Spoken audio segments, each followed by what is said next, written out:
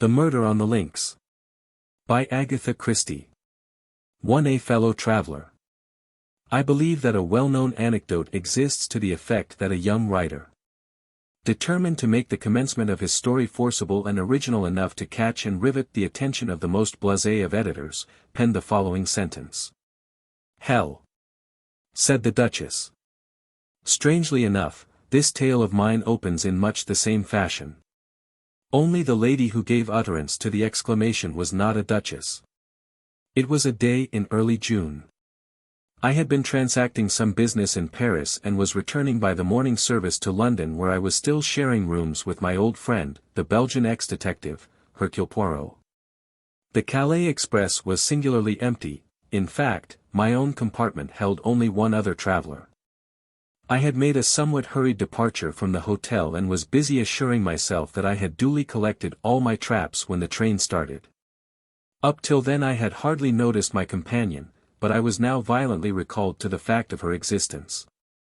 Jumping up from her seat, she let down the window and stuck her head out, withdrawing it a moment later with the brief and forcible ejaculation, "Hell." Now I am old-fashioned. A woman, I consider, should be womanly.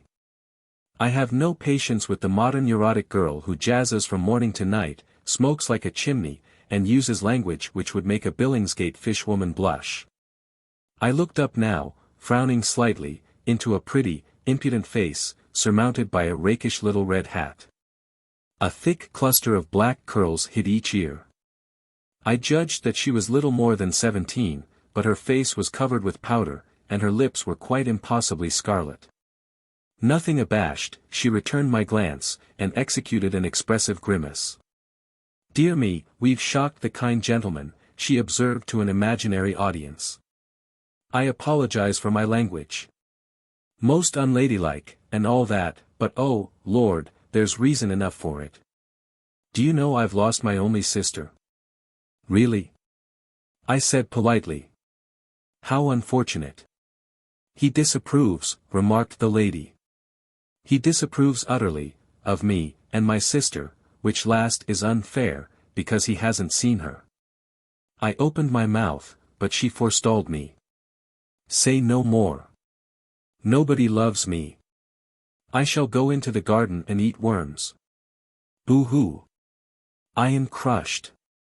She buried herself behind a large comic French paper.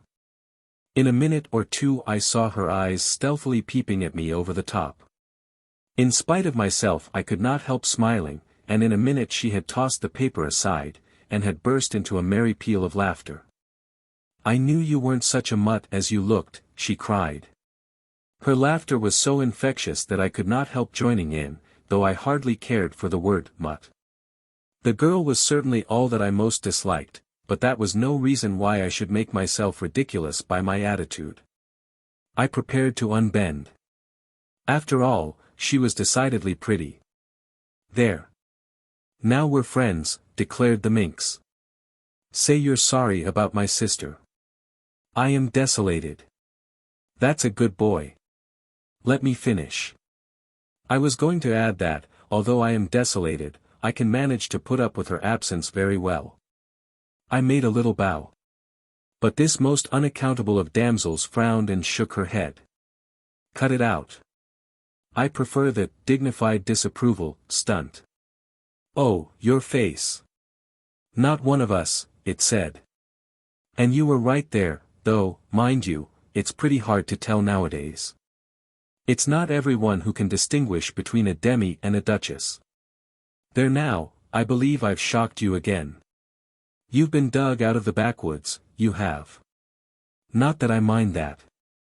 We could do with a few more of your sort. I just hate a fellow who gets fresh. It makes me mad." She shook her head vigorously. "What are you like when you're mad?" I inquired with a smile. "A regular little devil. Don't care what I say, or what I do, either. I nearly did a chap in once. Yes, really. He'd have deserved it too. Italian blood I've got. I shall get into trouble one of these days." "Well," I begged, "don't get mad with me." "I shan't. I like you, did the first moment I set eyes on you. But you looked so disapproving that I never thought we should make friends. Well, we have. Tell me something about yourself. I'm an actress. No, not the kind you're thinking of, lunching at the Savoy covered with jewelry, and with their photograph in every paper saying how much they love Madame So-and-so's face cream. I've been on the boards since I was a kid of 6, tumbling. I beg your pardon, I said puzzled. Haven't you seen child acrobats? Oh, I understand. I'm American-born, but I've spent most of my life in England.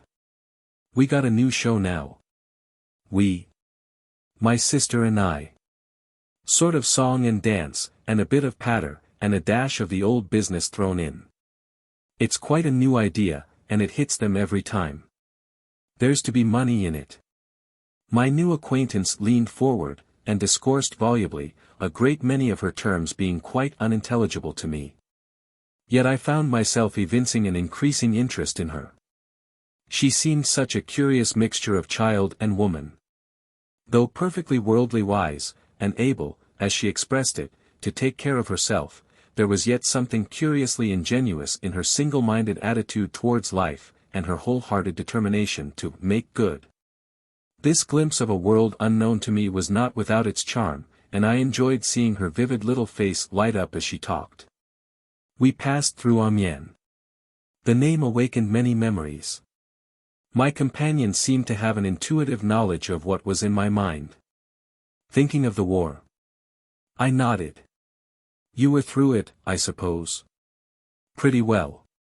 I was wounded once, and after the Somme they invalided me out altogether.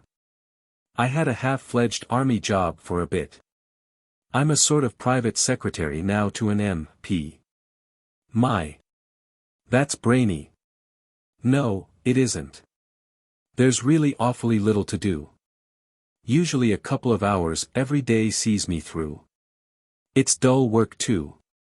In fact, I don't know what I should do if I hadn't got something to fall back upon. Don't say you collect bugs.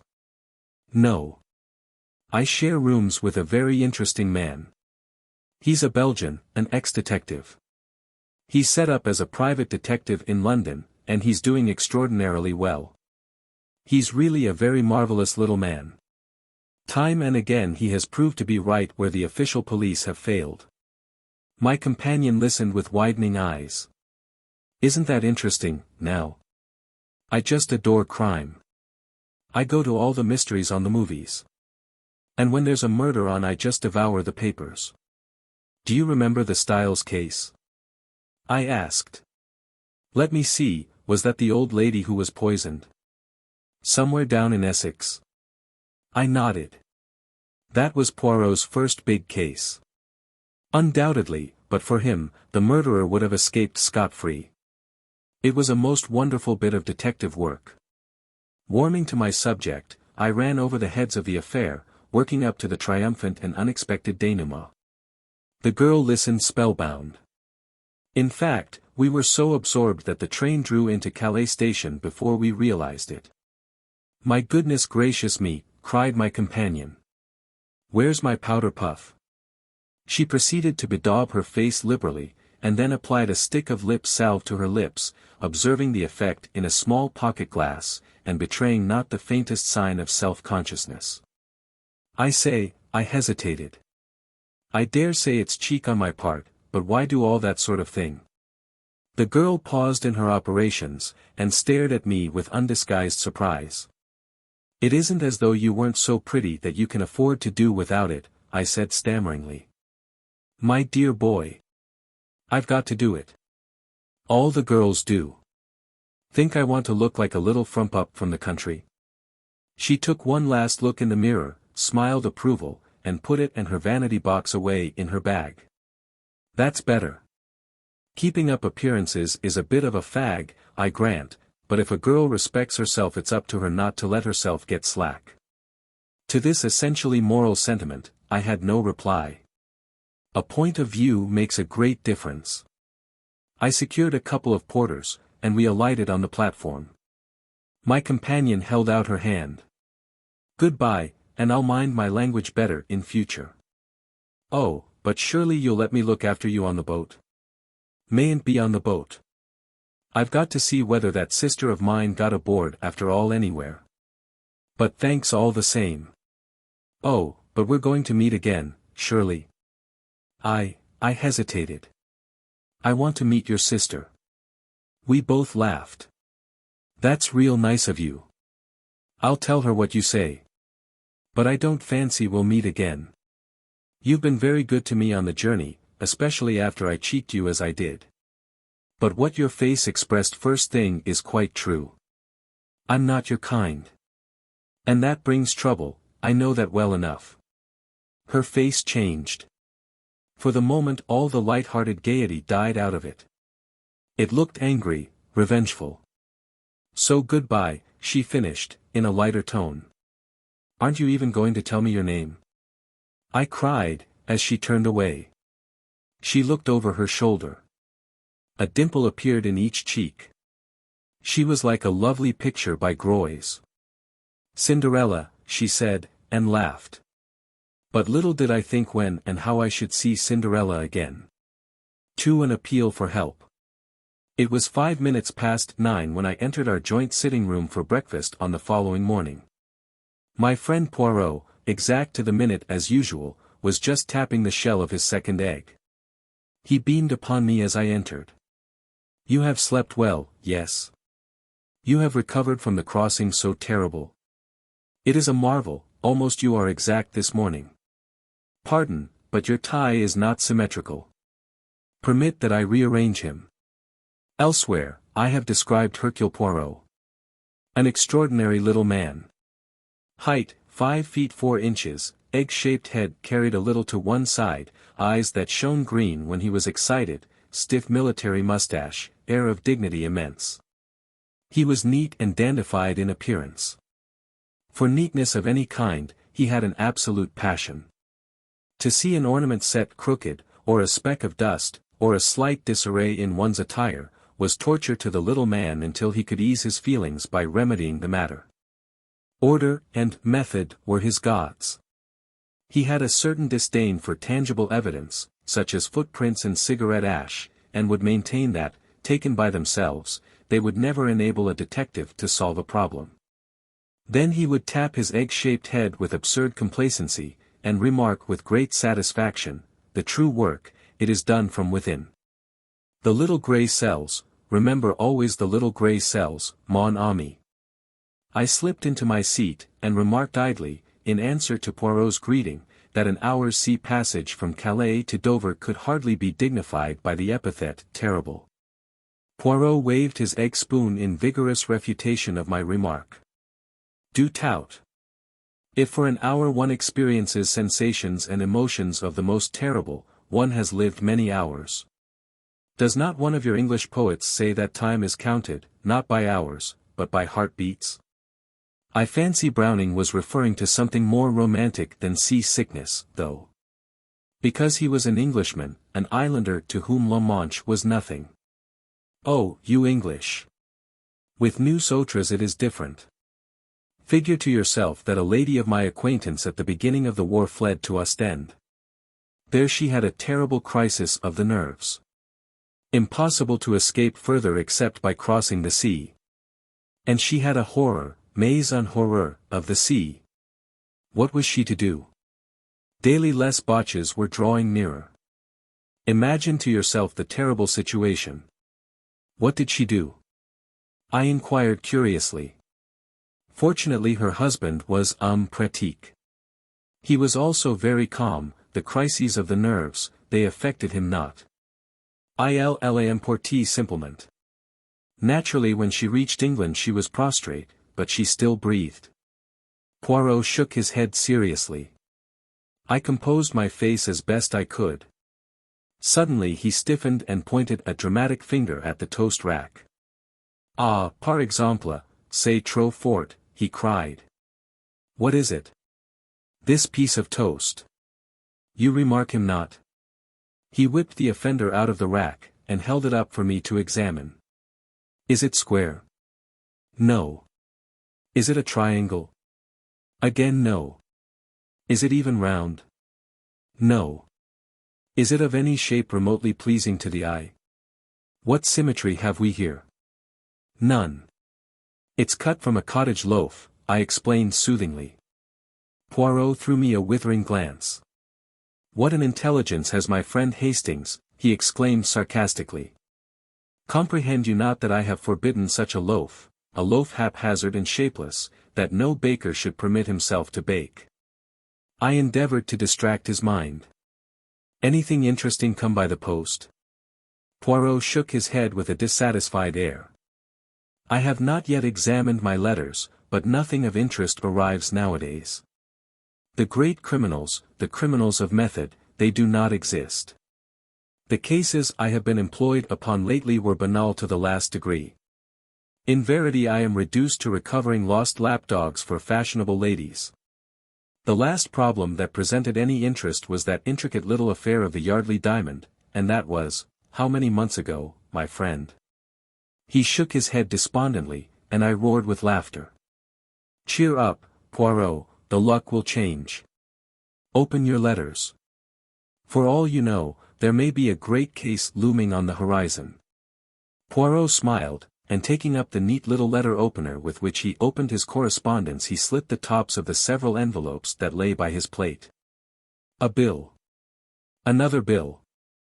It is that I grow extravagant in my old age. Aha! A note from Jap. Yes, pricked up my ears. The Scotland Yard inspector had more than once introduced us to an interesting case. He merely thanks me, in his fashion, for a little point in the Aberystwyth case on which I was able to set him right. I am delighted to have been of service to him. How does he thank you? I asked curiously, for I knew my Jap. He is kind enough to say that I am a wonderful sport for my age, and that he was glad to have had the chance of letting me in on the case. This was so typical of Jap, that I could not forbear a chuckle. Poirot continued to read his correspondence placidly. A suggestion that I should give a lecture to our local Boy Scouts. The Countess of Forfanac will be obliged if I will call and see her. Another lapdog without doubt. And now for the last. Ah! I looked up, quick to notice the change of tone. Poirot was reading attentively. In a minute he tossed the sheet over to me. This is out of the ordinary, mon ami. Read for yourself. The letter was written on a foreign type of paper, in a bold characteristic hand. Villa Genevieve, Merlinville-sur-Mer, France. Dear Sir, I am in need of the services of a detective and, for reasons which I will give you later, do not wish to call in the official police. I have heard of you from several quarters, and all reports go to show that you are not only a man of decided ability, but one who also knows how to be discreet. I do not wish to trust details to the post, but, on account of a secret I possess, I go in daily fear of my life. I am convinced that the danger is imminent, and therefore I beg that you will lose no time in crossing to France. I will send a car to meet you at Calais, if you will wire me when you are arriving. I shall be obliged if you will drop all cases you have on hand, and devote yourself solely to my interests. I am prepared to pay any compensation necessary. I shall probably need your services for a considerable period of time, as it may be necessary for you to go out to Santiago, where I spent several years of my life. I shall be content for you to name your own fee. Assuring you once more that the matter is urgent. Yours faithfully, P.T. Renauld. Below the signature was a hastily scrawled line, almost illegible, for God's sake, come. I handed the letter back with quick impulses. At last. I said. Here is something distinctly out of the ordinary. Yes, indeed, said Poirot meditatively. You will go of course, I continued. Poirot nodded. He was thinking deeply. Finally he seemed to make up his mind, and glanced up at the clock. His face was very grave. See you, my friend, there is no time to lose. The Continental Express leaves Victoria at 11 o'clock. Do not agitate yourself. There is plenty of time. We can allow 10 minutes for discussion. You accompany me, NSCE pa. Well. You told me yourself that your employer needed you not for the next few weeks. Oh, that's all right. But this Mr. Renauld hints strongly that his business is private. Ta. I will manage M. Renauld. By the way, I seem to know the name. There's a well-known South American millionaire fellow. His name's Renauld. I don't know whether it could be the same. But without doubt. That explains the mention of Santiago. Santiago is in Chile, and Chile it is in South America.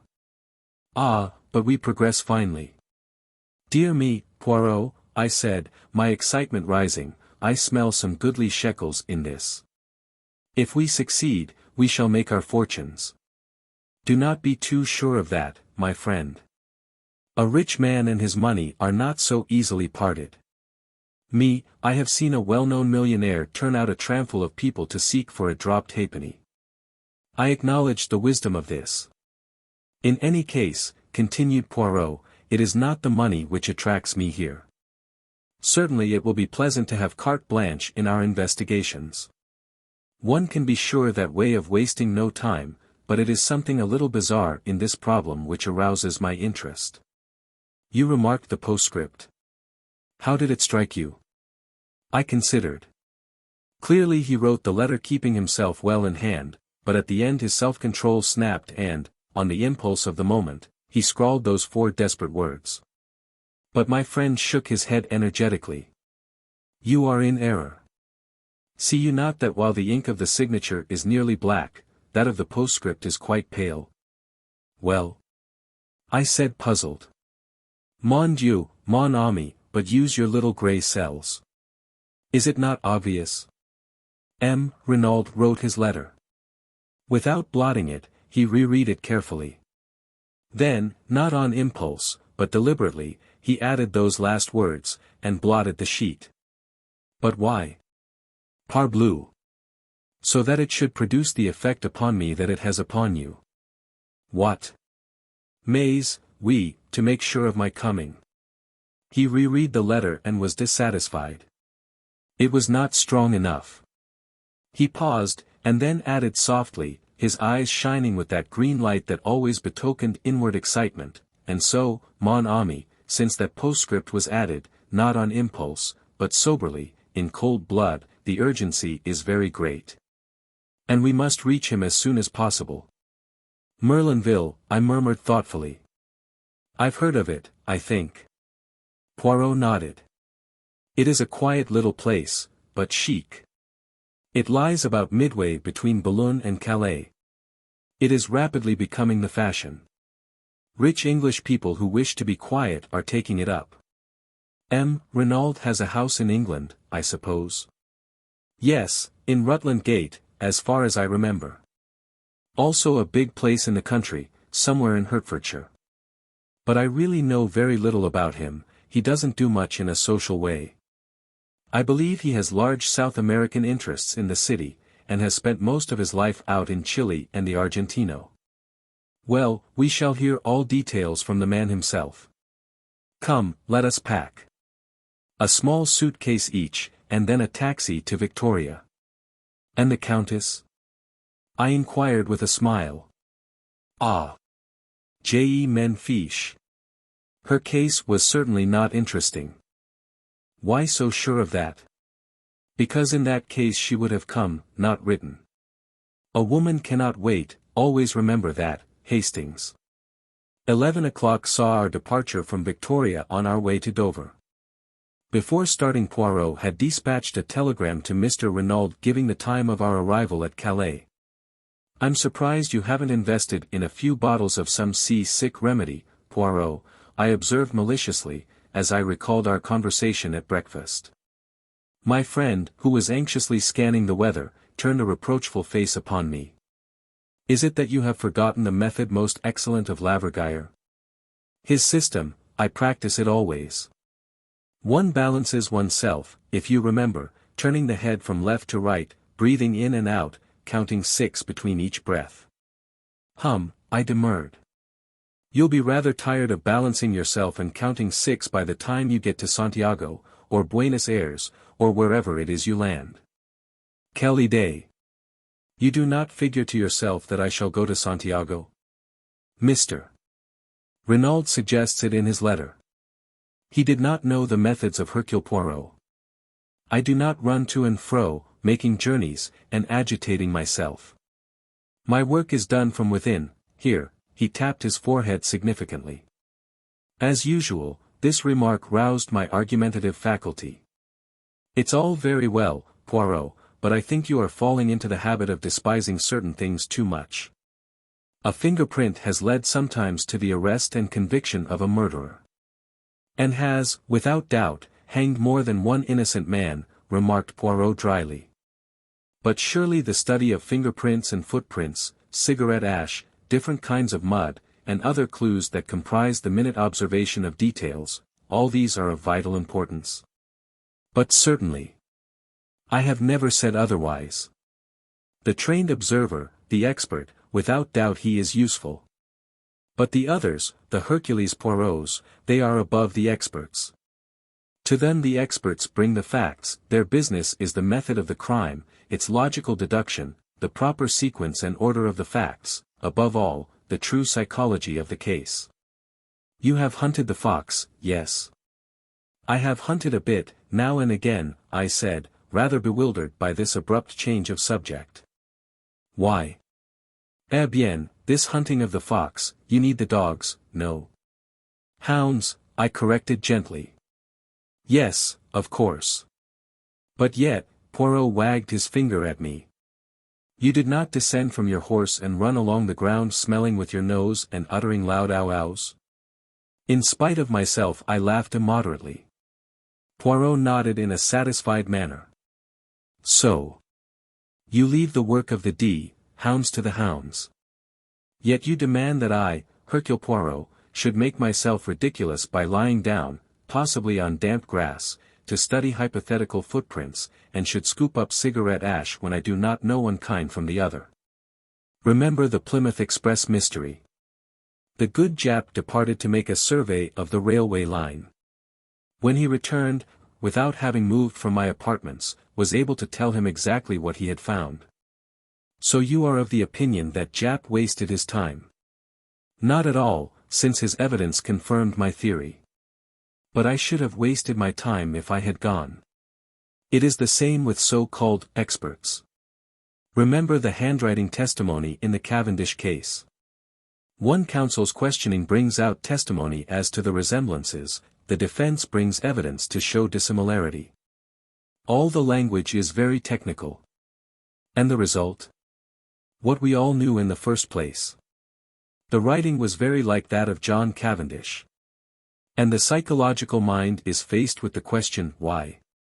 Because it was actually his? Or because someone wished us to think it was his? I answered that question, mon ami, and answered it correctly.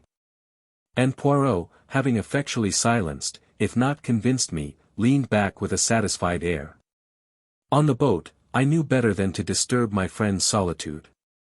The weather was gorgeous, and the sea as smooth as the proverbial millpond, so I was hardly surprised to hear that Laverguyer's method had once more justified itself when a smiling Poirot joined me on disembarking at Calais. A disappointment was in store for us, as no car had been sent to meet us, but Poirot put this down to his telegram having been delayed in transit. Since it is carte blanche, we will hire a car, he said cheerfully. And a few minutes later saw us creaking and jolting along, in the most ramshackle of automobiles that ever plied for hire, in the direction of Merlinville. My spirits were at their highest. What gorgeous air! I exclaimed. This promises to be a delightful trip. For you, yes. For me, I have work to do, remember, at our journey's end. Bah! I said cheerfully. You will discover all, ensure this Mr. Renaud's safety, run the would-be assassins to earth, and all will finish in a blaze of glory. You are sanguine, my friend. Yes, I feel absolutely assured of success. Are you not the one and only Hercule Poirot? But my little friend did not rise to the bait. He was observing me gravely. You are what the Scotch people call fey, Hastings. It presages disaster. Nonsense. At any rate, you do not share my feelings. No, but I am afraid. Afraid of what? I do not know. But I have a premonition, a je ne sais quoi. He spoke so gravely, that I was impressed in spite of myself. I have a feeling, he said slowly, that this is going to be a big affair, a long, troublesome problem that will not be easy to work out. I would have questioned him further, but we were just coming into the little town of Merlinville, and we slowed up to inquire the way to the Villa Genevieve. Straight on, monsieur, through the town. The Villa Genevieve is about half a mile the other side. You cannot miss it. A big villa, overlooking the sea. We thanked our informant, and drove on, leaving the town behind. A fork in the road brought us to a second halt. A peasant was trudging towards us, and we waited for him to come up to us in order to ask the way again. There was a tiny villa standing right by the road, but it was too small and dilapidated to be the one we wanted. As we waited, the gate of it swung open and a girl came out. The peasant was passing us now, and the driver leaned forward from his seat and asked for direction. The Villa Genevieve? Just a few steps up this road to the right, monsieur. You could see it if it were not for the curve. The chauffeur thanked him, and started the car again. My eyes were fascinated by the girl who still stood, with one hand on the gate, watching us. I am an admirer of beauty, and here was one whom nobody could have passed without remark. Very tall, with the proportions of a young goddess, her uncovered golden head gleaming in the sunlight, I swore to myself that she was one of the most beautiful girls I had ever seen. As we swung up the rough road, I turned my head to look after her. By Jove, Poirot, I exclaimed, did you see that young goddess? Poirot raised his eyebrows. "Ça commence," he murmured. "Already you have seen a goddess. But, hang it all, wasn't she?" "Possibly. I did not remark the fact." "Surely you noticed her?" "Mon ami, two people rarely see the same thing. You, for instance, saw a goddess." He hesitated. "Yes. I saw only a girl with anxious eyes," said Poirot gravely. But at that moment we drew up at a big green gate, and, simultaneously, we both uttered an exclamation. Before it stood an imposing sergeant de ville. He held up his hand to bar our way. "You cannot pass, messieurs." "But we wish to see Mr. Renauld," I cried. "We have an appointment." "This is his villa, isn't it?" "Yes, monsieur, but—" Poirot leaned forward. "But what?" Renauld was murdered this morning. 3 at the Villa Genevieve. In a moment Poirot had leapt from the car, his eyes blazing with excitement. He caught the man by the shoulder. "What is that you say? Murdered? When? How?" The sergeant de ville drew himself up. "I cannot answer any questions, monsieur." "True. I comprehend." Poirot reflected for a minute. "The commissary of police, he is without doubt within." "Yes, monsieur." Poirot took out a card, and scribbled a few words on it. "Voila. Will you have the goodness to see that this card is sent into the commissary at once?" The man took it and, turning his head over his shoulder, whistled. In a few seconds a comrade joined him and was handed Poirot's message.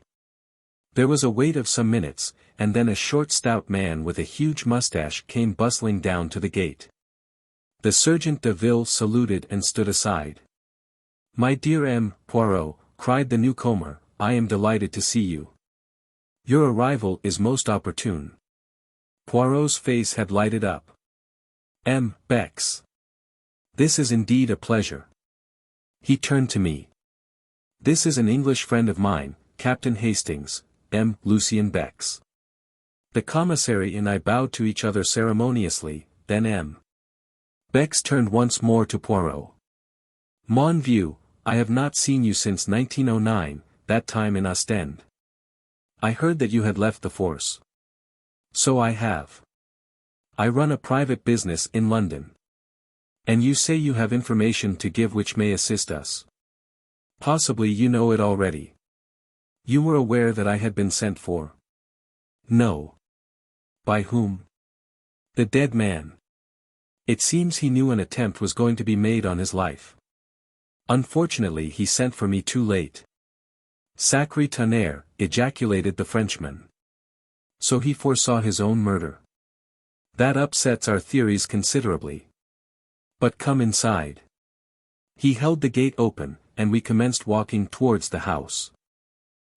Bex continued to talk. The examining magistrate, Hautet, must hear of this at once.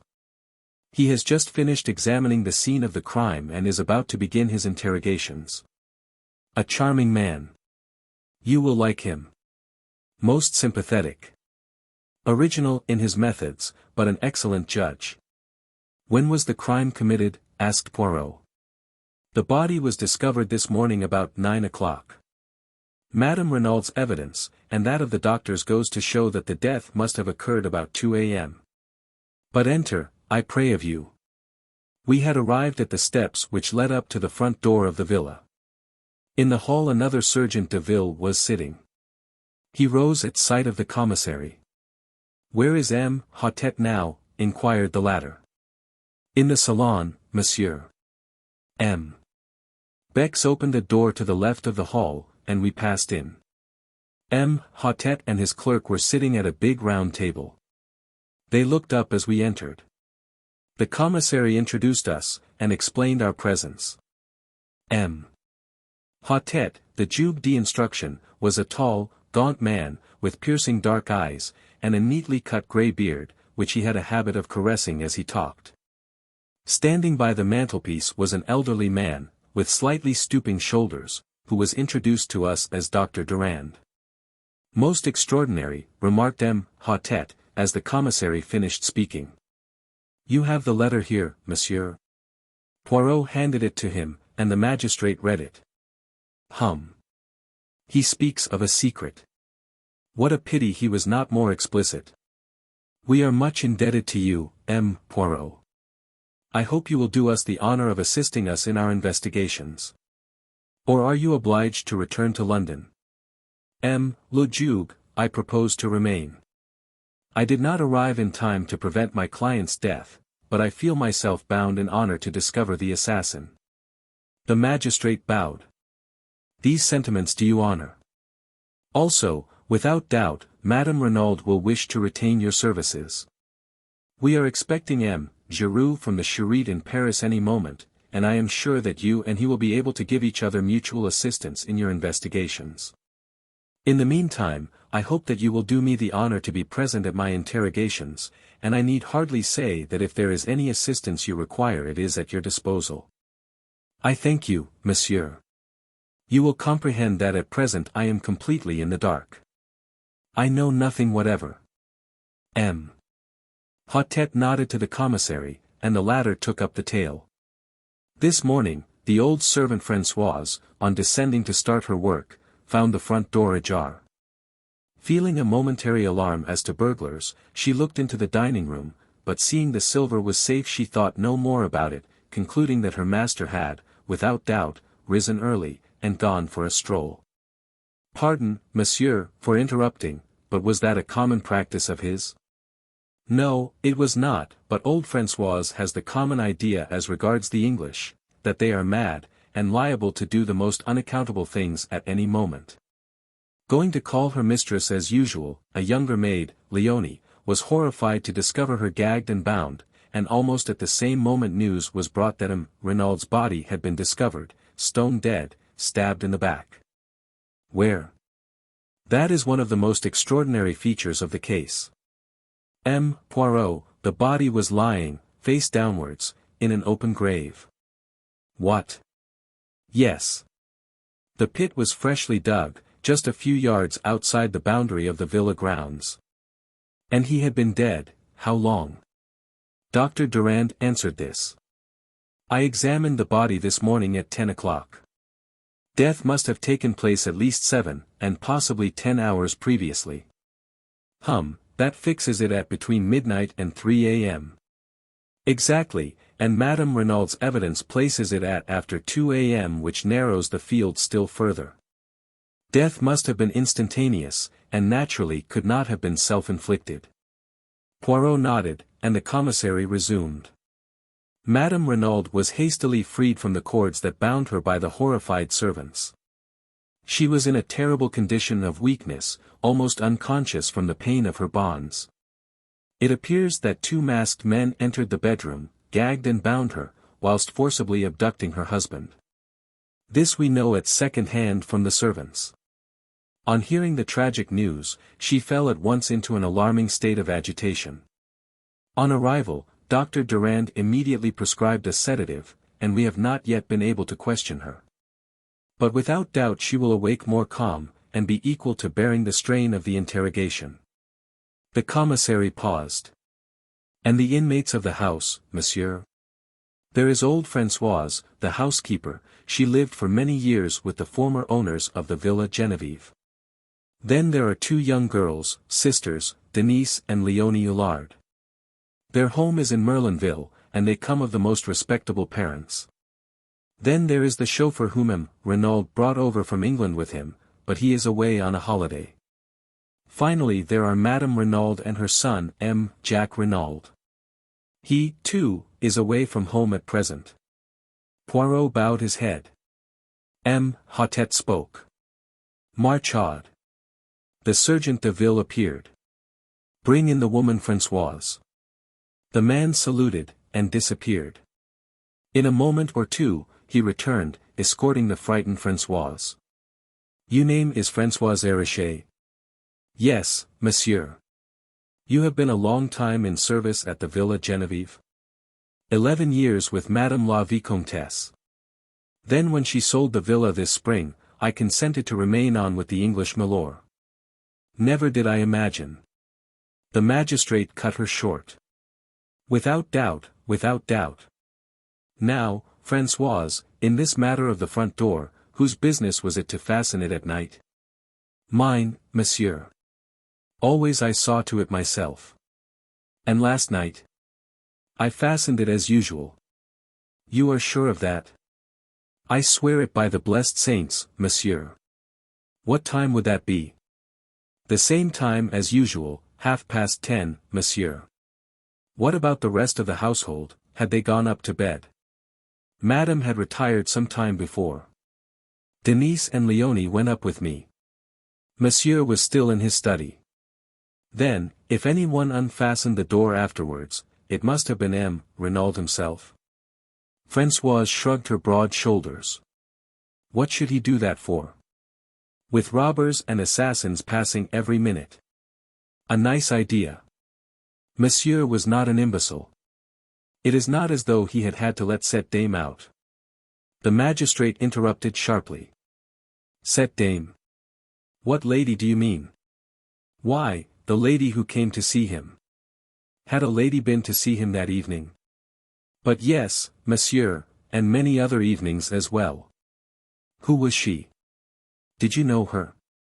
A rather cunning look spread over the woman's face. How should I know who it was? She grumbled. I did not let her in last night. Aha, roared the examining magistrate, bringing his hand down with a bang on the table. You would trifle with the police, would you? I demand that you tell me at once the name of this woman who came to visit M. Renauld in the evenings. The police, grumbled Françoise. Never did I think that I should be mixed up with the police. But I know well enough who she was. It was Madame d'Aubreul. The commissary uttered an exclamation, and leaned forward as though in utter astonishment. Madame d'Aubreul, from the Villa Marguerite just down the road? That is what I said, monsieur. Oh, she is a pretty one, Salila. The old woman tossed her head scornfully. Madame d'Aubreul, murmured the commissary. Impossible. Voilà, grumbled Françoise. That is all you get for telling the truth. Not at all, said the examining magistrate soothingly. We were surprised, that is all. Madame de Breuil then, and Monsieur Renauld, they were, he paused delicately. Eh? It was that without doubt. How should I know? But what will you? Monsieur, he was Milord Anglais, très riche, and Madame de Breuil, she was poor, that one, and très chic for all that she lives so quietly with her daughter. Not a doubt of it, she has had her history. She is no longer young, but ma foi. I who speak to you have seen the men's heads turn after her as she goes down the street. Besides lately, she has had more money to spend, all the town knows it. The little economies, they are at an end. And Françoise shook her head with an air of unalterable certainty. M. Hautet stroked his beard reflectively. And Madame Renauld, he asked at length. How did she take this, friendship? Françoise shrugged her shoulders. She was always most amiable, most polite. One would say that she suspected nothing. But all the same, is it not so, the heart suffers, monsieur? Day by day, I have watched Madame grow paler and thinner. She was not the same woman who arrived here a month ago. Monsieur, too, has changed. He also has had his worries.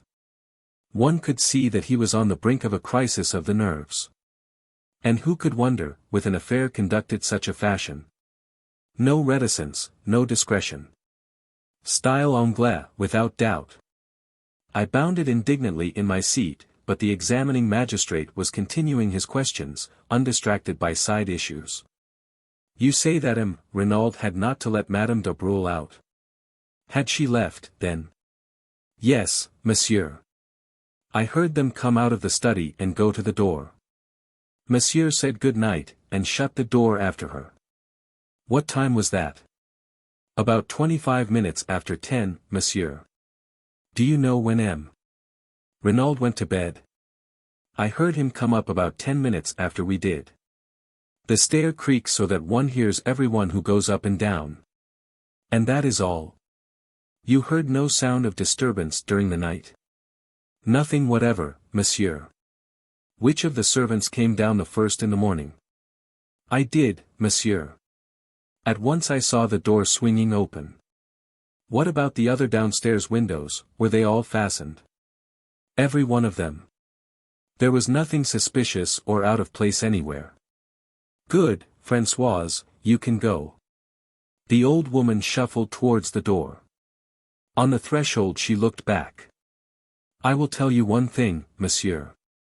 That Madame de Breuil, she is a bad one. Oh, yes, one woman knows about another. She is a bad one, remember that. And, shaking her head sagely, Françoise left the room. Léonie Hullard, called the magistrate. Léonie appeared dissolved in tears, and inclined to be hysterical. M. Hautet dealt with her adroitly. Her evidence was mainly concerned with the discovery of her mistress gagged and bound, of which she gave rather an exaggerated account. She, like Françoise, had heard nothing during the night. Her sister, Denise, succeeded her. She agreed that her master had changed greatly of late. Every day he became more and more morose. He ate less. He was always depressed. But Denise had her own theory. Without doubt it was the mafia he had on his track. Two masked men, who else could it be? A terrible society that. It is, of course, possible, said the magistrate smoothly. Now, my girl, was it you who admitted Madame de Breuil to the house last night? Not last night, monsieur, the night before. But Françoise has just told us that Madame de Breuil was here last night. No, monsieur. A lady did come to see M. Renauld last night, but it was not Madame de Breuil. Surprised, the magistrate insisted, but the girl held firm. She knew Madame de Breuil perfectly by sight. This lady was dark also, but shorter, and much younger. Nothing could shake her statement. Had you ever seen this lady before? Never, monsieur.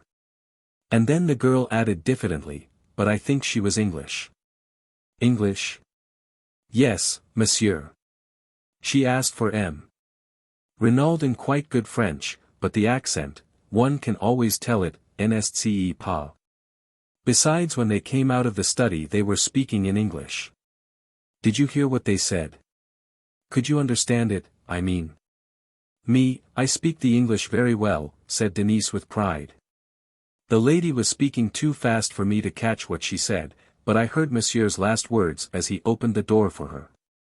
She paused, and then repeated carefully and laboriously.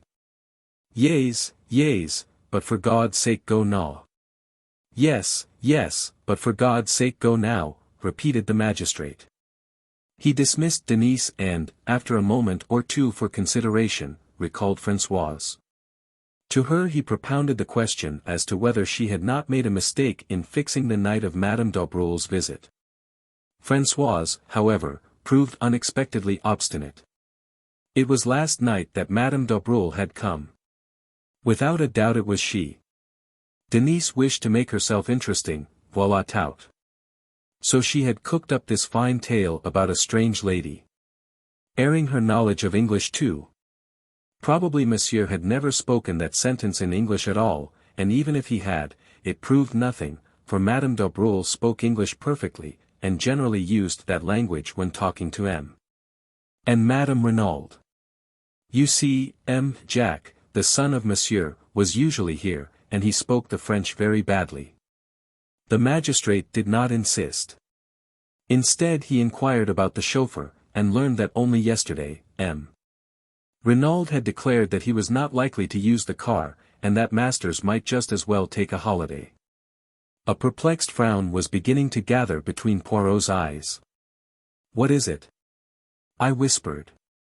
He shook his head impatiently, and asked a question. Pardon, M. Bex, but without doubt M. Renauld could drive the car himself. The commissary looked over at Françoise, and the old woman replied promptly. No, Monsieur did not drive himself. Poirot's frown deepened. I wish you would tell me what is worrying you, I said impatiently. See you not? In his letter M. Renauld speaks of sending the car for me to Calais. Perhaps he meant a hired car, I suggested. Doubtless that is so. But why hire a car when you have one of your own? Why choose yesterday to send away the chauffeur on a holiday, suddenly, at a moment's notice?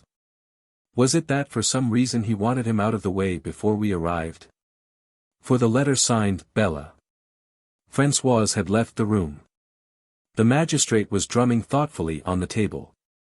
M. Bex, he said at length, here we have directly conflicting testimony. Which are we to believe, Françoise or Denise?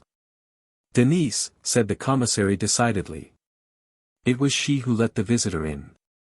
Françoise is old and obstinate, and has evidently taken a dislike to Madame d'Aubreul. Besides, our own knowledge tends to show that Renauld was entangled with another woman. Tiens, cried M. Hautet. We have forgotten to inform M. Poirot of that. He searched amongst the papers on the table, and finally handed the one he was in search of to my friend.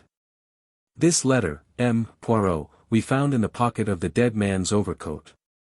Poirot took it and unfolded it.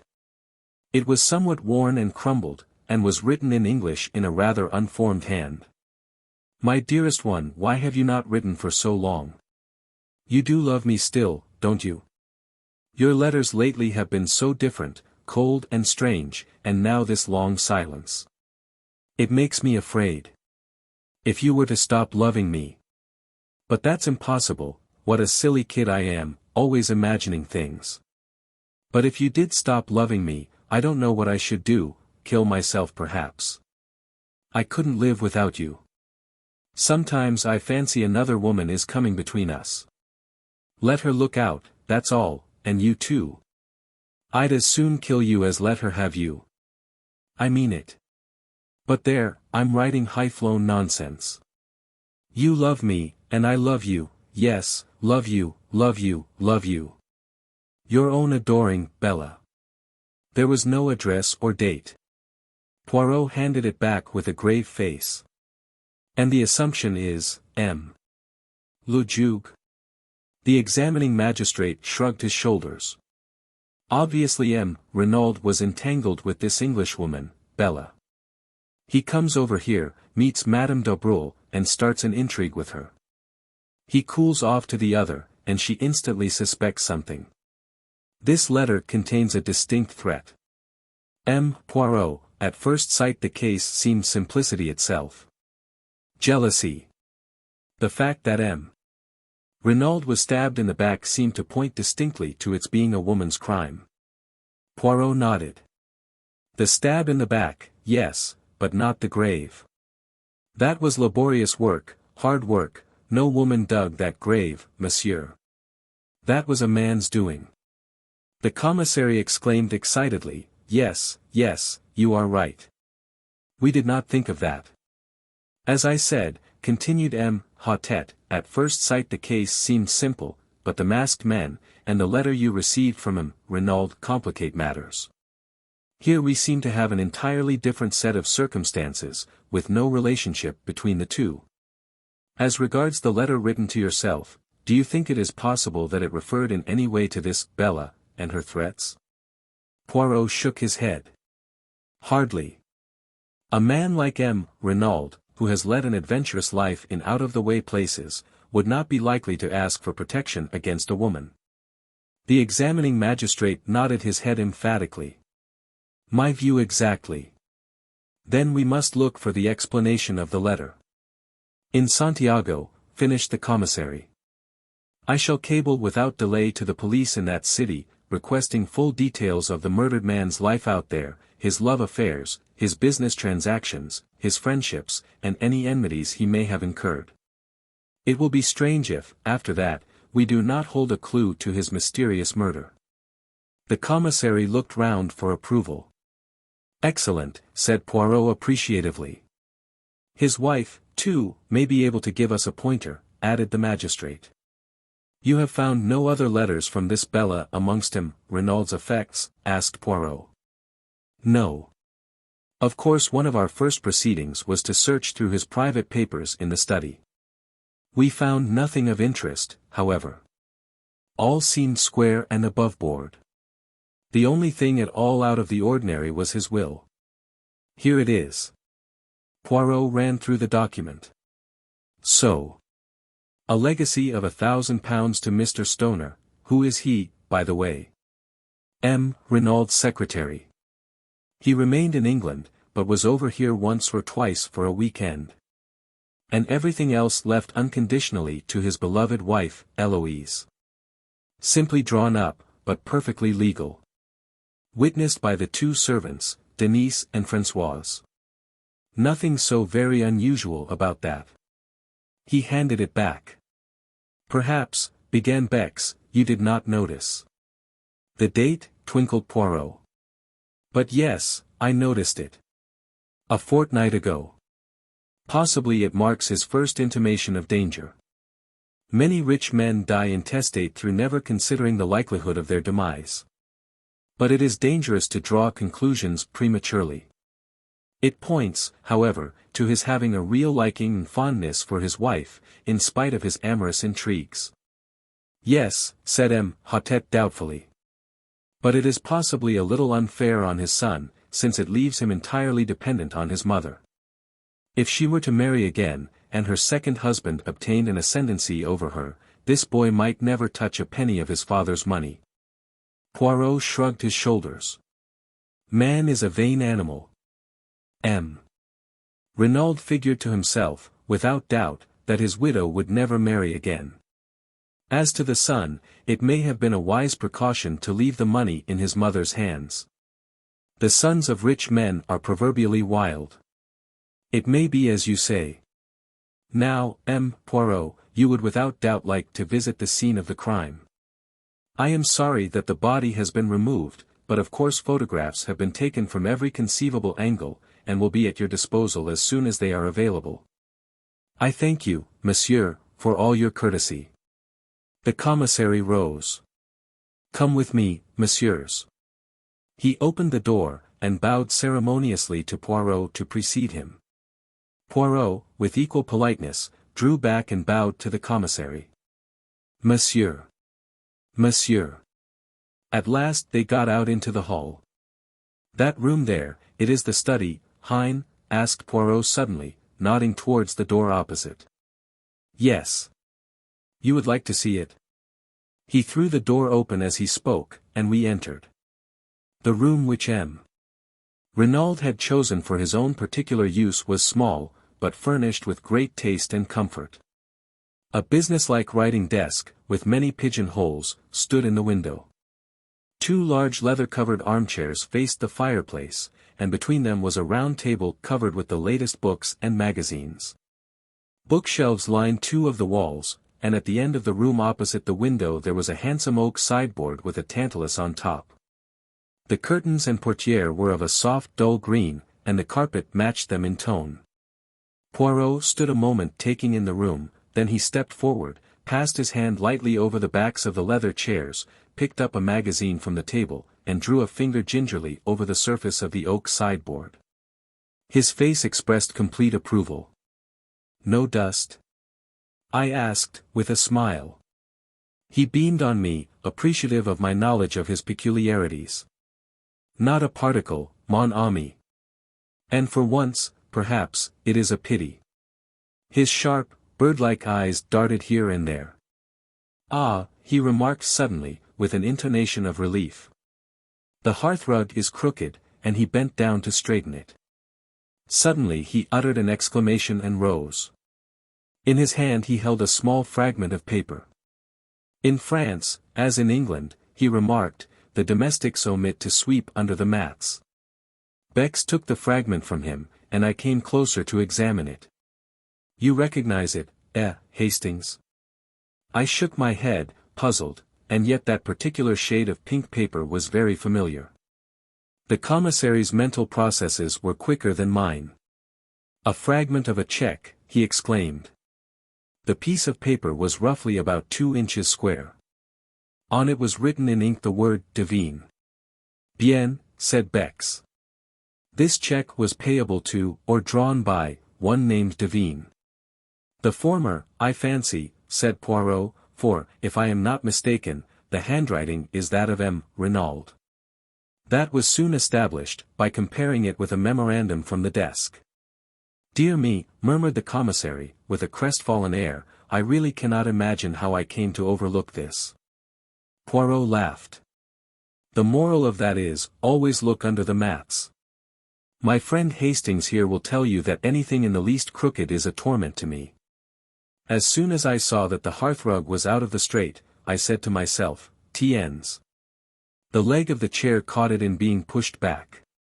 Possibly there may be something beneath it which the good Françoise overlooked." Françoise? Or Denise, or Leonie? Whoever did this room? Since there is no dust, the room must have been done this morning. I reconstruct the incident like this. Yesterday, possibly last night, M. Renauld drew a cheque to the order of some one named Divine. Afterwards it was torn up, and scattered on the floor.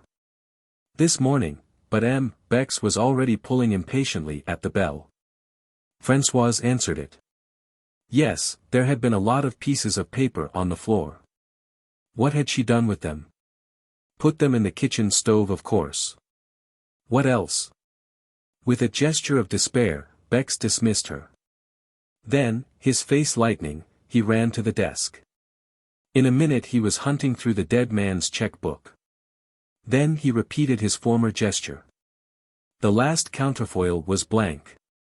"Courage," cried Poirot, clapping him on the back. "Without doubt, Madame Renauld will be able to tell us all about this mysterious person named Divine." The commissary's face cleared. "That is true. Let us proceed." As we turned to leave the room, Poirot remarked casually, "It was here that M. Renauld received his guest last night, eh?" "It was, but how did you know?" "By this. I found it on the back of the leather chair." And he held up between his finger and thumb a long black hair, a woman's hair. M. Bex took us out by the back of the house to where there was a small shed leaning against the house. He produced a key from his pocket and unlocked it. "The body is here." We moved it from the scene of the crime just before you arrived, as the photographers had done with it. He opened the door and we passed in. The murdered man lay on the ground, with a sheet over him. Bex dexterously whipped off the covering. Renauld was a man of medium height, slender and lithe in figure. He looked about 50 years of age, and his dark hair was plentifully streaked with grey. He was clean-shaven with a long thin nose, and eyes set rather close together, and his skin was deeply bronzed, as that of a man who had spent most of his life beneath tropical skies. His lips were drawn back from his teeth and an expression of absolute amazement and terror was stamped on the livid features. "One can see by his face that he was stabbed in the back," remarked Poirot. Very gently, he turned the dead man over. There, between the shoulder blades, staining the light fawn overcoat, was a round dark patch. In the middle of it there was a slit in the cloth. Poirot examined it narrowly. "Have you any idea with what weapon the crime was committed?" "It was left in the wound." The commissary reached down a large glass jar. In it was a small object that looked to me more like a paper knife than anything else. It had a black handle, and a narrow shining blade. The whole thing was not more than 10 inches long. Poirot tested the discolored point gingerly with his fingertip. "Ma foi. But it is sharp. A nice easy little tool for murder." "Unfortunately, we could find no trace of fingerprints on it," remarked Bex regretfully. "The murderer must have worn gloves." "Of course he did," said Poirot contemptuously. "Even in Santiago they know enough for that. The veriest amateur of an English mise knows it, thanks to the publicity the Bertillon system has been given in the press. All the same, it interests me very much that there were no fingerprints. It is so amazingly simple to leave the fingerprints of someone else. And then the police are happy." He shook his head. "I very much fear our criminal is not a man of method, either that or he was pressed for time. But we shall see." He let the body fall back into its original position. "He wore only underclothes under his overcoat, I see," he remarked. "Yes, the examining magistrate thinks that is rather a curious point." At this minute there was a tap on the door which Bex had closed after him. He strode forward and opened it. Françoise was there. She endeavored to peep in with ghoulish curiosity. "Well, what is it?" demanded Bex impatiently. "Madam. She sends a message that she is much recovered, and is quite ready to receive the examining magistrate." "Good," said Bex briskly. "Tell Hautet and say that we will come at once." Poirot lingered a moment, looking back towards the body. I thought for a moment that he was going to apostrophize it, to declare aloud his determination never to rest till he had discovered the murderer. But when he spoke, it was tamely and awkwardly, and his comment was ludicrously inappropriate to the solemnity of the moment. "He wore his overcoat very long," he said constrainedly. 5 Mrs. Renaud's story. We found Hautet awaiting us in the hall, and we all proceeded upstairs together, Françoise marching ahead to show us the way. Poirot went up in a zigzag fashion which puzzled me, until he whispered with a grimace. No wonder the servants heard Renauld mounting the stairs, not a board of them but creaks fit to wake the dead. At the head of the staircase, a small passage branched off. "The servants' quarters," explained Bex. We continued along a corridor, and Françoise tapped on the last door to the right of it. A faint voice bade us enter, and we passed into a large sunny apartment looking out towards the sea, which showed blue and sparkling about a quarter of a mile distant. On a couch, propped up with cushions, and attended by Durand, lay a tall, striking-looking woman. She was middle-aged, and her once dark hair was now almost entirely silvered, but the intense vitality and strength of her personality would have made itself felt anywhere. You knew at once that you were in the presence of what the French call une maîtresse femme. She greeted us with a dignified inclination of the head. "Pray be seated, messieurs." We took chairs, and the magistrate's clerk established himself at a round table. "I hope, madam," began Hautet, that it will not distress you unduly to relate to us what occurred last night. Not at all, monsieur. I know the value of time, if these scoundrelly assassins are to be caught and punished. Very well, madam. It will fatigue you less, I think, if I ask you questions and you confine yourself to answering them. At what time did you go to bed last night? At 9:30, monsieur. I was tired. And your husband? About an hour later, I fancy. Did he seem disturbed, upset in any way? No, not more than usual. What happened then? We slept. I was awakened by a hand being pressed over my mouth. I tried to scream out, but the hand prevented me. There were 2 men in the room. They were both masked. Can you describe them at all, madam? One was very tall, and had a long black beard, the other was short and stout. His beard was reddish. They both wore hats pulled down over their eyes. Said the magistrate thoughtfully, too much beard, I fear. You mean they were false? Yes, madam. But continue your story. It was the short man who was holding me. He forced a gag into my mouth, and then bound me with rope hand and foot. The other man was standing over my husband. He had caught up my little dagger paper knife from the dressing table and was holding it with the point just over his heart. When the short man had finished with me, he joined the other, and they forced my husband to get up and accompany them into the dressing room next door. I was nearly fainting with terror, nevertheless I listened desperately. They were speaking in too low a tone for me to hear what they said. But I recognized the language, a bastard Spanish such as is spoken in some parts of South America. They seemed to be demanding something from my husband, and presently they grew angry, and their voices rose a little. I think the tall man was speaking. You know what we want, he said. The secret. Where is it? I do not know what my husband answered, but the other replied fiercely, You lie. We know you have it. Where are your keys? Then I heard sounds of drawers being pulled out. There is a safe on the wall of my husband's dressing room in which he always keeps a fairly large amount of ready money. Leone tells me this has been rifled and the money taken, but evidently what they were looking for was not there, for presently I heard the tall man, with an oath, command my husband to dress himself. Soon after that, I think some noise in the house must have disturbed them, for they hustled my husband out into my room only half dressed. Pardon, interrupted Poirot, but is there then no other egress from the dressing room? No, monsieur, there is only the communicating door into my room.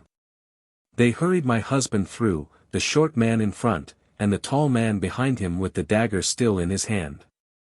Paul tried to break away to come to me. I saw his agonized eyes. He turned to his captors. I must speak to her, he said. Then, coming to the side of the bed, It is all right, Eloise, he said. Do not be afraid. I shall return before morning. But, although he tried to make his voice confident, I could see the terror in his eyes. Then they hustled him out of the door, the tall man saying, One sound, and you are a dead man, remember. After that, continued Mrs. Renauld, I must have fainted.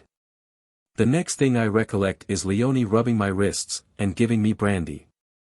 Madame Renauld, said the magistrate, had you any idea what it was for which the assassins were searching?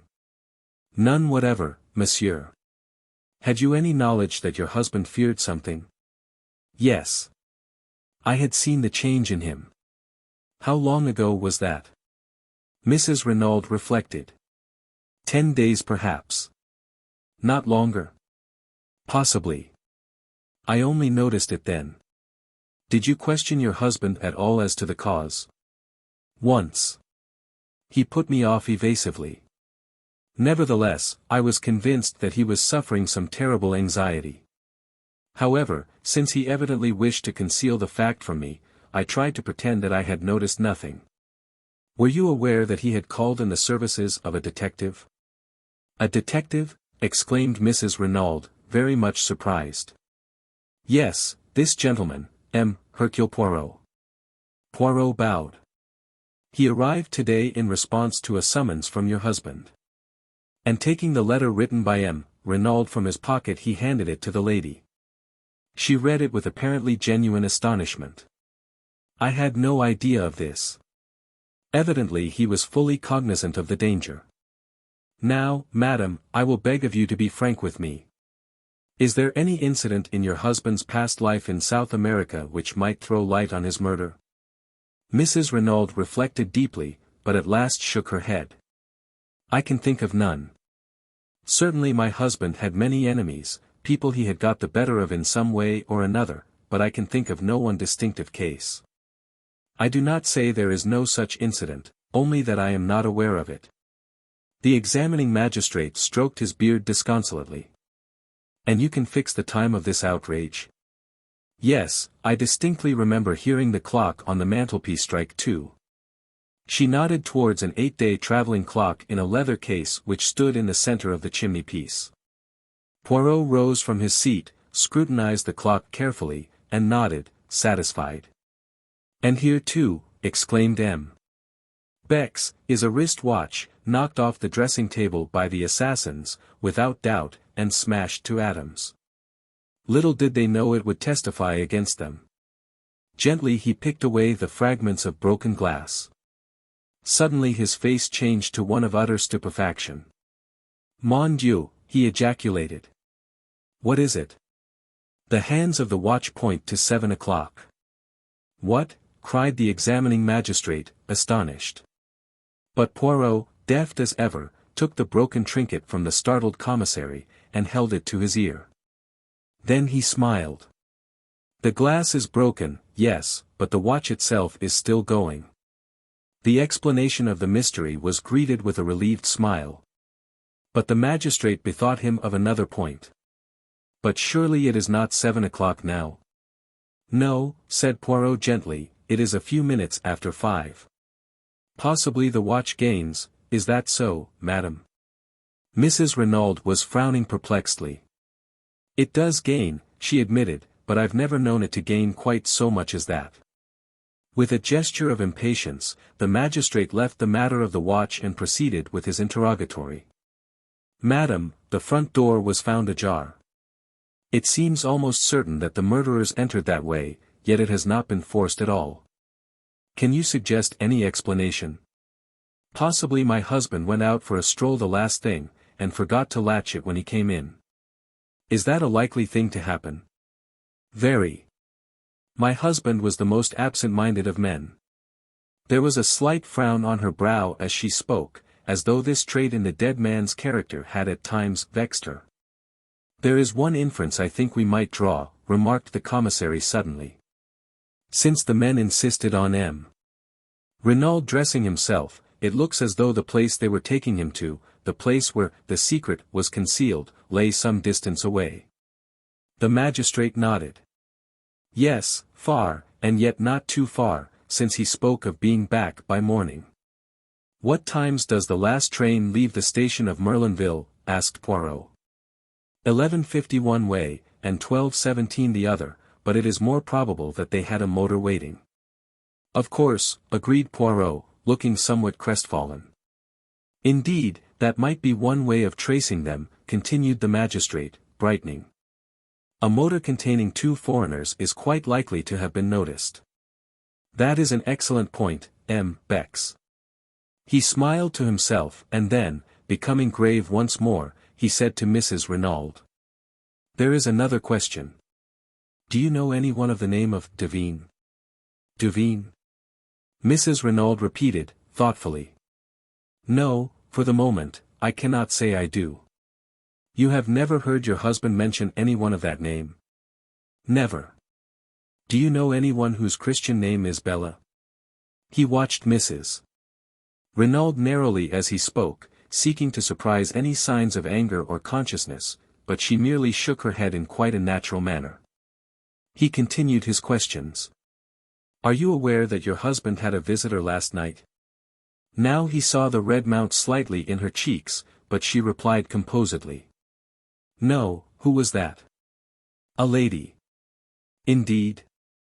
But for the moment the magistrate was content to say no more.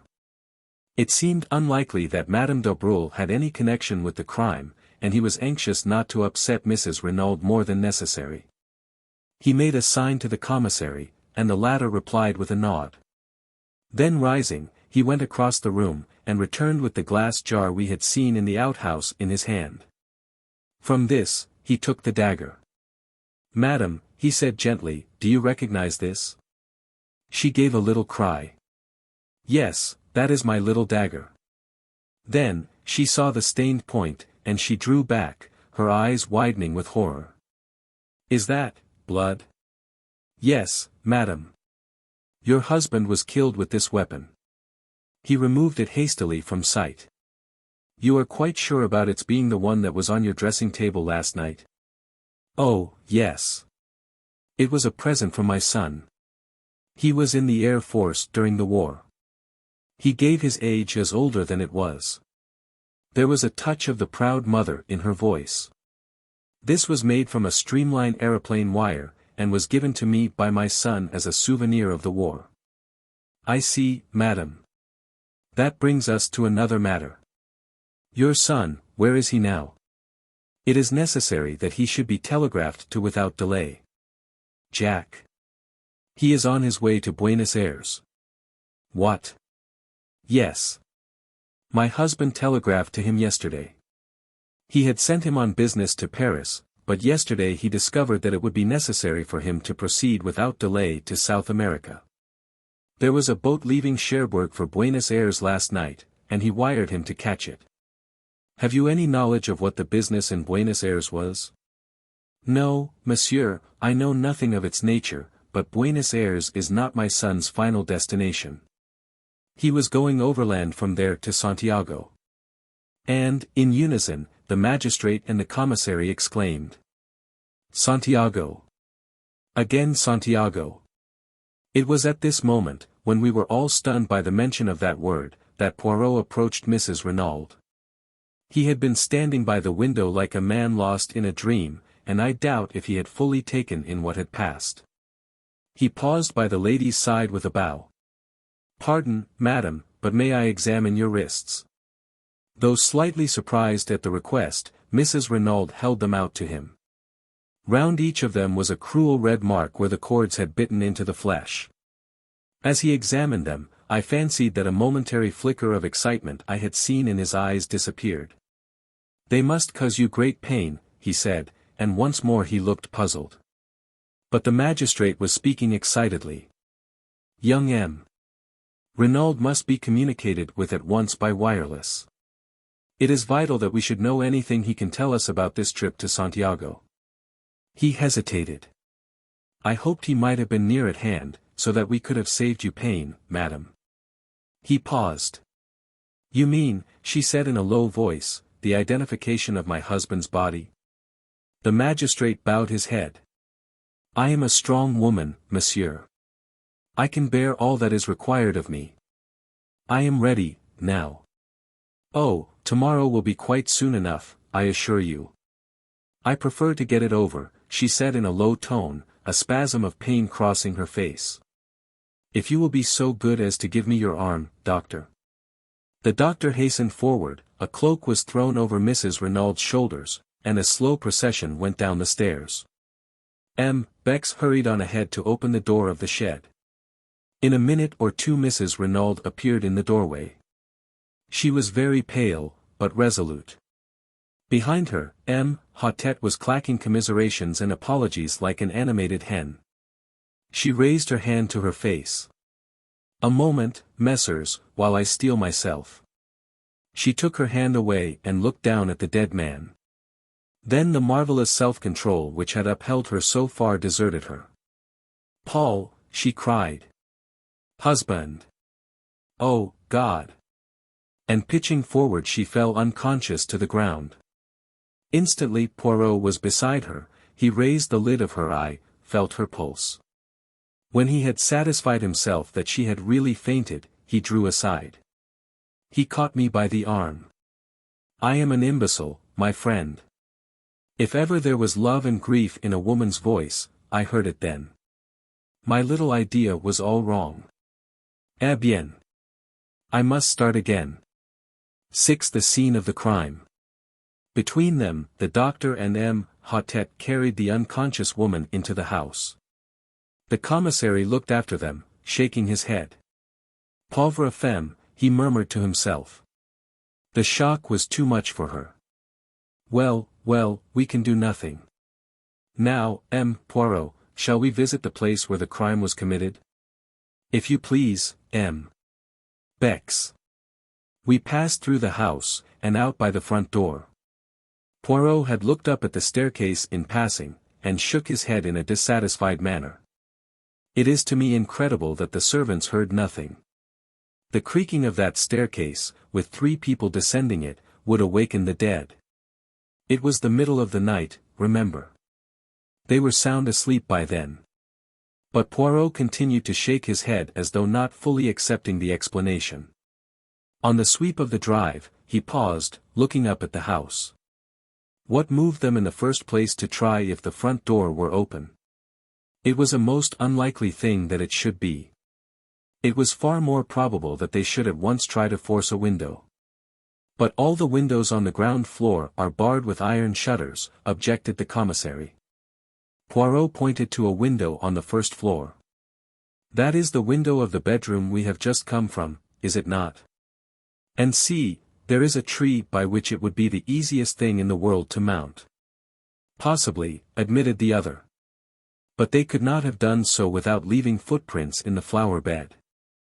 I saw the justice of his words. There were 2 large oval flower beds planted with scarlet geraniums, one each side of the steps leading up to the front door.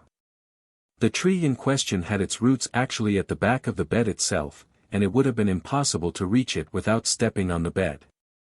You see, continued the commissary, owing to the dry weather no prints would show on the drive or paths, but, on the soft mold of the flower bed, it would have been a very different affair. Poirot went close to the bed and studied it attentively. As Bex had said, the mold was perfectly smooth. There was not an indentation on it anywhere. Poirot nodded, as though convinced, and we turned away, but he suddenly darted off and began examining the other flower bed. Bex, he called. See here. Here are plenty of traces for you. The commissary joined him, and smiled. My dear M. Poirot, those are without doubt the footprints of the gardener's large hobnailed boots. In any case, it would have no importance, since this side we have no tree, and consequently no means of gaining access to the upper story. True, said Poirot, evidently crestfallen. So you think these footprints are of no importance? Not the least in the world. Then, to my utter astonishment, Poirot pronounced these words. I do not agree with you. I have a little idea that these footprints are the most important things we have seen yet. Beck said nothing, merely shrugged his shoulders. He was far too courteous to utter his real opinion. Shall we proceed? He asked instead. Certainly. I can investigate this matter of the footprints later, said Poirot cheerfully. Instead of following the drive down to the gate, Bex turned up a path that branched off at right angles. It led, up a slight incline, round to the right of the house, and was bordered on either side by a kind of shrubbery. Suddenly it emerged into a little clearing from which one obtained a view of the sea. A seat had been placed here, and not far from it was a rather ramshackle shed. A few steps further on, a neat line of small bushes marked the boundary of the villa grounds. Bex pushed his way through these and we found ourselves on a wide stretch of open downs. I looked round, and saw something that filled me with astonishment. Why, this is a golf course, I cried. Bex nodded. The limits are not completed yet, he explained.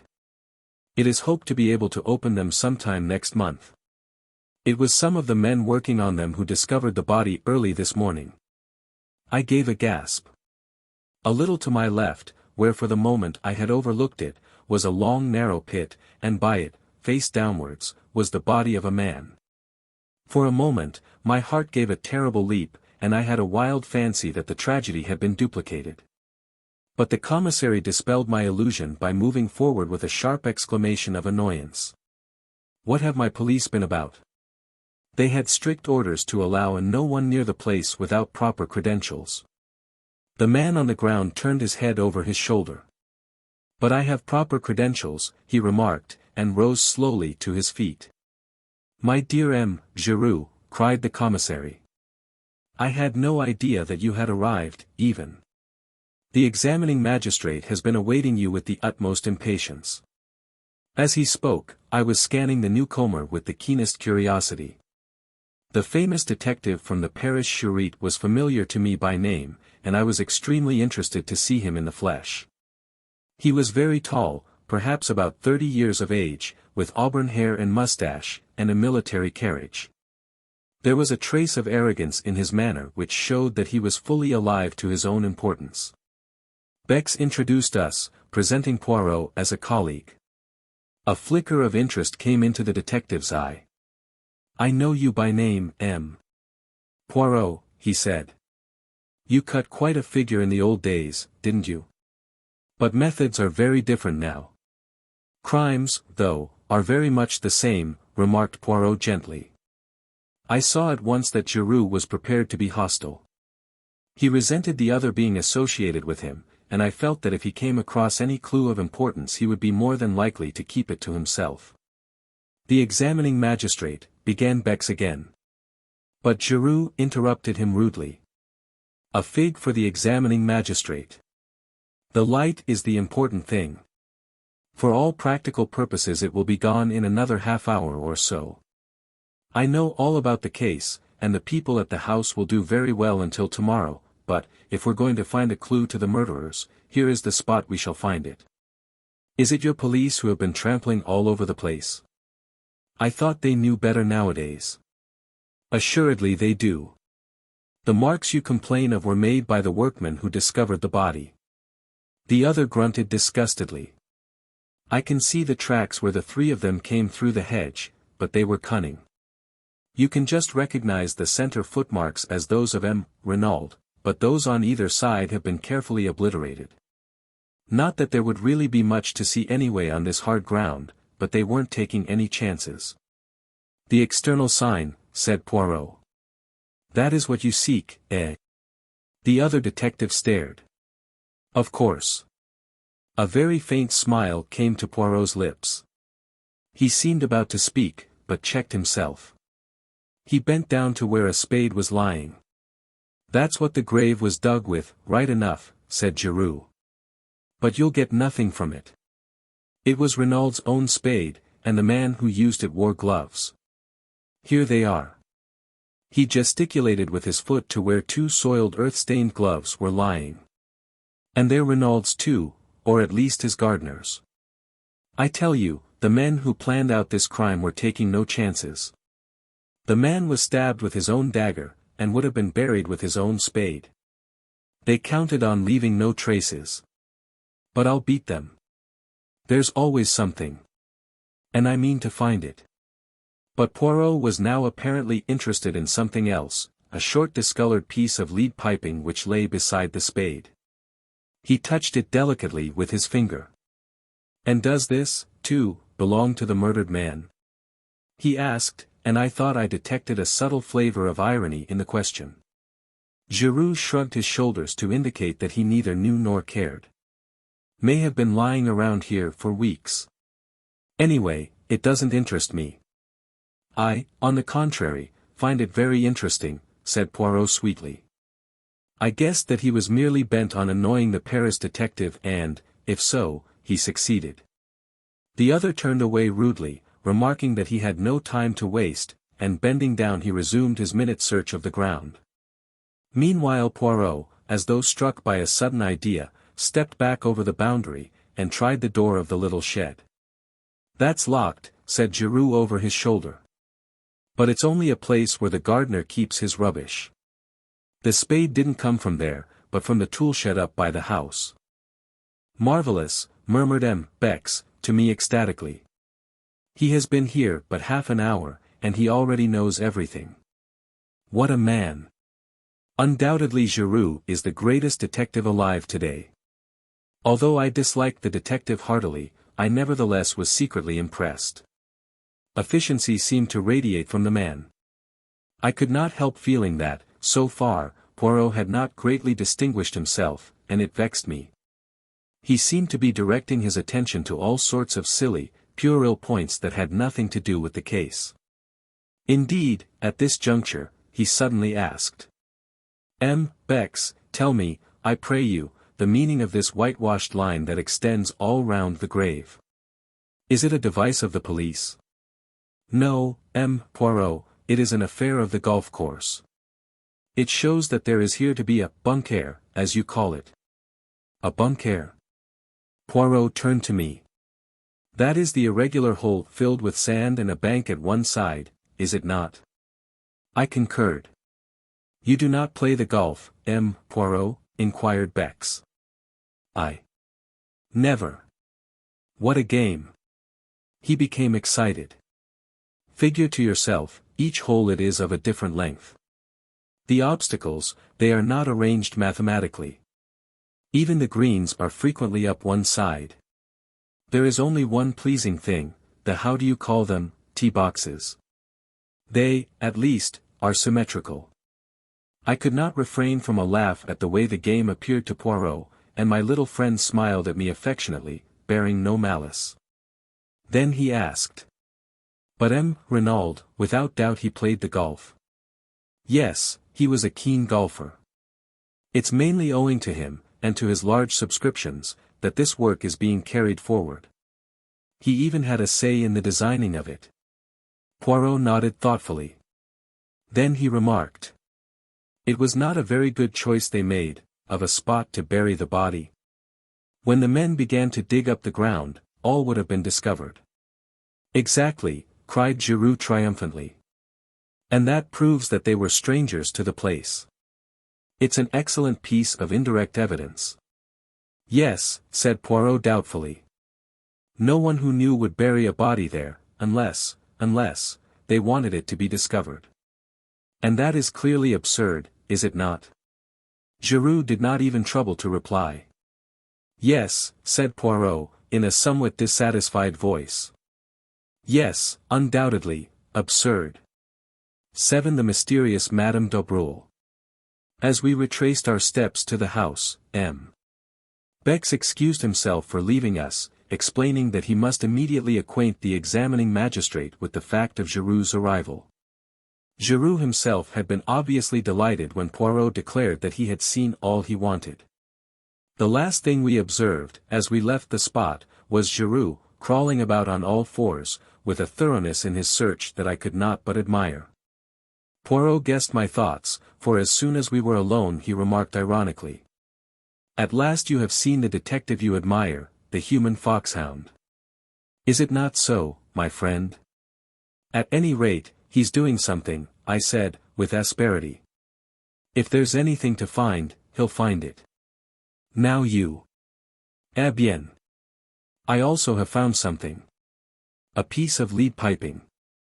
Nonsense, Poirot. You know very well that's got nothing to do with it. I meant little things, traces that may lead us infallibly to the murderers. Mon ami, a clue of 2 feet long is every bit as valuable as one measuring 2 millimeters. But it is the romantic idea that all important clues must be infinitesimal. As to the piece of lead piping having nothing to do with the crime, you say that because Giroux told you so. No, as I was about to interpose a question, we will say no more. Leave Giroux to his search, and me to my ideas. The case seems straightforward enough, and yet, mon ami, I am not satisfied. And do you know why? Because of the wrist watch that is 2 hours fast. And then there are several curious little points that do not seem to fit in. For instance, if the object of the murderers was revenge, why did they not stab Renauld in his sleep and have done with it? They wanted the secret, I reminded him. Poirot brushed a speck of dust from his sleeve with a dissatisfied air. Well, where is this secret? Presumably some distance away, since they wish him to dress himself. Yet he is found murdered close at hand, almost within earshot of the house. Then again, it is pure chance that a weapon such as the dagger should be lying about casually, ready to hand. He paused frowning, and then went on. Why did the servants hear nothing? Were they drugged? Was there an accomplice, and did that accomplice see to it that the front door should remain open? I wonder if... He stopped abruptly. We had reached the drive in front of the house. Suddenly he turned to me. My friend, I am about to surprise you, to please you. I have taken your reproaches to heart. We will examine some footprints. Where? In that right-hand bed yonder. Bex says that they are the footmarks of the gardener. Let us see if that is so. See, he approaches with his wheelbarrow. Indeed, an elderly man was just crossing the drive with a barrowful of seedlings. Poirot called to him, and he set down the barrow and came hobbling towards us. You are going to ask him for one of his boots to compare with the footmarks? I asked breathlessly. My faith in Poirot revived a little. Since he said the footprints in this right-hand bed were important, presumably they were. Exactly, said Poirot. But won't he think it very odd? He will not think about it at all. We could say no more, for the old man had joined us. You want me for something, monsieur? Yes. You have been gardener here a long time, haven't you? 24 years, monsieur. And your name is? Auguste, monsieur. I was admiring these magnificent geraniums. They are truly superb. They have been planted long. Some time, monsieur. But of course, to keep the beds looking smart, one must keep bedding out a few new plants, and remove those that are over, besides keeping the old blooms well picked off. You put in some new plants yesterday, didn't you? Those in the middle there, and in the other bed also. Monsieur has a sharp eye. It takes always a day or so for them to pick up. Yes, I put 10 new plants in each bed last night. As monsieur doubtless knows, one should not put in plants when the sun is hot. Auguste was charmed with Poirot's interest, and was quite inclined to be garrulous. That is a splendid specimen there, said Poirot, pointing. Might I perhaps have a cutting of it? But certainly, monsieur. The old fellow stepped into the bed, and carefully took a slip from the plant Poirot had admired. Poirot was profuse in his thanks, and Auguste departed to his barrow. You see, said Poirot with a smile, as he bent over the bed to examine the indentation of the gardener's hobnailed boot. It is quite simple. I did not realize that the foot would be inside the boot. You do not use your excellent mental capacities sufficiently. Well, what of the footmark? I examined the bed carefully. All the footmarks in the bed were made by the same boot, I said at length after a careful study. You think so? Eh bien, I agree with you, said Poirot. He seemed quite uninterested, and as though he were thinking of something else. At any rate, I remarked, you will have one bee less in your bonnet now. Mon Dieu! But what an idiom! What does it mean? What I meant was that now you will give up your interest in these footmarks. But to my surprise Poirot shook his head. No, no, mon ami. At last I am on the right track. I am still in the dark, but, as I hinted just now to Bex, these footmarks are the most important and interesting things in the case. That poor Giroux, I should not be surprised if he took no notice of them whatever. At that moment, the front door opened, and Hotet and the commissary came down the steps. Ah, Poirot, we were coming to look for you, said the magistrate. It is getting late, but I wish to pay a visit to Madame d'Aubreul. Without doubt she will be very much upset by Renaud's death, and we may be fortunate enough to get a clue from her. The secret that he did not confide to his wife, it is possible that he may have told it to the woman whose love held him enslaved. We know where our Samsons are weak, don't we? I admired the picturesqueness of Hotet's language. I suspected that the examining magistrate was by now thoroughly enjoying his part in the mysterious drama. Is Giroux not going to accompany us? Asked Poirot. Giroux has shown clearly that he prefers to conduct the case in his own way, said M. Hautet dryly. One could see easily enough that Giroux's cavalier treatment of the examining magistrate had not prejudiced the latter in his favor. We said no more, but fell into line. Poirot walked with the examining magistrate, and the commissary and I followed a few paces behind. There is no doubt that Françoise's story is substantially correct, he remarked to me in a confidential tone. I have been telephoning headquarters. It seems that 3 times in the last 6 weeks, that is to say since the arrival of M. Renauld at Merlinville, Madame d'Aubreul has paid a large sum in notes into her banking account. Altogether the sum totals 200,000 francs. Dear me, I said, considering, that must be something like 4,000 pounds. Precisely. Yes, there can be no doubt that he was absolutely infatuated. But it remains to be seen whether he confided his secret to her. The examining magistrate is hopeful, but I hardly share his views. During this conversation we were walking down the lane towards the fork in the road where our car had halted earlier in the afternoon, and in another moment I realized that the Villa Marguerite, the home of the mysterious Madame d'Aubreul, was the small house from which the beautiful girl had emerged. She has lived here for many years, said the commissary, nodding his head towards the house. Very quietly, very unobtrusively. She seems to have no friends or relations other than the acquaintances she has made in Merlinville.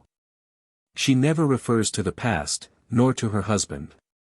One does not even know if he is alive or dead. There is a mystery about her, you comprehend. I nodded, my interest growing. And, the daughter? I ventured. A truly beautiful young girl, modest, devout, all that she should be. One pities her, for, though she may know nothing of the past, a man who wants to ask her hand in marriage must necessarily inform himself, and then, the commissary shrugged his shoulders cynically.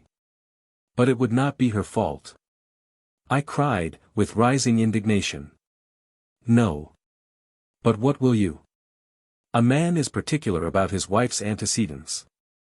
I was prevented from further argument by our arrival at the door. M. Hautet rang the bell. A few minutes elapsed, and then we heard a footfall within, and the door was opened. On the threshold stood my young goddess of that afternoon. When she saw us, the color left her cheeks, leaving her deathly white, and her eyes widened with apprehension. There was no doubt about it, she was afraid. Mademoiselle d'Aubreul, said M. Hautet, sweeping off his hat, we regret infinitely to disturb you, but the exigencies of the law, you comprehend? My compliments to Madame your mother, and will she have the goodness to grant me a few moments' interview? For a moment the girl stood motionless. Her left hand was pressed to her side, as though to still the sudden unconquerable agitation of her heart. But she mastered herself, and said in a low voice, I will go and see. Please come inside. She entered a room on the left of the hall, and we heard the low murmur of her voice. And then another voice, much the same in timbre, but with a slightly harder inflection behind its mellow roundness said, But certainly. Ask them to enter. In another minute we were face to face with the mysterious Madame d'Aubreul. She was not nearly so tall as her daughter, and the rounded curves of her figure had all the grace of full maturity. Her hair, again unlike her daughter's, was dark, and parted in the middle in the Madonna style. Her eyes, half hidden by the drooping lids, were blue. There was a dimple in the round chin, and the half-parted lips seemed always to hover on the verge of a mysterious smile. There was something almost exaggeratedly feminine about her, at once yielding and seductive. Though very well preserved, she was certainly no longer young, but her charm was of the quality which is independent of age. Standing there, in her black dress with the fresh white collar and cuffs, her hands clasped together, she looked subtly appealing and helpless. You wish to see me, monsieur? She asked. Yes, madame. M. Hautet cleared his throat. I am investigating the death of M. Renauld. You have heard of it, no doubt. She bowed her head without speaking. Her expression did not change. We came to ask you whether you can throw any light upon the circumstances surrounding it. The surprise of her tone was excellent. Yes, madam. It would, perhaps, be better if we could speak to you alone. He looked meaningly in the direction of the girl. Madame d'Abreuil turned to her. Martha, dear. But the girl shook her head. No, maman, I will not go. I am not a child. I am 22. I shall not go. Madame d'Abreuil turned back to the examining magistrate. You see, monsieur. I should prefer not to speak before Mademoiselle d'Abreuil. As my daughter says, she is not a child. For a moment the magistrate hesitated, baffled. Very well, madam, he said at last. Have it your own way. We have reason to believe that you were in the habit of visiting the dead man at his villa in the evenings. Is that so? The color rose in the lady's pale cheeks, but she replied quietly. I deny your right to ask me such a question. Madam, we are investigating a murder. Well, what of it? I had nothing to do with the murder. Madam, we do not say that for a moment. But you knew the dead man well. Did he ever confide in you as to any danger that threatened him? Never. Did he ever mention his life in Santiago, and any enemies he may have made there? No. Then you can give us no help at all. I fear not. I really do not see why you should come to me. Cannot his wife tell you what you want to know? Her voice held a slender inflection of irony. Madame Renauld has told us all she can. Ah, said Madame d'Abreuil. I wonder. You wonder what, madam? Nothing. The examining magistrate looked at her. He was aware that he was fighting a duel, and that he had no mean antagonist. You persist in your statement that Renauld confided nothing in you? Why should you think it likely that he should confide in me?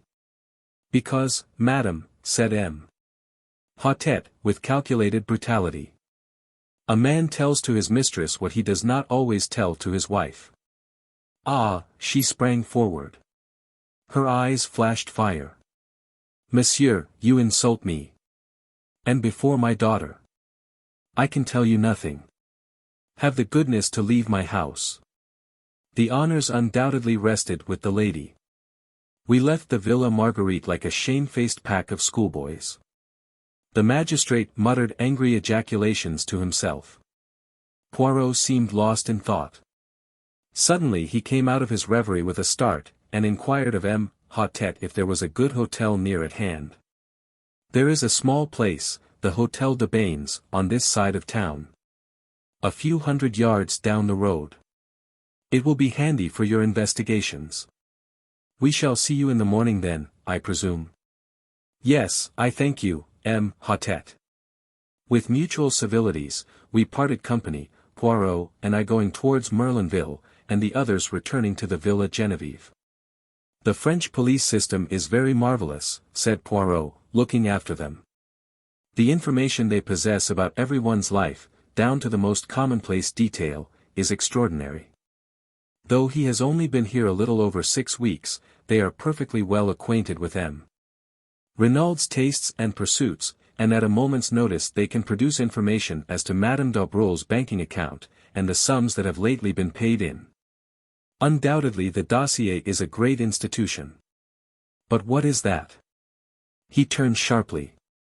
A figure was running hatless, down the road after us. It was Martha d'Aubreul. I beg your pardon, she cried breathlessly, as she reached us. I should not do this, I know. You must not tell my mother. But is it true, what the people say, that Renauld called in a detective before he died, and that you are he? Yes, mademoiselle, said Poirot gently. It is quite true. But how did you learn it? Françoise told our Amélie, explained Martha, with a blush. Poirot made a grimace. The secrecy, it is impossible in an affair of this kind. Not that it matters. Well, mademoiselle, what is it you want to know? The girl hesitated. She seemed longing, yet fearing, to speak. At last, almost in a whisper, she asked. "Is anyone suspected?" Poirot eyed her keenly. Then he replied evasively. "Suspicion is in the air at present, mademoiselle." "Yes, I know, but, anyone in particular? Why do you want to know?" The girl seemed frightened by the question. All at once Poirot's words about her earlier in the day recurred to me. The girl with the anxious eyes. M. Renauld was always very kind to me, she replied at last. It is natural that I should be interested. I see, said Poirot. Well, mademoiselle, suspicion at present is hovering round 2 persons. 2. I could have sworn there was a note of surprise and relief in her voice. Their names are unknown, but they are presumed to be Chileans from Santiago. And now, mademoiselle, you see what comes of being young and beautiful. I have betrayed professional secrets for you. The girl laughed merrily, and then, rather shyly, she thanked him. I must run back now. Maman will miss me. And she turned and ran back up the road, looking like a modern Atlanta. I stared after her. Mon ami, said Poirot, in his gentle ironical voice, is it that we are to remain planted here all night, just because you have seen a beautiful young woman, and your head is in a whirl? I laughed and apologized. But she is beautiful, Poirot.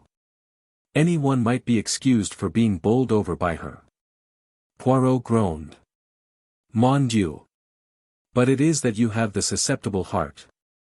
Poirot, I said, do you remember after the Styles case when you were in love with 2 charming women at once, and neither of them were for you? Yes, I remember. You consoled me by saying that perhaps some day we should hunt together again, and that then. Eh bien. Well, we are hunting together again, and, I paused, and laughed rather self-consciously. But to my surprise Poirot shook his head very earnestly. Ah, mon ami, do not set your heart on Martha d'Abreuil. She is not for you, that one. Take it from Papa Poirot. Why, I cried, the commissary assured me that she was as good as she is beautiful. A perfect angel. Some of the greatest criminals I have known had the faces of angels, remarked Poirot cheerfully.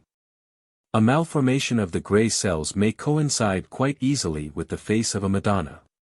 Poirot, I cried, horrified, you cannot mean that you suspect an innocent child like this. Ta. Do not excite yourself. I have not said that I suspected her. But you must admit that her anxiety to know about the case is somewhat unusual.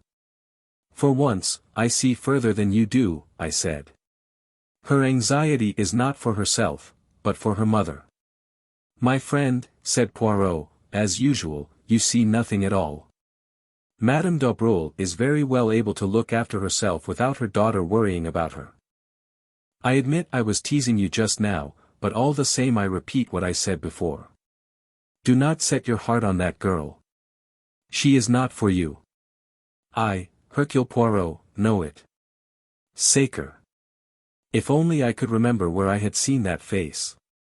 What face? I asked, surprised. The daughter's? No. The mother's. Noting my surprise, he nodded emphatically. But yes, it is as I tell you. It was a long time ago, when I was still with the police in Belgium. I have never actually seen the woman before, but I have seen her picture, and in connection with some case. I rather fancy. Yes.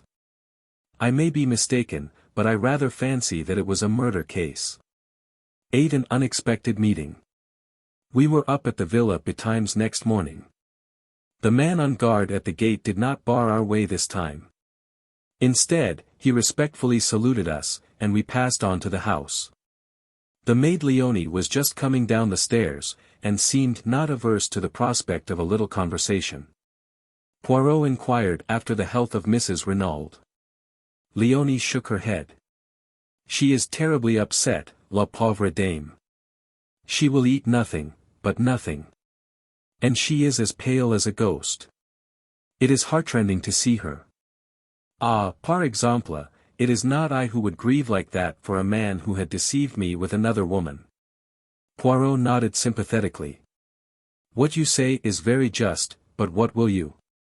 The heart of a woman who loves will forgive many blows. Still, undoubtedly there must have been many scenes of recrimination between them in the last few months. Again Léonie shook her head. Never, monsieur. Never have I heard Madame utter a word of protest, of reproach, even. She had the temper and disposition of an angel, quite different to monsieur. Monsieur Renauld had not the temper of an angel. Far from it. When he enraged himself, the whole house knew of it. The day that he quarrelled with Jack, ma foi. They might have been heard in the marketplace, they shouted so loud. Indeed, said Poirot. And when did this quarrel take place? Oh. It was just before Jack went to Paris. Almost he missed his train. He came out of the library, and caught up his bag which he had left in the hall. The automobile, it was being repaired, and he had to run for the station. I was dusting the salon, and I saw him pass, and his face was white, with 2 burning spots of red. Ah, but he was angry. Léonie was enjoying her narrative thoroughly. And the dispute, what was it about? Ah, that I do not know, confessed Léonie. It is true that they shouted, but their voices were so loud and high, and they spoke so fast, that only one well acquainted with English could have comprehended. But monsieur, he was like a thundercloud all day. Impossible to please him. The sound of a door shutting upstairs cut short Léonie's loquacity. And Françoise who awaits me, she exclaimed, awakening to a tardy remembrance of her duties. That old one, she always scolds. One moment, mademoiselle. The examining magistrate, where is he? They have gone out to look at the automobile in the garage. Monsieur the commissary had some idea that it might have been used on the night of the murder. Quelle idée, murmured Poirot, as the girl disappeared. You will go out and join them? No, I shall await their return in the salon. It is cool there on this hot morning. This placid way of taking things did not quite commend itself to me. If you don't mind, I said, and hesitated. Not in the least. You wish to investigate on your own account, eh? Well, I'd rather like to have a look at Giroux, if he's anywhere about, and see what he's up to. The human foxhound, murmured Poirot, as he leaned back in a comfortable chair, and closed his eyes. By all means, my friend. Au revoir. I strolled out of the front door. It was certainly hot. I turned up the path we had taken the day before. I had a mind to study the scene of the crime myself. I did not go directly to the spot, however, but turned aside into the bushes, so as to come out on the links some 100 yards or so further to the right. If Giroux were still on the spot, I wanted to observe his methods before he knew of my presence. But the shrubbery here was much denser, and I had quite a struggle to force my way through. When I emerged at last on the course, it was quite unexpectedly and with such vigor that I cannonied heavily into a young lady who had been standing with her back to the plantation. She not unnaturally gave a suppressed shriek, but I, too, uttered an exclamation of surprise. For it was my friend of the train, Cinderella. The surprise was mutual. We both exclaimed simultaneously. The young lady recovered herself first. My only aunt, she exclaimed. What are you doing here? For the matter of that, what are you? I retorted. When last I saw you, the day before yesterday, you were trotting home to England like a good little boy. Have they given you a season ticket to and fro, on the strength of your MP? I ignored the end of the speech. When last I saw you, I said, you were trotting home with your sister, like a good little girl. By the way, how is your sister? A flash of white teeth rewarded me. How kind of you to ask. My sister is well, I thank you. She is here with you. She remained in town, said the minx with dignity. I don't believe you've got a sister, I laughed. If you have, her name is Harris. Do you remember mine? She asked, with a smile. Cinderella. But you're going to tell me the real one now, aren't you? She shook her head with a wicked look. Not even why you're here. Oh, that. I suppose you've heard of members of my profession resting at expensive French watering places. Dirt cheap if you know where to go. I eyed her keenly. Still, you'd no intention of coming here when I met you 2 days ago. We all have our disappointments, said Miss Cinderella sententiously. There now, I've told you quite as much as is good for you. Little boys should not be inquisitive. You've not yet told me what you're doing here. Got the MP in tow, I suppose, doing the gay boy on the beach.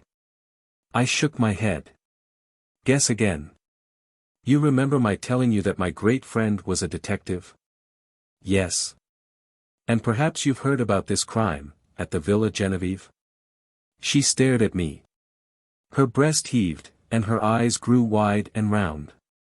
You don't mean, that you're in on that? I nodded. There was no doubt that I had scored heavily. Her emotion, as she regarded me, was only too evident. For some few seconds, she remained silent, staring at me. Then she nodded her head emphatically. Well, if that doesn't beat the band. Tote me round. I want to see all the horrors. What do you mean? What I say. Bless the boy, didn't I tell you I doted on crimes? What do you think I'm imperiling my ankles for in high-heeled shoes over this stubble?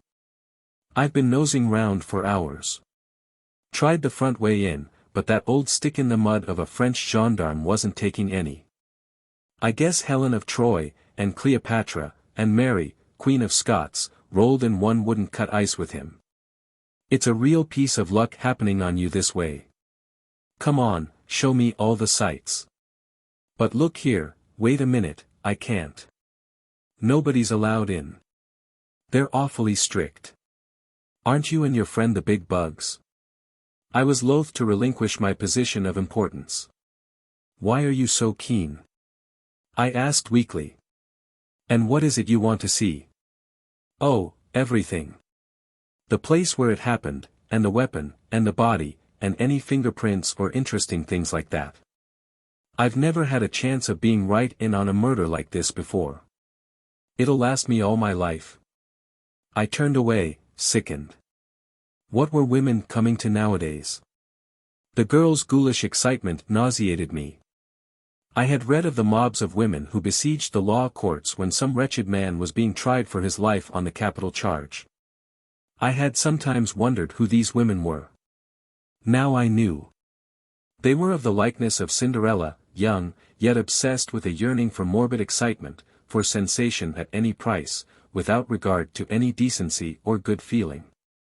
The vividness of the girl's beauty had attracted me in spite of myself, yet at heart I retained my first impression of disapproval and dislike. I thought of my mother, long since dead. What would she have said of this strange modern product of girlhood? The pretty face with the paint and powder, and the ghoulish mind behind. Come off your high horse, said the lady suddenly. And don't give yourself airs. When you got called to this job, did you put your nose in the air and say it was a nasty business, and you wouldn't be mixed up in it? No, but if you'd been here on a holiday, wouldn't you be nosing round just the same as I am? Of course you would. I'm a man. You're a woman. Your idea of a woman is someone who gets on a chair and shrieks if she sees a mouse. That's all prehistoric. But you will show me round, won't you? You see, it might make a big difference to me. In what way? They're keeping all the reporters out. I might make a big scoop with one of the papers. You don't know how much they pay for a bit of inside stuff. I hesitated. She slipped a small soft hand into mine. Please, there's a dear. I capitulated. Secretly, I knew that I should rather enjoy the part of showman. After all, the moral attitude displayed by the girl was none of my business. I was a little nervous as to what the examining magistrate might say, but I reassured myself by the reflection that no harm could possibly be done. We repaired first to the spot where the body had been discovered. A man was on guard there, who saluted respectfully, knowing me by sight, and raised no question as to my companion. Presumably he regarded her as vouched for by me. I explained to Cinderella just how the discovery had been made, and she listened attentively, sometimes putting an intelligent question. Then we turned our steps in the direction of the villa. I proceeded rather cautiously, for, truth to tell, I was not at all anxious to meet anyone. I took the girl through the shrubbery round to the back of the house where the small shed was. I recollected that yesterday evening, after relocking the door, M. Bex had left the key with the Sergeant de Ville-Marchand, in case M. Giroux should require it while we are upstairs. I thought it quite likely that the Charite detective, after using it, had returned it to Marchand again. Leaving the girl out of sight in the shrubbery, I entered the house. Marchand was on duty outside the door of the salon. From within came the murmur of voices. Monsieur desires Hotet. He is within. He is again interrogating Françoise. No, I said hastily, I don't want him. But I should very much like the key of the shed outside if it is not against regulations. But certainly, monsieur. He produced it. Here it is. M. Le Juge gave orders that all facilities were to be placed at your disposal. You will return it to me when you have finished out there, that is all. Of course. I felt a thrill of satisfaction as I realized that in Marchand's eyes, at least, I ranked equally in importance with Poirot. The girl was waiting for me. She gave an exclamation of delight as she saw the key in my hand. You've got it then? Of course, I said coolly. All the same, you know, what I'm doing is highly irregular. You've been a perfect duck, and I shan't forget it.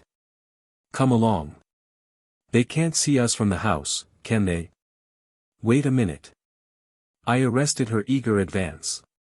I won't stop you if you really wish to go in. But do you? You've seen the grave, and the grounds, and you've heard all the details of the affair. Isn't that enough for you? This is going to be gruesome, you know, and unpleasant. She looked at me for a moment with an expression that I could not quite fathom. Then she laughed. Me for the horrors, she said. Come along. In silence we arrived at the door of the shed. I opened it and we passed in. I walked over to the body, and gently pulled down the sheet as M. Bex had done the preceding afternoon. A little gasping sound escaped from the girl's lips, and I turned and looked at her. There was horror on her face now, and those debonair high spirits of hers were quenched utterly. She had not chosen to listen to my advice, and she was punished now for her disregard of it. I felt singularly merciless towards her. She should go through with it now. I turned the corpse gently over. You see, I said, he was stabbed in the back. Her voice was almost soundless. With what? I nodded towards the glass jar. That dagger. Suddenly the girl reeled, and then sank down in a heap. I sprang to her assistance. You are faint. Come out of here. It has been too much for you. Water, she murmured. Quick. Water. I left her, and rushed into the house. Fortunately none of the servants were about, and I was able to secure a glass of water unobserved and add a few drops of brandy from a pocket flask. In a few minutes I was back again.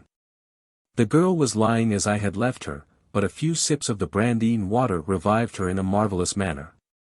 Take me out of here, oh, quickly, quickly, she cried, shuddering. Supporting her with my arm I led her out into the air, and she pulled the door to behind her. Then she drew a deep breath. That's better. Oh, it was horrible. Why did you ever let me go in? I felt this to be so feminine that I could not forbear a smile. Secretly, I was not dissatisfied with her collapse. It proved that she was not quite so callous as I had thought her. After all, she was little more than a child, and her curiosity had probably been of the unthinking order. I did my best to stop you, you know," I said gently. "I suppose you did. Well, goodbye. Look here, you can't start off like that, all alone. You're not fit for it. I insist on accompanying you back to Merlinville." "Nonsense. I'm quite all right now. Supposing you felt faint again?" "No, I shall come with you." But this she combated with a good deal of energy. In the end, however, I prevailed so far as to be allowed to accompany her to the outskirts of the town. We retraced our steps over our former route, passing the grave again, and making a detour onto the road. Where the first straggling line of shops began, she stopped and held out her hand. "Goodbye, and thank you ever so much for coming with me. Are you sure you're all right now?" "Quite, thanks. I hope you won't get into any trouble over showing me things." I disclaimed the idea lightly. "Well, goodbye." "Au revoir," I corrected. "If you're staying here, we shall meet again." She flashed a smile at me.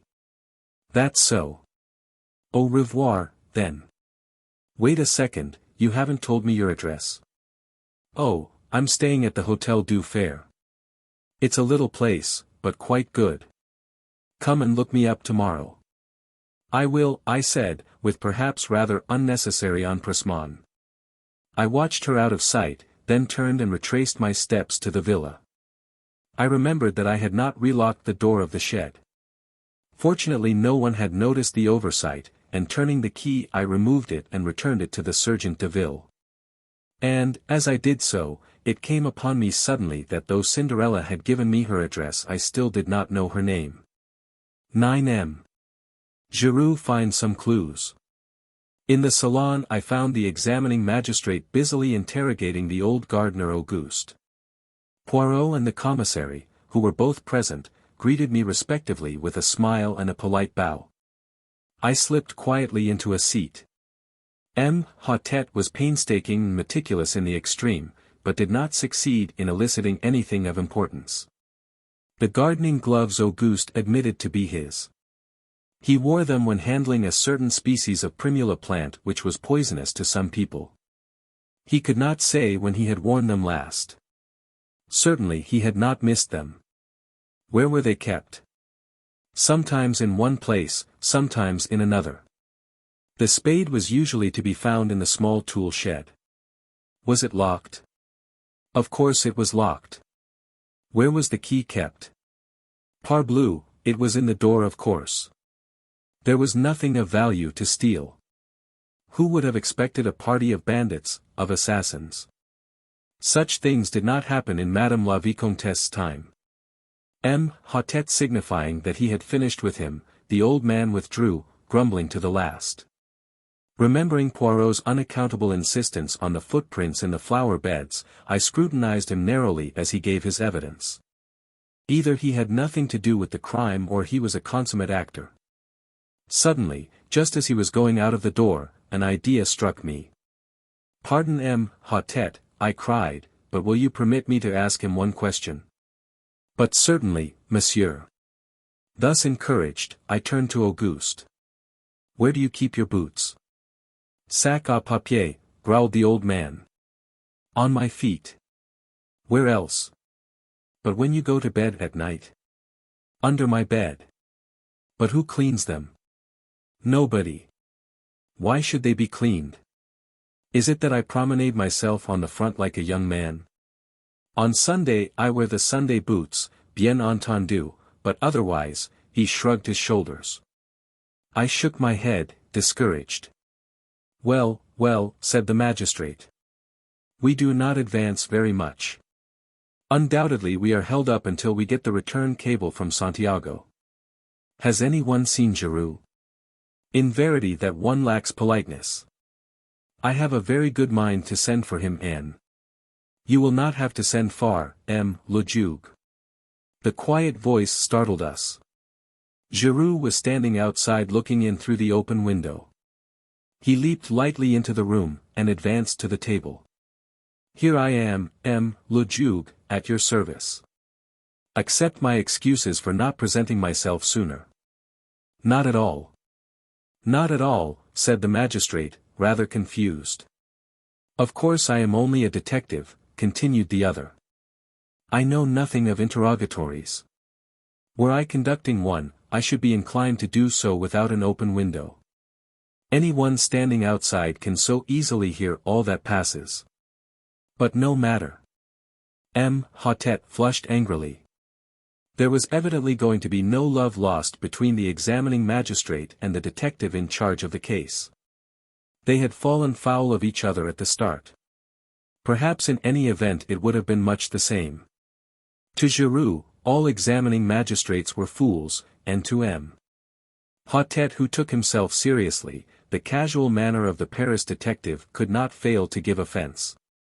Eh bien, Giroux, said the magistrate rather sharply. Without doubt you have been employing your time to a marvel. You have the names of the assassins for us, have you not? And also the precise spot where they find themselves now? Unmoved by this irony, Giroux replied. I know at least where they have come from. Comment. Giroux took two small objects from his pocket and laid them down on the table. We crowded round. The objects were very simple ones, the stub of a cigarette, and an unlighted match. The detective wheeled round on Poirot. What do you see there? He asked. There was something almost brutal in his tone. It made my cheeks flush. But Poirot remained unmoved. He shrugged his shoulders. A cigarette end, and a match. And what does that tell you? Poirot spread out his hands. It tells me, nothing. Ah, said Giroux, in a satisfied voice. You haven't made a study of these things. That's not an ordinary match, not in this country at least. It's common enough in South America. Luckily it's unlighted. I mightn't have recognized it otherwise. Evidently one of the men threw away his cigarette end, and lit another, spilling one match out of the box as he did so. And the other match? Asked Poirot. Which match? The one he did light his cigarette with. You have found that also? No. Perhaps you didn't search very thoroughly. Not search thoroughly. For a moment it seemed as though the detective were going to break out angrily, but with an effort he controlled himself. I see you love a joke, Poirot. But in any case, match or no match, the cigarette end would be sufficient. It is a South American cigarette with licorice pectoral paper. Poirot bowed. The commissary spoke. The cigarette end and match might have belonged to Renauld. Remember, it is only 2 years since he returned from South America. No, replied the other confidently. I have already searched among the effects of Renauld. The cigarettes he smoked and the matches he used are quite different. You do not think it odd, asked Poirot, that these strangers should come unprovided with a weapon, with gloves, with a spade, and that they should so conveniently find all these things? Giroux smiled in a rather superior manner. Undoubtedly it is strange. Indeed, without the theory that I hold, it would be inexplicable. Aha, said Hautet. An accomplice. An accomplice within the house. Or outside it, said Giroux with a peculiar smile. But someone must have admitted them. We cannot allow that, by an unparalleled piece of good fortune, they found the door ajar for them to walk in. D'accord, le juge. The door was open for them, but it could just as easily be opened from outside, by someone who possessed a key. But who did possess a key? Giroux shrugged his shoulders. As for that, no one who possesses one is going to admit the fact if they can help it. But several people might have had one. Jacques Renauld, the son, for instance. It is true that he is on his way to South America, but he might have lost the key or had it stolen from him. Then there is the gardener, he has been here many years. One of the younger servants may have a lover. It is easy to take an impression of a key and have one cut. There are many possibilities.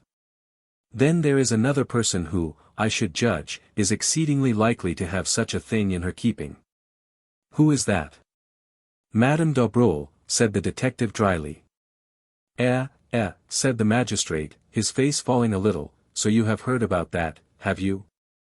I hear everything, said Giroux imperturbably. There is one thing I could swear you have not heard, said M. Hautet, delighted to be able to show superior knowledge, and without more ado, he retailed the story of the mysterious visitor the night before.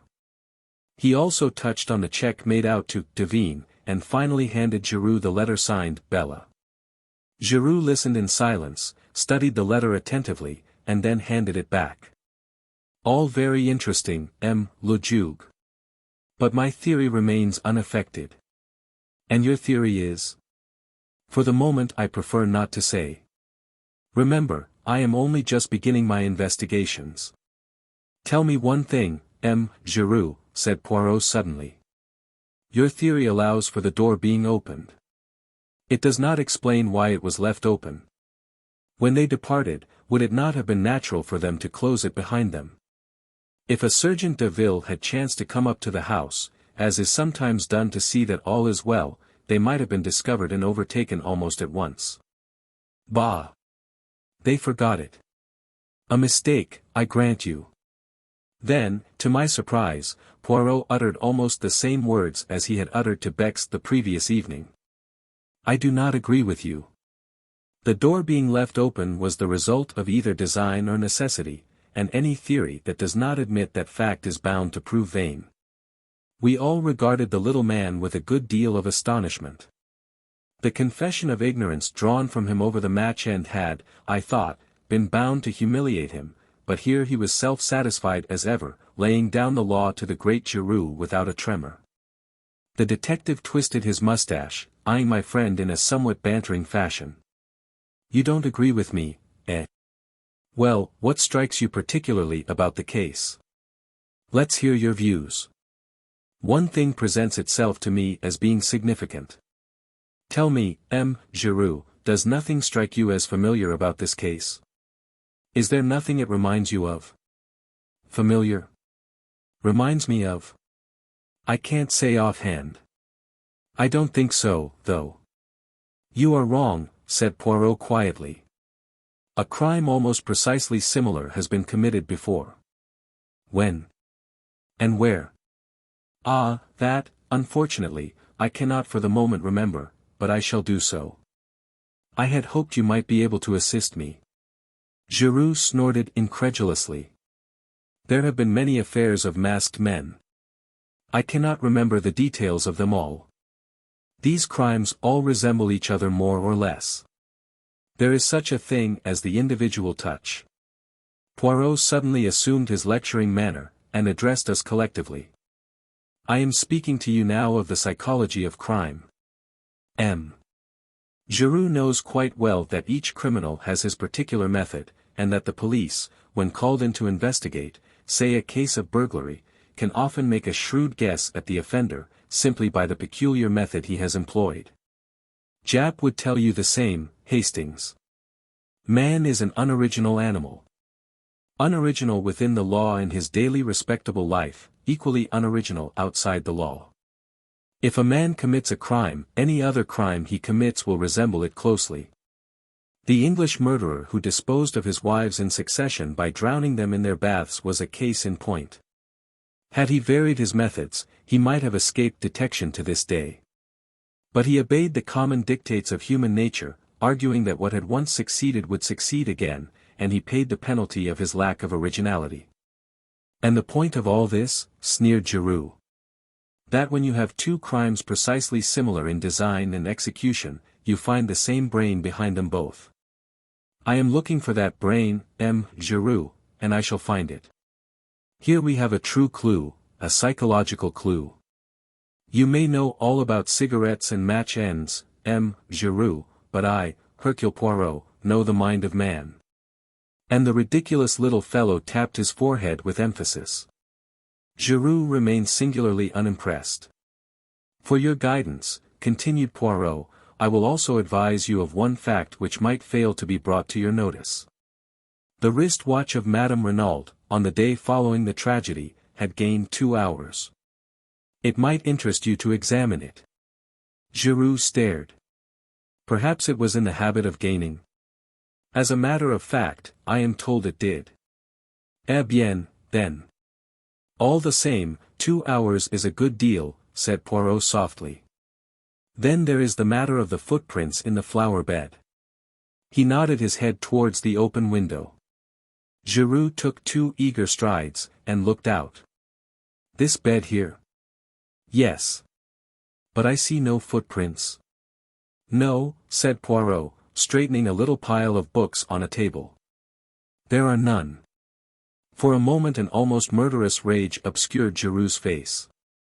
He took 2 strides towards his tormentor, but at that moment the salon door was opened, and Marchot announced.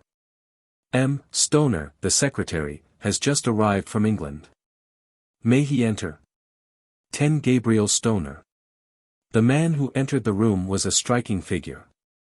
Very tall, with a well-knit athletic frame, and a deeply bronzed face and neck, he dominated the assembly. Even Giroux seemed anemic beside him. When I knew him better I realized that Gabriel Stoner was quite an unusual personality. English by birth, he had knocked about all over the world. He had shot big game in Africa, traveled in Korea, ranched in California, and traded in the South Sea Islands. He had been secretary to a New York railway magnate, and had spent a year encamped in the desert with a friendly tribe of Arabs. His unerring eye picked out M. Hottet, the examining magistrate in charge of the case. Pleased to meet you, M. le Juge. This is a terrible business. How's Mrs. Renauld? Is she bearing up fairly well? It must have been an awful shock to her. Terrible, terrible, said M. Hottet. Permit me to introduce M. Bex, our commissary of police, M. Giroux of the Charite. This gentleman is M. Hercule Poirot. M. Renauld sent for him, but he arrived too late to do anything to avert the tragedy.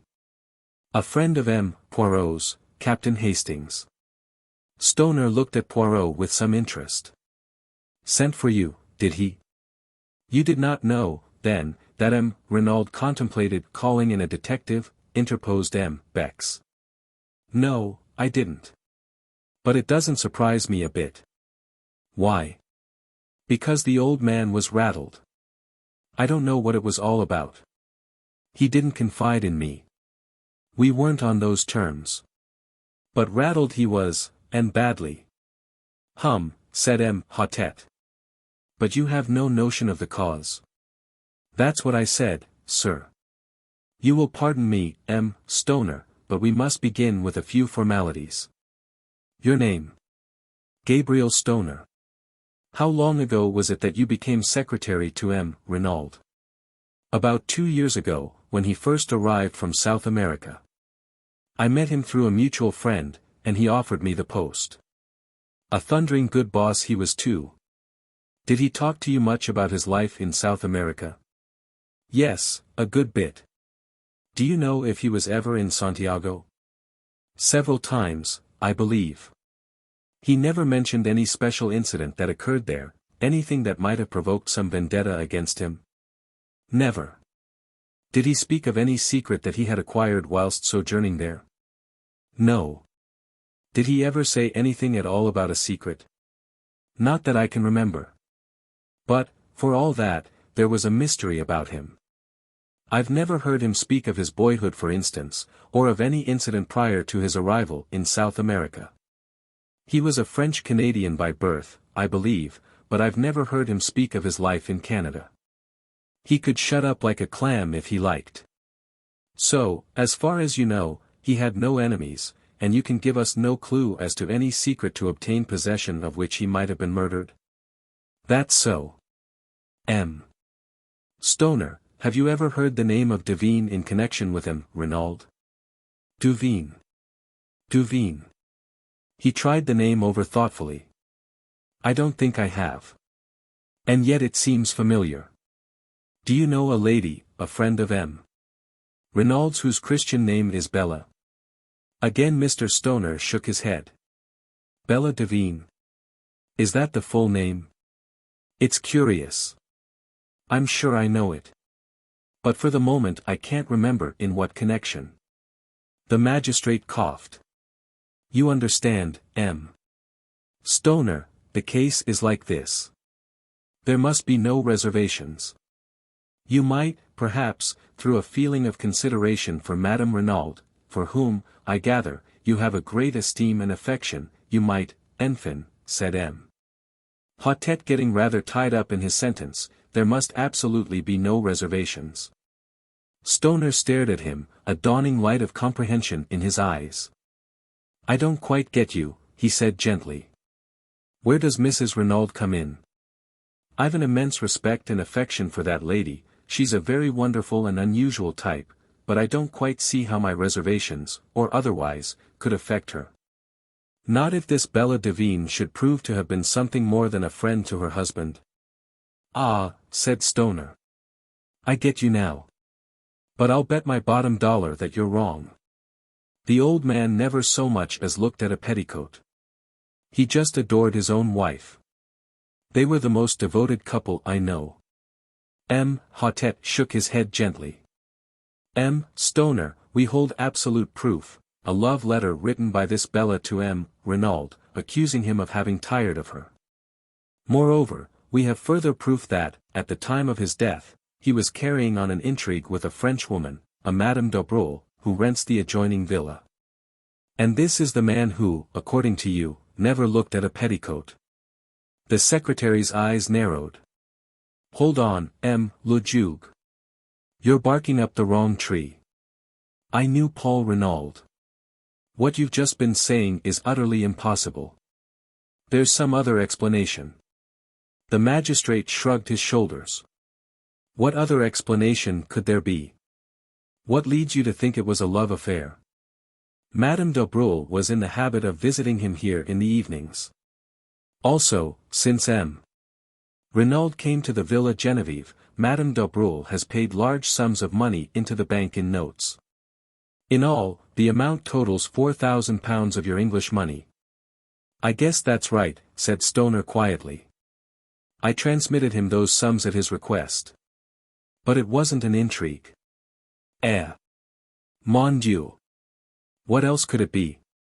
Blackmail, said Stoner sharply, bringing down his hand with a slam on the table. That's what it was. Ah. Voilà une idée. Cried the magistrate, shaken in spite of himself. Blackmail, repeated Stoner. The old man was being bled, and at a good rate too. 4,000 in a couple of months. Phew. I told you just now there was a mystery about Renauld. Evidently this Madame d'Abreuil knew enough of it to put the screws on. It is possible, the commissary cried excitedly. Decidedly, it is possible. Possible, roared Stoner. It's certain. Tell me, have you asked Mrs. Renauld about this love affair stunt of yours? No, monsieur. We did not wish to occasion her any distress if it could reasonably be avoided. Distress? Why, she'd laugh in your face. I tell you, she and Renauld were a couple in 100. Ah, that reminds me of another point, said M. Hautet. Did M. Renauld take you into his confidence at all as to the dispositions of his will? I know all about it, took it to the lawyer for him after he'd drawn it out. I can give you the name of his solicitors if you want to see it. They've got it there. Quite simple. Half in trust to his wife for her lifetime, the other half to his son. A few legacies. I rather think he left me 1,000. When was this will drawn up? Oh, about 1.5 years ago. Would it surprise you very much, M. Stoner, to hear that M. Renauld had made another will, less than a fortnight ago? Stoner was obviously very much surprised. I'd no idea of it. What's it like? The whole of his vast fortune is left unreservedly to his wife. There is no mention of his son. Mr. Stoner gave vent to a prolonged whistle. I call that rather rough on the lad.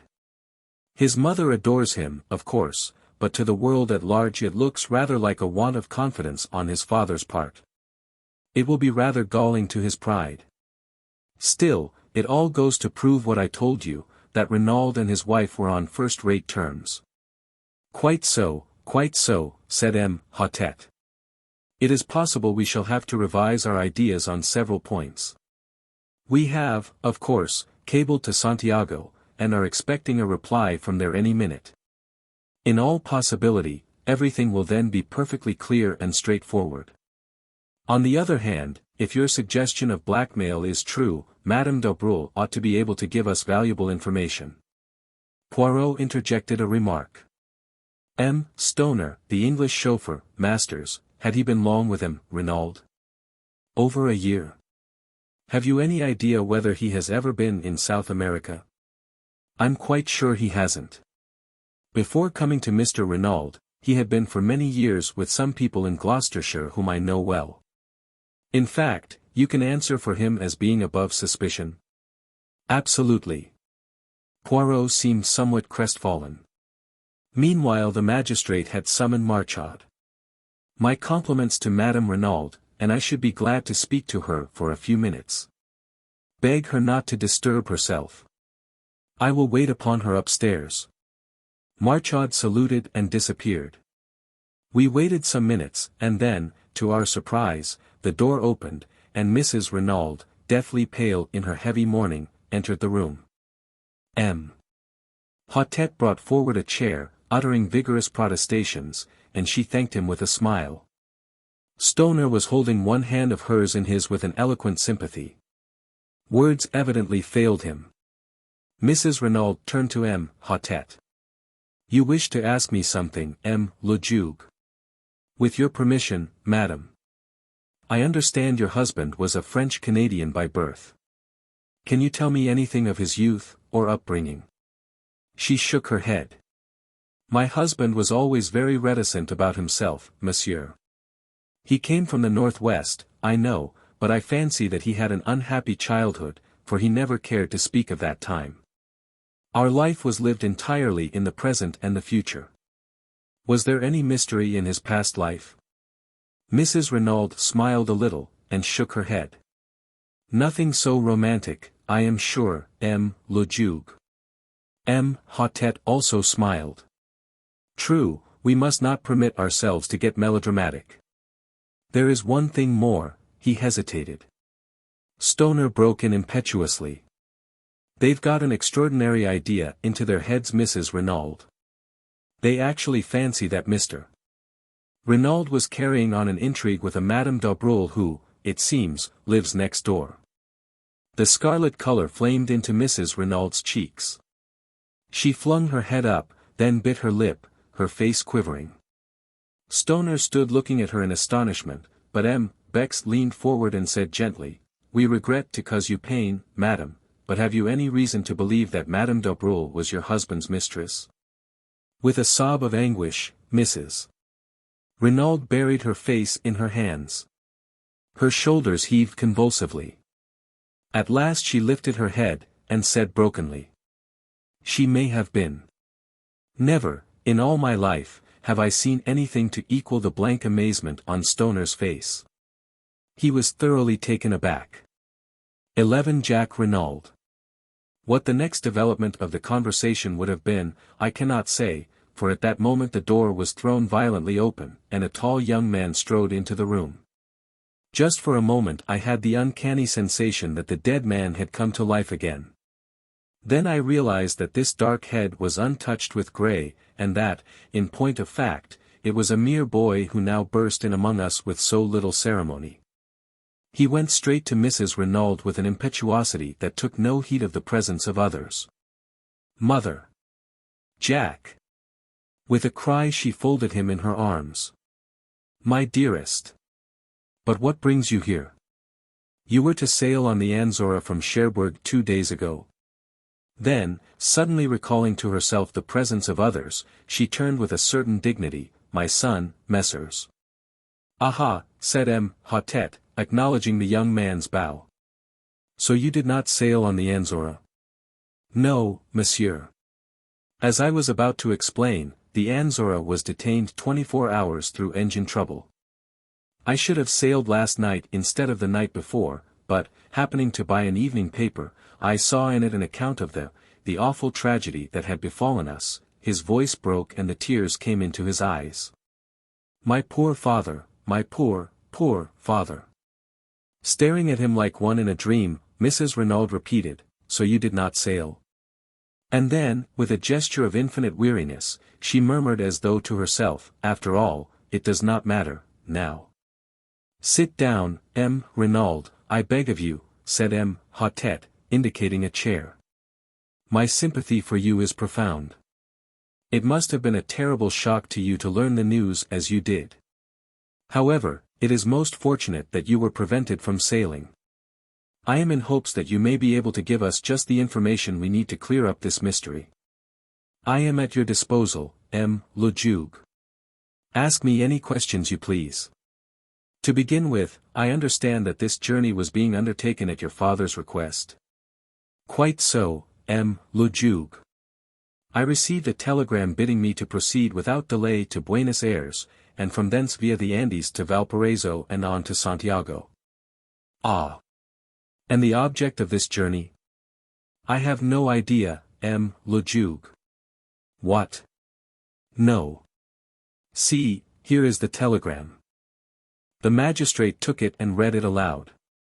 Proceed immediately Cherbourg embark Anzora sailing tonight Buenos Aires. Ultimate destination Santiago. Further instructions will await you Buenos Aires. Do not fail. Matter is of utmost importance. Renauld. And there had been no previous correspondence on the matter. Jack Renauld shook his head.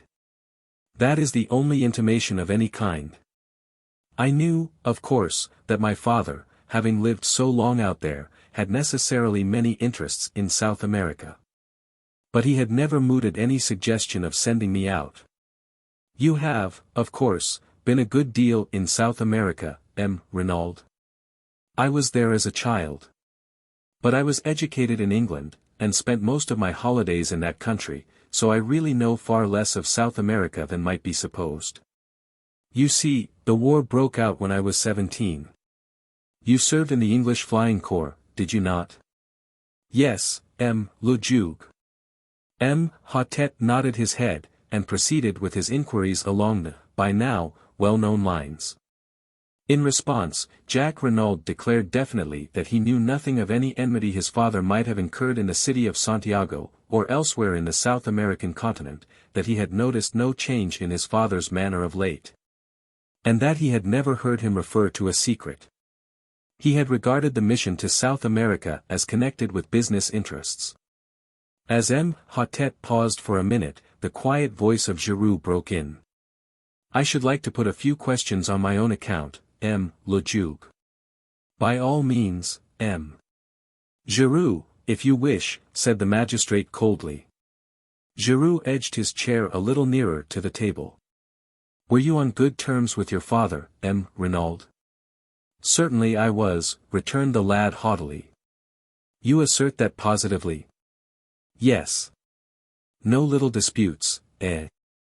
Jack shrugged his shoulders. Every one may have a difference of opinion now and then. Quite so, quite so. But if anyone were to assert that you had a violent quarrel with your father on the eve of your departure for Paris, that person, without doubt, would be lying? I could not but admire the ingenuity of Giroux. His boast, I know everything, had been no idle one. Jack Renauld was clearly disconcerted by the question. We did have an argument, he admitted. Ah, an argument. In the course of that argument did you use this phrase, when you are dead, I can do as I please? I may have done, muttered the other. I don't know. In response to that, did your father say, but I am not dead yet? To which you responded, I wish you were. The boy made no answer. His hands fiddled nervously with the things on the table in front of him. I must request an answer, please, M. Renauld, said Giroux sharply. With an angry exclamation, the boy swept a heavy paper knife onto the floor. What does it matter? You might as well know. Yes, I did quarrel with my father. I dare say I said all those things, I was so angry I cannot even remember what I said. I was furious, I could almost have killed him at that moment, there, make the most of that. He leant back in his chair, flushed and defiant. Giroux smiled, then, moving his chair back a little, said. That is all. You would, without doubt, prefer to continue the interrogatory, le Duc. Ah, yes, exactly, said Hotette. And what was the subject of your quarrel? I decline to state. Hotette sat up in his chair. Renauld, it is not permitted to trifle with the law, he thundered. What was the subject of the quarrel? Young Renauld remained silent, his boyish face sullen and overcast. But another voice spoke, imperturbable and calm, the voice of Hercule Poirot. I will inform you, if you like, le Duc. You know. Certainly I know. The subject of the quarrel was Mademoiselle Martha d'Aubreul. Renauld sprang round, startled. The magistrate leaned forward. Is this so, monsieur? Jacques Renauld bowed his head. Yes, he admitted. I love Mademoiselle d'Aubreul, and I wish to marry her. When I informed my father of the fact, he flew at once into a violent rage.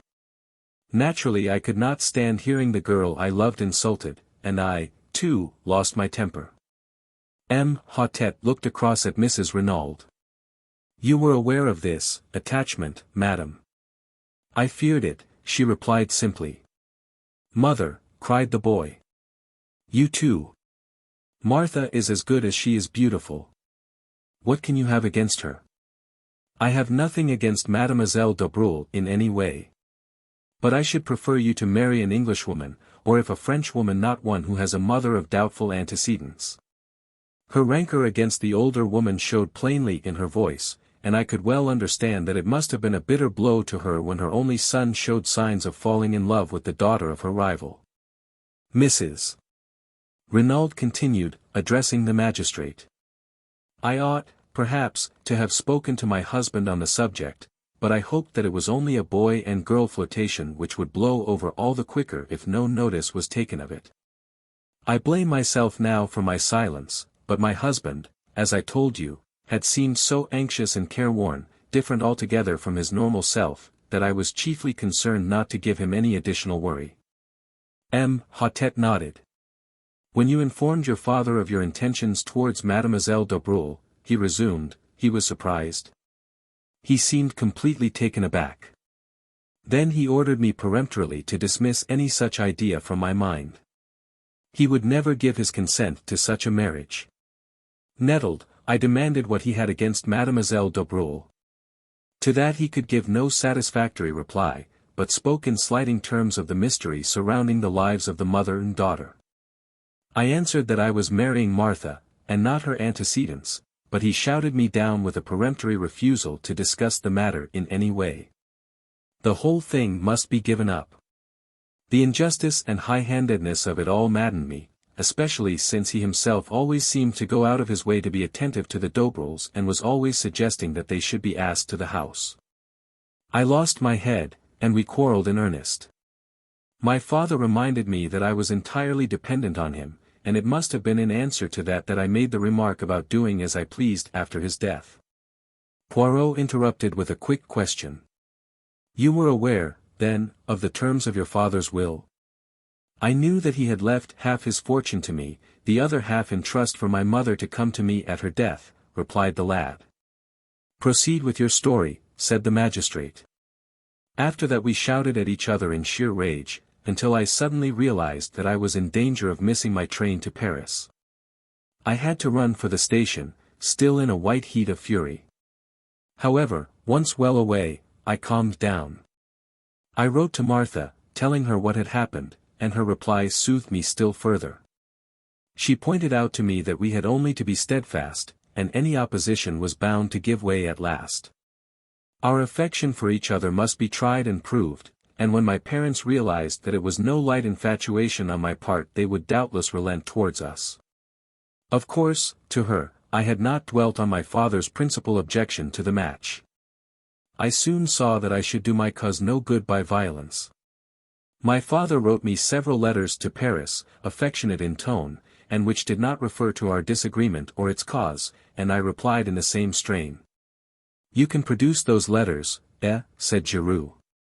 "I did not keep them." "No matter," said the detective.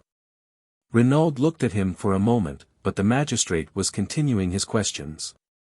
"To pass to another matter, are you acquainted with the name of Devine, M. Renauld?" "Devine," said Jack. "Devine." He leant forward, and slowly picked up the paper knife he had swept from the table. As he lifted his head, his eyes met the watching ones of Giroux. "Devine? No, I can't say I am. Will you read this letter, M. Renauld? And tell me if you have any idea as to who the person was who addressed it to your father?" Jack Renauld took the letter, and read it through, the color mounting in his face as he did so. "Addressed to my father?" The emotion and indignation in his tones were evident. "Yes. We found it in the pocket of his coat." "Does," he hesitated, throwing the merest fraction of a glance towards his mother. The magistrate understood. "As yet, no. Can you give us any clue as to the writer?" "I have no idea whatsoever." M. Hautet sighed. "A most mysterious case. Ah, well, I suppose we can now rule out the letter altogether. What do you think, M. Giroux? It does not seem to lead us anywhere." "It certainly does not," agreed the detective with emphasis. "And yet," sighed the magistrate, "it promised at the beginning to be such a beautiful and simple case." He caught Mrs. Renaud's eye, and blushed in immediate confusion. "Ah, yes," he coughed, turning over the papers on the table. "Let me see, where were we? Oh, the weapon. I fear this may give you pain, M. Renauld. I understand it was a present from you to your mother. Very sad, very distressing." Jack Renauld leaned forward. His face, which had flushed during the perusal of the letter, was now deadly white. "Do you mean, that it was with an aeroplane wire paper cutter that my father was killed? But it's impossible. A little thing like that. Alas, M. Renauld, it is only too true. An ideal little tool, I fear. Sharp and easy to handle. Where is it? Can I see it? Is it still in the body?" "Oh, no, it had been removed." "You would like to see it? To make sure?" "It would be as well, perhaps, though Madame has already identified it." "Still, M. Bex, might I trouble you?" "Certainly, M. le Juge. I will fetch it immediately." "Would it not be better to take M. Renauld to the shed?" suggested Giroux smoothly. "Without doubt he would wish to see his father's body." The boy made a shivering gesture of negation, and the magistrate, always disposed to cross Giroux whenever possible, replied. "But no, not at present. M. Bex will be so kind as to bring it to us here." The commissary left the room. Stoner crossed to Jack, and wrung him by the hand. Poirot had risen and was adjusting a pair of candlesticks that struck his trained eye as being a shade askew. The magistrate was reading the mysterious love letter through a last time, clinging desperately to his first theory of jealousy and a stab in the back. Suddenly the door burst open and the commissary rushed in. M. le Juge. M. le Juge. But yes. What is it? The dagger. It is gone. Comment, gone. Vanished. Disappeared. The glass jar that contained it is empty. What? I cried. Impossible. Why, only this morning I saw, the words died on my tongue. But the attention of the entire room was diverted to me. "What is that you say?" cried the commissary. "This morning. I saw it there this morning," I said slowly. "About an hour and a half ago, to be accurate." "You went to the shed, then? How did you get the key?" "I asked the Sergeant de Ville for it." "And you went there? Why?" I hesitated, but in the end I decided that the only thing to do was to make a clean breast of it. "M. le Juge," I said. I have committed a grave fault, for which I must crave your indulgence. Eh bien. Proceed, monsieur. The fact of the matter is, I said, wishing myself anywhere else than where I was, that I met a young lady, an acquaintance of mine. She displayed a great desire to see everything that was to be seen, and well, in short, I took the key to show her the body. Ah, par exemple, cried the magistrate indignantly. But it is a grave fault you have committed there, Captain Hastings. It is altogether most irregular. You should not have permitted yourself this folly. I know, I said meekly. Nothing that you can say could be too severe, le juge. You did not invite this lady to come here. Certainly not. I met her quite by accident. She is an English lady who happens to be staying in Merlinville, though I was not aware of that until my unexpected meeting with her. Well, well, said the magistrate, softening. It was most irregular, but the lady is without doubt young and beautiful, n'est-ce pas? What it is to be young. Oh jeunesse, jeunesse. And he sighed sentimentally. But the commissary, less romantic, and more practical, took up the tale. But did not you recluse and lock the door when you departed? That's just it, I said slowly. That's what I blame myself for so terribly. My friend was upset at the sight. She nearly fainted. I got her some brandy and water, and afterwards insisted on accompanying her back to town. In the excitement, I forgot to relock the door. I only did so when I got back to the villa. Then for 20 minutes at least, said the commissary slowly. He stopped. Exactly, I said. 20 minutes, mused the commissary. It is deplorable, said Hotet, his sternness of manner returning. Without precedent. Suddenly another voice spoke. You find it deplorable, le juge, asked Giroux. Certainly I do. Eh bien. I find it admirable, said the other imperturbably. This unexpected ally quite bewildered me. Admirable, Giroux? Asked the magistrate, studying him cautiously out of the corner of his eye. Precisely. And why? Because we know now that the assassin, or an accomplice of the assassin, has been near the villa only an hour ago. It will be strange if, with that knowledge, we do not shortly lay hands upon him. There was a note of menace in his voice. He continued, he risked a good deal to gain possession of that dagger. Perhaps he feared that fingerprints might be discovered on it. Poirot turned to Bex. You said there were none. Giroux shrugged his shoulders. Perhaps he could not be sure. Poirot looked at him. You are wrong, Giroux. The assassin wore gloves. So he must have been sure. I do not say it was the assassin himself.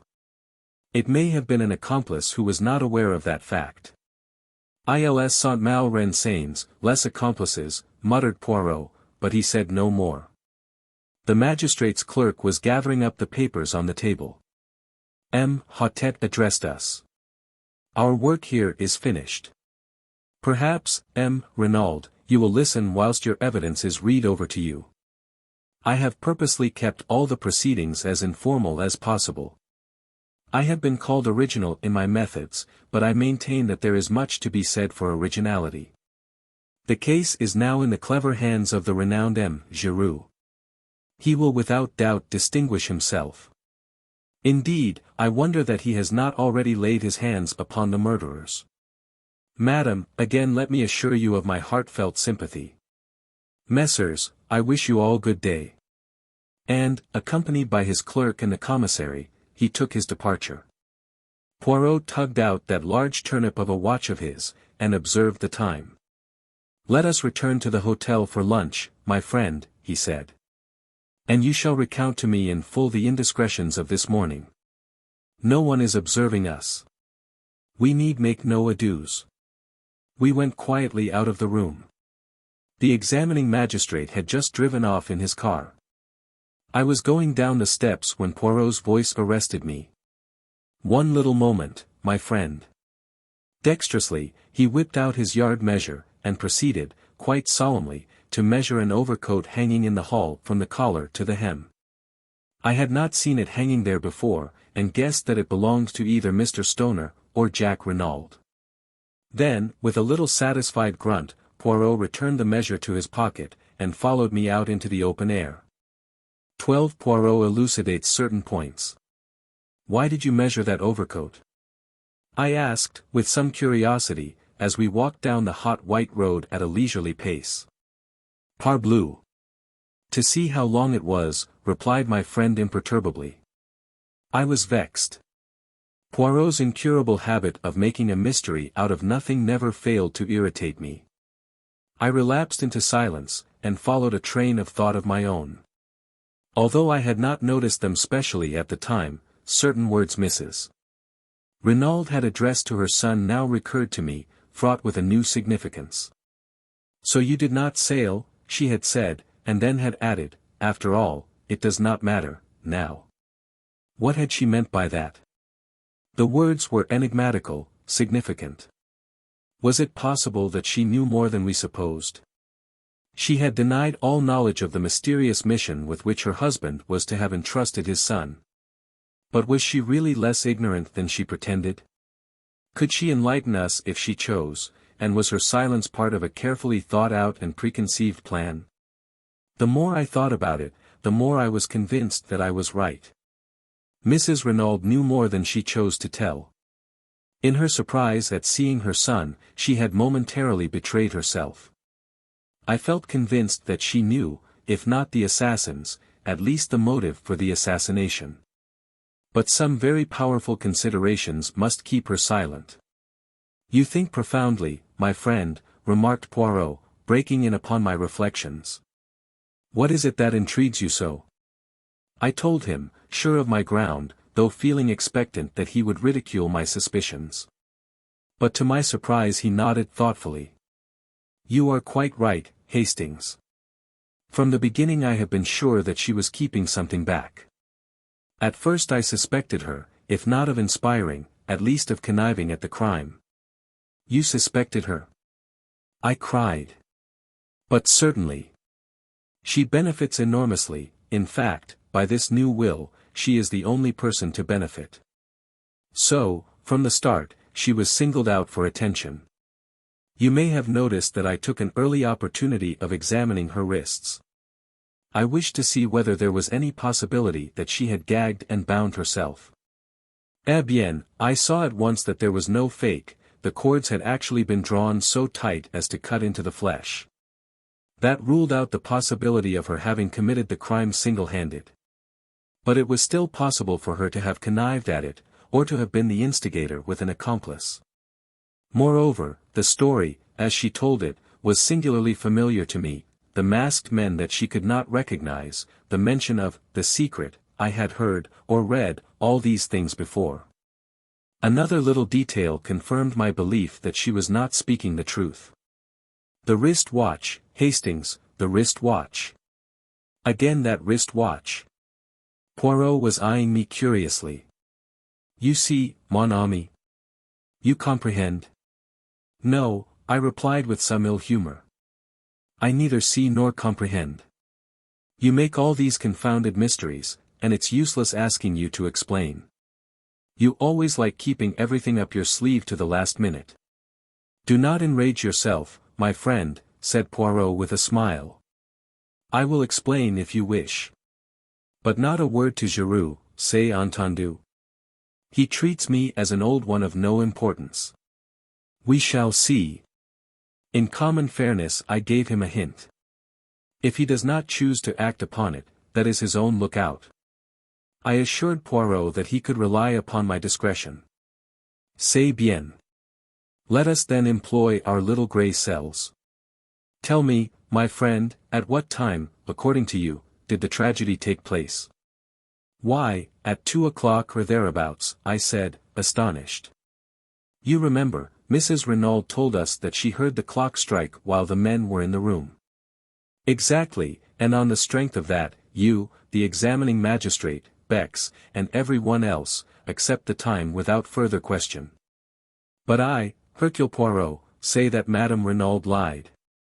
The crime took place at least 2 hours earlier. But the doctors. They declared, after examination of the body, that death had taken place between 10 and 7 hours previously. Mon ami, for some reason, it was imperative that the crime should seem to have taken place later than it actually did. You have read of a smashed watch or clock recording the exact hour of a crime.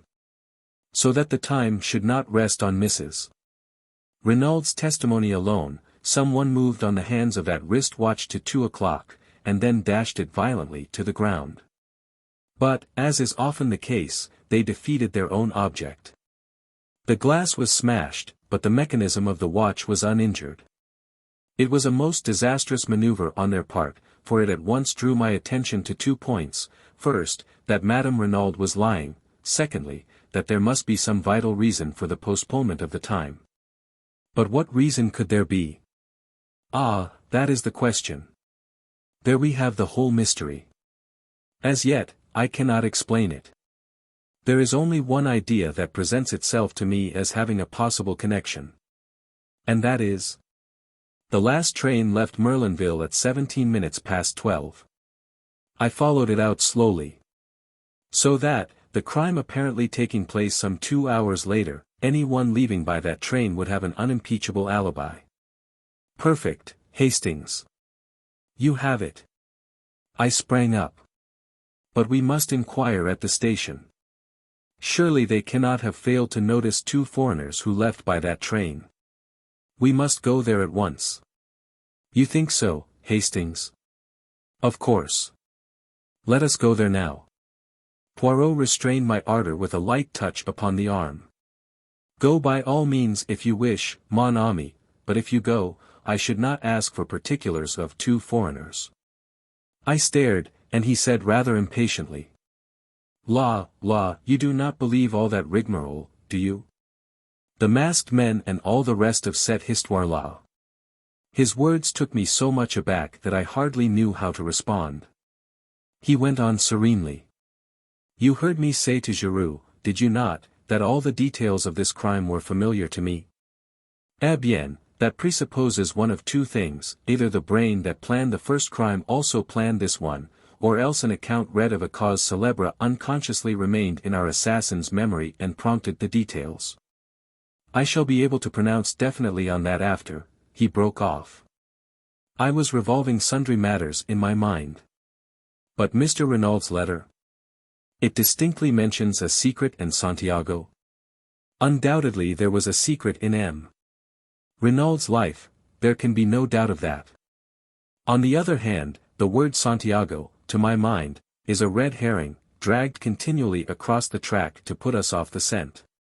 It is possible that it was used in the same way on M. Renauld, to keep him from directing his suspicions into a quarter nearer at hand. Oh, be assured, Hastings, the danger that threatened him was not in Santiago, it was near at hand, in France. He spoke so gravely, and with such assurance, that I could not fail to be convinced. But I essayed one final objection. And the match and cigarette end found near the body? What of them?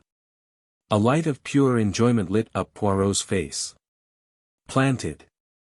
Deliberately planted there for Giroux or one of his tribe to find. Ah, he is smart, Giroux, he can do his tricks. So can a good retriever dog. He comes in so pleased with himself. For hours he has crawled on his stomach. See what I have found, he says. And then again to me, what do you see here? Me, I answer, with profound and deep truth, nothing. And Giroux, the great Giroux, he laughs, he thinks to himself, oh, that he is imbecile, this old one. But we shall see. But my mind had reverted to the main facts. Then all this story of the masked men is false. What really happened? Poirot shrugged his shoulders. One person could tell us, Madame Renauld. But she will not speak. Threats and entreaties would not move her. A remarkable woman that, Hastings. I recognized as soon as I saw her that I had to deal with a woman of unusual character. At first, as I told you, I was inclined to suspect her of being concerned in the crime. Afterwards I altered my opinion. What made you do that? Her spontaneous and genuine grief at the sight of her husband's body. I could swear that the agony in that cry of hers was genuine. Yes, I said thoughtfully, one cannot mistake these things. I beg your pardon, my friend, one can always be mistaken. Regard a great actress, does not her acting of grief carry you away and impress you with its reality? No, however strong my own impression and belief, I needed other evidence before I allowed myself to be satisfied. The great criminal can be a great actor. I base my certainty in this case, not upon my own impression, but upon the undeniable fact that Mrs. Renauld actually fainted. I turned up her eyelids and felt her pulse. There was no deception, the swoon was genuine. Therefore I was satisfied that her anguish was real and not assumed. Besides, a small additional point not without interest, it was unnecessary for Mrs. Renauld to exhibit unrestrained grief. She had had one paroxysm on learning of her husband's death, and there would be no need for her to simulate another such a violent one on beholding his body. No, Mrs. Renauld was not her husband's murderess. But why has she lied? She lied about the wrist watch, she lied about the masked men, she lied about a third thing. Tell me, Hastings, what is your explanation of the open door? Well, I said, rather embarrassed, I suppose it was an oversight. They forgot to shut it. Poirot shook his head, and sighed. That is the explanation of Giroux. It does not satisfy me. There is a meaning behind that open door which for a moment I cannot fathom. I have an idea, I cried suddenly. A la bonne heure. Let us hear it. Listen. We are agreed that Mrs. Renauld's story is a fabrication. Is it not possible, then, that Mr. Renauld left the house to keep an appointment, possibly with the murderer, leaving the front door open for his return? But he did not return, and the next morning he is found, stabbed in the back. An admirable theory, Hastings, but for two facts which you have characteristically overlooked. In the first place, who gagged and bound Madame Renauld? And why on earth should they return to the house to do so? In the second place, no man on earth would go out to keep an appointment wearing his underclothes and an overcoat. There are circumstances in which a man might wear pajamas and an overcoat, but the other, never. True, I said, rather crestfallen. No, continued Poirot, we must look elsewhere for a solution of the open-door mystery. One thing I am fairly sure of, they did not leave through the door. They left by the window. What? Precisely. But there were no footmarks in the flower bed underneath. No, and there ought to have been. Listen, Hastings. The gardener, Auguste, as you heard him say, planted both those beds the preceding afternoon. In the one there are plentiful impressions of his big hobnailed boots, in the other, none. You see. Someone had passed that way, someone who, to obliterate their footprints, smoothed over the surface of the bed with a rake. Where did they get a rake? Where they got the spade and the gardening gloves, said Poirot impatiently. There is no difficulty about that. What makes you think that they left that way, though? Surely it is more probable that they entered by the window, and left by the door. That is possible, of course. Yet I have a strong idea that they left by the window. I think you are wrong. Perhaps, mon ami. I mused, thinking over the new field of conjecture that Poirot's deductions had opened up to me. I recalled my wonder at his cryptic allusions to the flower bed and the wrist watch. His remarks had seemed so meaningless at the moment, and now, for the first time, I realized how remarkably, from a few slight incidents, he had unraveled much of the mystery that surrounded the case. I paid a belated homage to my friend. As though he read my thoughts, he nodded sagely. Method, you comprehend. Method. Arrange your facts. Arrange your ideas. And if some little fact will not fit in, do not reject it but consider it closely. Though its significance escapes you, be sure that it is significant. In the meantime, I said, considering, although we know a great deal more than we did, we are no nearer to solving the mystery of who killed Mr. Renauld. No, said Poirot cheerfully. In fact, we are a great deal further off. The fact seemed to afford him such peculiar satisfaction that I gazed at him in wonder. He met my eye and smiled. But yes, it is better so. Before, there was at all events a clear theory as to how and by whose hands he met his death. Now that is all gone. We are in darkness. 100 conflicting points confuse and worry us. That is well. That is excellent. Out of confusion comes forth order. But if you find order to start with, if a crime seems simple and aboveboard, eh bien, méfiez-vous. It is, how do you say it, cooked. The great criminal is simple, but very few criminals are great. In trying to cover up their tracks, they invariably betray themselves.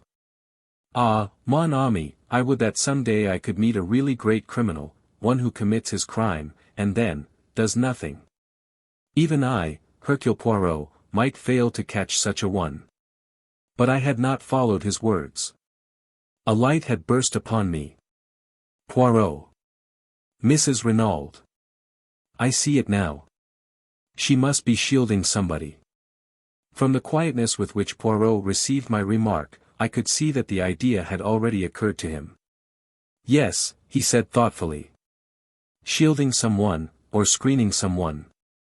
One of the two. I saw very little difference between the two words, but I developed my theme with a good deal of earnestness. Poirot maintained a strictly noncommittal attitude, repeating.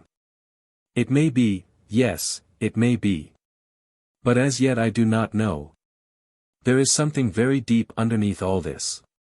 You will see. Something very deep. Then, as we entered our hotel, he enjoined silence on me with a gesture. 13 The girl with the anxious eyes. We lunched with an excellent appetite. I understood well enough that Poirot did not wish to discuss the tragedy where we could so easily be overheard. But, as is usual when one topic fills the mind to the exclusion of everything else, no other subject of interest seemed to present itself. For a while we ate in silence, and then Poirot observed maliciously. Eh bien. And your indiscretions? You recount them not. I felt myself blushing. Oh, you mean this morning? I endeavored to adopt a tone of absolute nonchalance. But I was no match for Poirot. In a very few minutes he had extracted the whole story from me, his eyes twinkling as he did so. Tiens. A story of the most romantic. What is her name, this charming young lady? I had to confess that I did not know. Still more romantic. The first rencontre in the train from Paris, the second here. Journeys end in lovers' meetings, is not that the saying? Don't be an ass, Poirot. Yesterday it was Mademoiselle d'Abreuil, today it is Mademoiselle Cinderella. Decidedly you have the heart of a Turk, Hastings. You should establish a harem. It's all very well to rag me. Mademoiselle d'Abreuil is a very beautiful girl, and I do admire her immensely, I don't mind admitting it. The others nothing, don't suppose I shall ever see her again. She was quite amusing to talk to just for a railway journey, but she's not the kind of girl I should ever get keen on. Why? Well, it sounds snobbish perhaps, but she's not a lady, not in any sense of the word. Poirot nodded thoughtfully. There was less raillery in his voice as he asked. You believe, then, in birth and breeding? I may be old-fashioned, but I certainly don't believe in marrying out of one's class. It never answers. I agree with you, mon ami. 99 times out of 100, it is as you say. But there is always the 100th time. Still, that does not arise, as you do not propose to see the lady again. His last words were almost a question, and I was aware of the sharpness with which he darted a glance at me. And before my eyes, writ large in letters of fire, I saw the words, Hotel du Fer, and I heard again her voice saying, come and look me up, and my own answering with empressement, I will. Well, what of it? I had meant to go at the time. But since then, I had had time to reflect. I did not like the girl. Thinking it over in cold blood, I came definitely to the conclusion that I disliked her intensely. I had got hauled over the coals for foolishly gratifying her morbid curiosity, and I had not the least wish to see her again. I answered Poirot lightly enough. She asked me to look her up, but of course I shan't. Why, of course? Well, I don't want to. I see. He studied me attentively for some minutes. Yes. I see very well. And you are wise. Stick to what you have said. That seems to be your invariable advice, I remarked, rather piqued. Ah, my friend, have faith in Papa Poirot. Some day, if you permit, I will arrange you a marriage of great suitability. Thank you, I said laughing, but the prospect leaves me cold. Poirot sighed and shook his head. Les Anglais, he murmured. No method, absolutely none whatever. They leave all to chance. He frowned, and altered the position of the salt cellar. Mademoiselle Cinderella is staying at the Hotel d'Angleterre, you told me, did you not? No. Hotel du Fer. True, I forgot. A moment's misgiving shot across my mind. Surely I had never mentioned any hotel to Poirot. I looked across at him, and felt reassured. He was cutting his bread into neat little squares, completely absorbed in his task. He must have fancied I had told him where the girl was staying. We had coffee outside facing the sea. Poirot smoked one of his tiny cigarettes, and then drew his watch from his pocket. The train to Paris leaves at 2:25, he observed. I should be starting. Paris? I cried. That is what I said, mon ami. You are going to Paris? But why? He replied very seriously. To look for the murderer of M. Renauld. You think he is in Paris? I am quite certain that he is not. Nevertheless, it is there that I must look for him. You do not understand, but I will explain it all to you in good time. Believe me, this journey to Paris is necessary. I shall not be away long. In all probability I shall return tomorrow. I do not propose that you should accompany me. Remain here and keep an eye on Giroux. Also cultivate the society of M. Renauld Fils. And thirdly, if you wish, endeavor to cut him out with Mademoiselle Martha. But I fear you will not have great success. I did not quite relish the last remark. That reminds me, I said. I meant to ask you how you knew about those two. Mon ami, I know human nature. Throw together a boy young Renauld and a beautiful girl like Mademoiselle Martha, and the result is almost inevitable. Then, the quarrel. It was money or a woman and, remembering Leonie's description of the lad's anger, I decided on the latter. So I made my guess, and I was right. And that was why you warned me against setting my heart on the lady? You already suspected that she loved young Renauld. Poirot smiled. At any rate, I saw that she had anxious eyes. That is how I always think of Mademoiselle d'Abreuil as the girl with the anxious eyes. His voice was so grave that it impressed me uncomfortably. What do you mean by that, Poirot? I fancy, my friend, that we shall see before very long. But I must start. You've oceans of time. Perhaps. But I like plenty of leisure at the station. I do not wish to rush, to hurry, to excite myself. At all events, I said, rising, I will come and see you off. You will do nothing of the sort. I forbid it. He was so peremptory that I stared at him in surprise. He nodded emphatically. I mean it, mon ami. Au revoir. You permit that I embrace you? Ah, no, I forget that it is not the English custom. Un poignée de main, alors. I felt rather at a loose end after Poirot had left me. I strolled down the beach, and watched the bathers, without feeling energetic enough to join them. I rather fancied that Cinderella might be disporting herself amongst them in some wonderful costume, but I saw no signs of her. I strolled aimlessly along the sands towards the further end of the town. It occurred to me that, after all, it would only be decent feeling on my part to inquire after the girl. And it would save trouble in the end. The matter would then be finished with. There would be no need for me to trouble about her any further. But, if I did not go at all, she might quite possibly come and look me up at the villa. And that would be annoying in every way. Decidedly it would be better to pay a short call, in the course of which I could make it quite clear that I could do nothing further for her in my capacity of showman. Accordingly I left the beach, and walked inland. I soon found the Hotel du Fer, a very unpretentious building. It was annoying in the extreme not to know the lady's name and, to save my dignity, I decided to stroll inside and look around. Probably I should find her in the lounge. Merlinville was a small place. You left your hotel to go to the beach, and you left the beach to return to the hotel. There were no other attractions. There was a casino being built, but it was not yet completed. I had walked the length of the beach without seeing her, therefore she must be in the hotel. I went in. Several people were sitting in the tiny lounge, but my quarry was not amongst them. I looked into some other rooms, but there was no sign of her. I waited for some time, till my impatience got the better of me. I took the concierge aside, and slipped 5 francs into his hand. I wish to see a lady who is staying here. A young English lady, small and dark. I am not sure of her name. The man shook his head, and seemed to be suppressing a grin. There is no such lady as you describe staying here. She is American possibly, I suggested.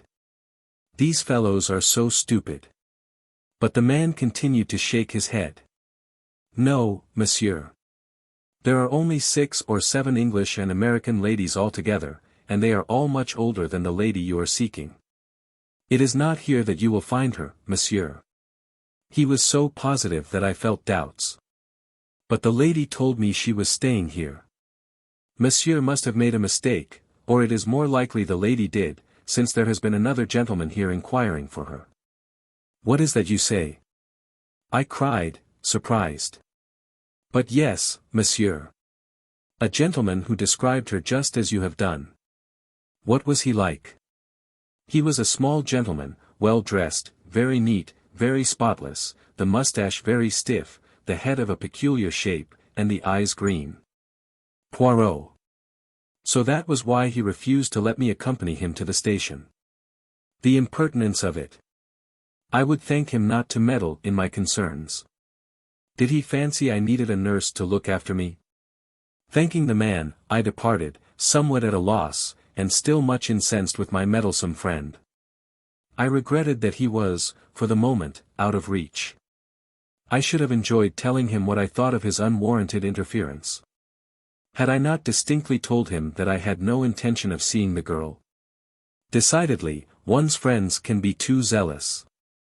But where was the lady? I set aside my wrath, and tried to puzzle it out. Evidently, through inadvertence, she had named the wrong hotel. Then another thought struck me. Was it inadvertence?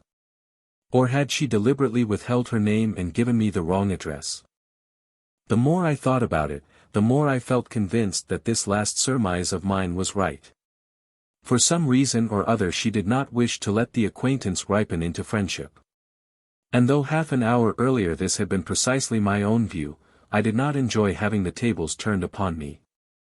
The whole affair was profoundly unsatisfactory, and I went up to the Villa Genevieve in a condition of distinct ill humor. I did not go to the house, but went up the path to the little bench by the shed, and sat there moodily enough. I was distracted from my thoughts by the sound of voices close at hand. In a second or two I realized that they came, not from the garden I was in, but from the adjoining garden of the Villa Marguerite, and that they were approaching rapidly. A girl's voice was speaking, a voice that I recognized as that of the beautiful Martha. Chérie, she was saying, is it really true? Are all our troubles over? You know it, Martha, Jack Renauld replied. Nothing can part us now, beloved. The last obstacle to our union is removed. Nothing can take you from me. Nothing, the girl murmured. Oh, Jack, Jack, I am afraid. I had moved to depart, realizing that I was quite unintentionally eavesdropping. As I rose to my feet, I caught sight of them through a gap in the hedge. They stood together facing me, the man's arm round the girl, his eyes looking into hers.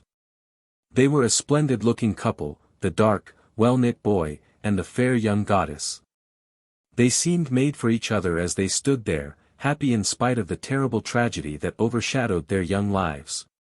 But the girl's face was troubled, and Jack Renauld seemed to recognize it, as he held her closer to him and asked. "But what are you afraid of, darling? What is there to fear, now?"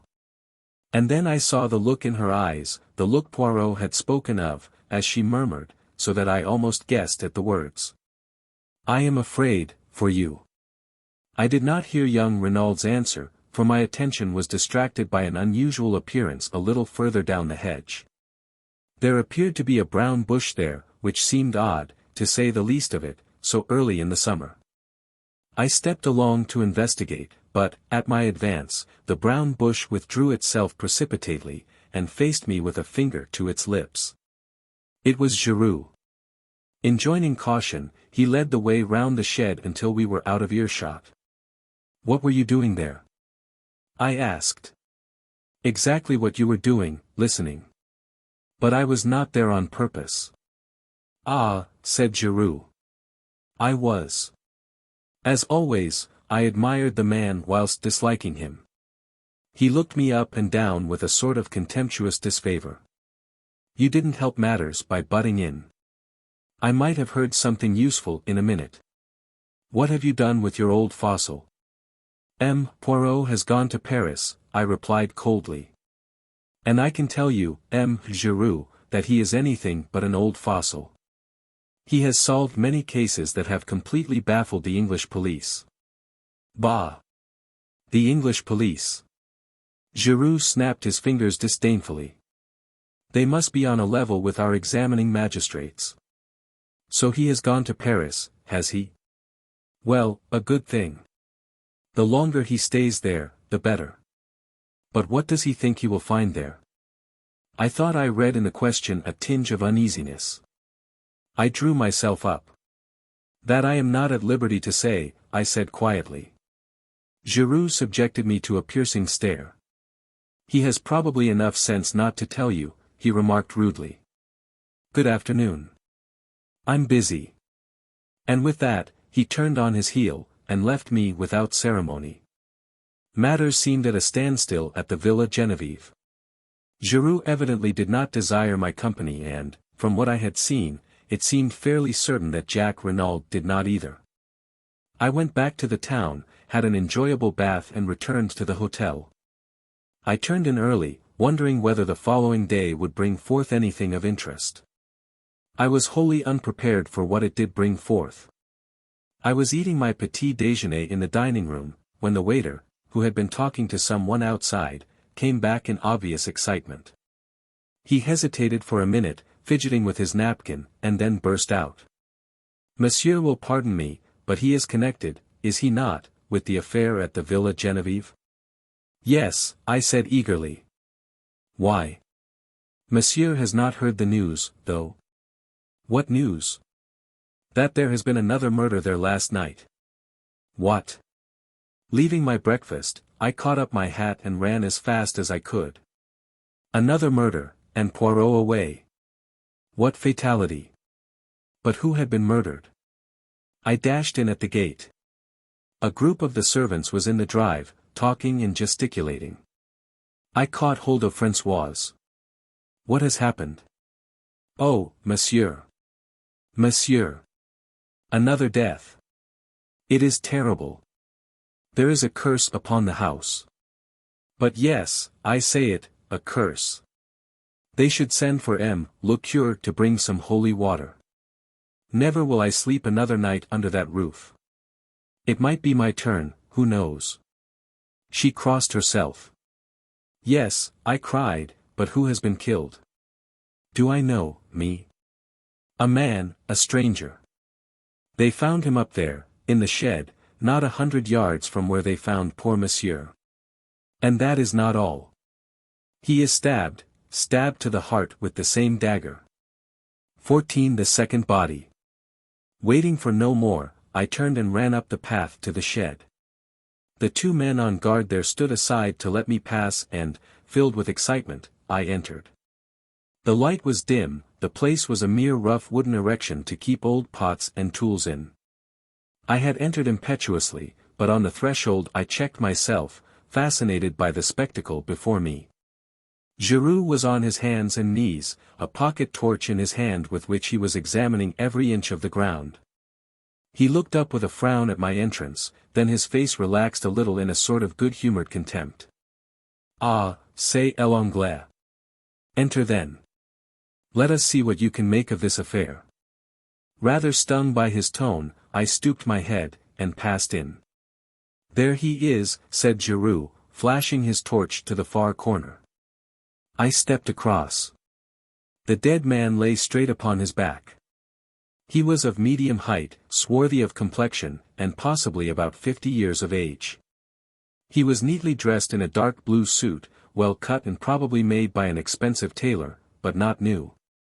His face was terribly convulsed, and on his left side, just over the heart, the hilt of a dagger stood up, black and shining. I recognized it. It was the same dagger I had seen reposing in the glass jar the preceding morning. I'm expecting the doctor any minute, explained Giroux. Although we hardly need him. There's no doubt what the man died of. He was stabbed to the heart, and death must have been pretty well instantaneous. When was it done? Last night? Giroux shook his head. Hardly. I don't lay down the law on medical evidence, but the man's been dead well over 12 hours. When do you say you last saw that dagger? About 10 o'clock yesterday morning. Then I should be inclined to fix the crime as being done not long after that. But people were passing and repassing this shed continually. Giroux laughed disagreeably. You progress to a marvel. Who told you he was killed in this shed? Well, I felt flustered. I assumed it. Oh, what a fine detective. Look at him, mon petit, does a man stabbed to the heart fall like that, neatly with his feet together, and his arms to his side? No. Again does a man lie down on his back and permit himself to be stabbed without raising a hand to defend himself? It is absurd, is it not? But see here, and here, he flashed the torch along the ground. I saw curious irregular marks in the soft dirt. He was dragged here after he was dead. Half dragged, half carried by two people. Their tracks do not show on the hard ground outside, and here they have been careful to obliterate them, but one of the two was a woman, my young friend. A woman? Yes. But if the tracks are obliterated, how do you know? Because, blurred as they are, the prints of the woman's shoe are unmistakable. Also, by this, and, leaning forward, he drew something from the handle of the dagger and held it up for me to see. It was a woman's long black hair, similar to the one Poirot had taken from the armchair in the library. With a slightly ironic smile he wound it round the dagger again. We will leave things as they are as much as possible, he explained. It pleases the examining magistrate. Eh bien, do you notice anything else? I was forced to shake my head. Look at his hands. I did. The nails were broken and discolored, and the skin was hard. It hardly enlightened me as much as I should have liked it to have done. I looked up at Giroux. They are not the hands of a gentleman, he said, answering my look. On the contrary, his clothes are those of a well-to-do man. That is curious, is it not? Very curious, I agreed. And none of his clothing is marked. What do we learn from that? This man was trying to pass himself off as other than he was. He was masquerading. Why? Did he fear something? Was he trying to escape by disguising himself? As yet we do not know, but one thing we do know, he was as anxious to conceal his identity as we are to discover it. He looked down at the body again. As before, there are no fingerprints on the handle of the dagger. The murderer again wore gloves. You think, then, that the murderer was the same in both cases? I asked eagerly. Giroux became inscrutable. Never mind what I think. We shall see. Marchaud. The Sergeant de Ville appeared at the doorway. Monsieur. Why is Madame Renauld not here? I sent for her a quarter of an hour ago.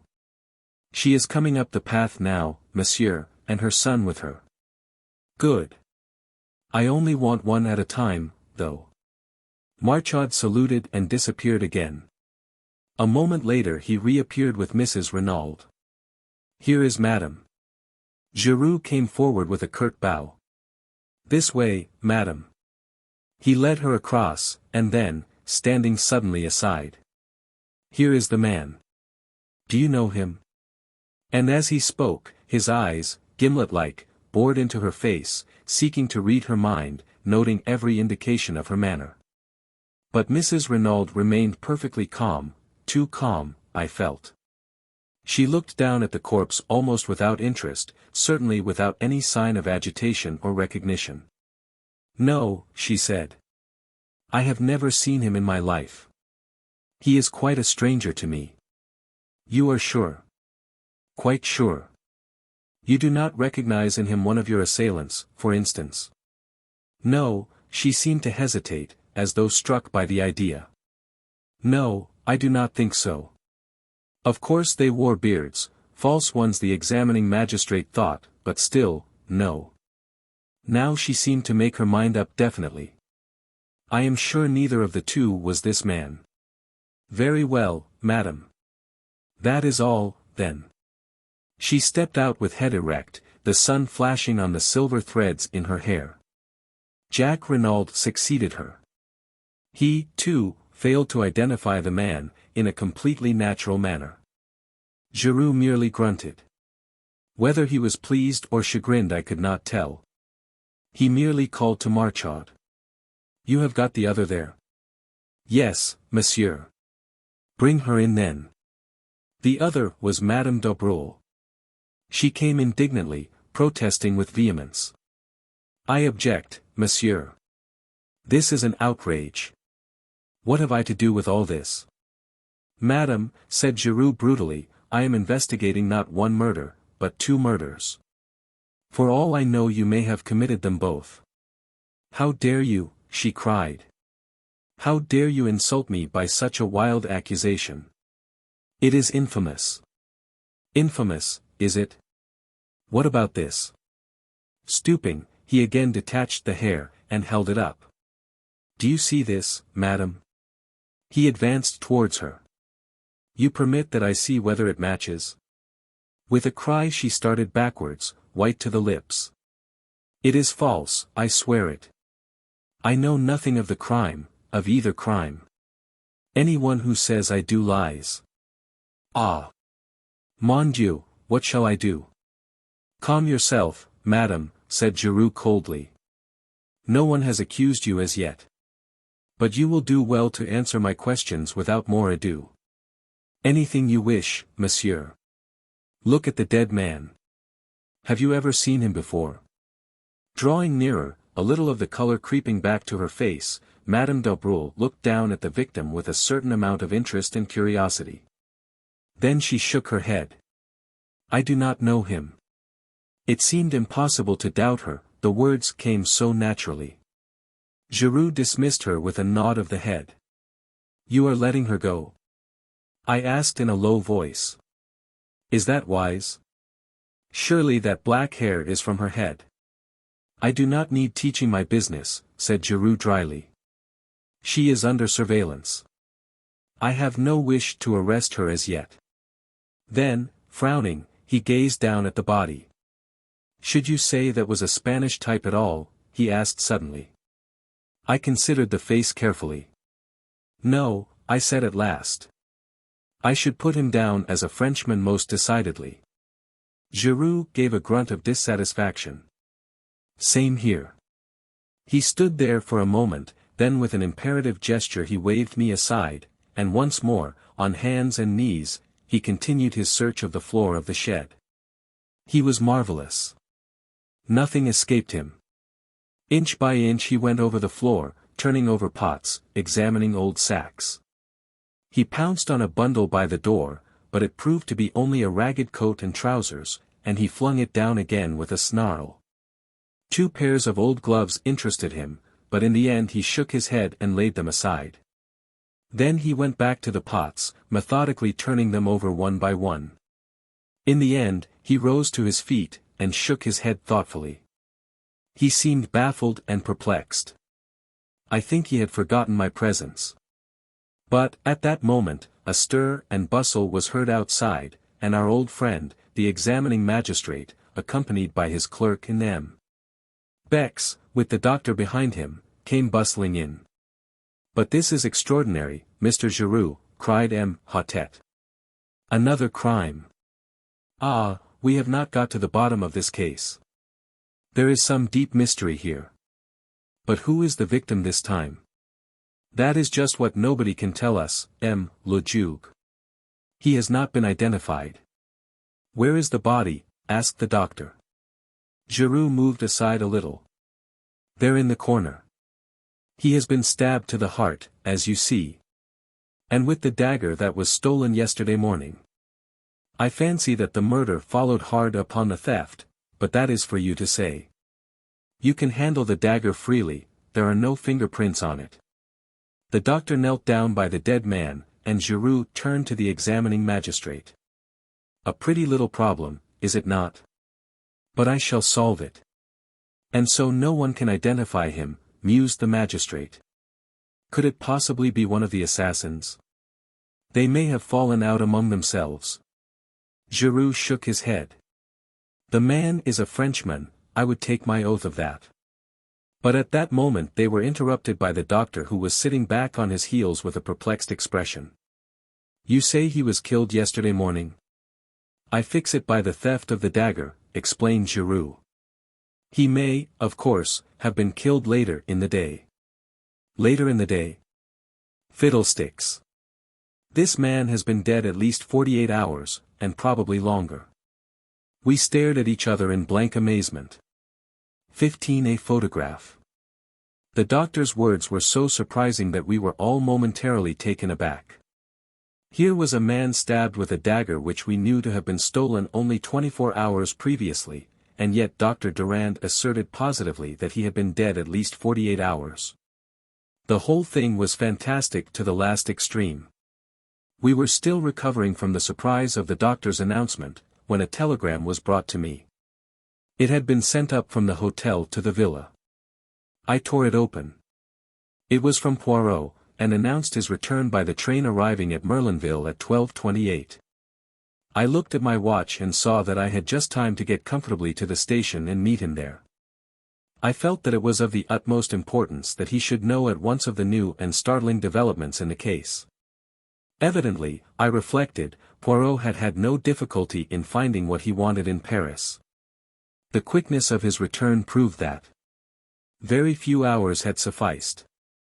I wondered how he would take the exciting news I had to impart.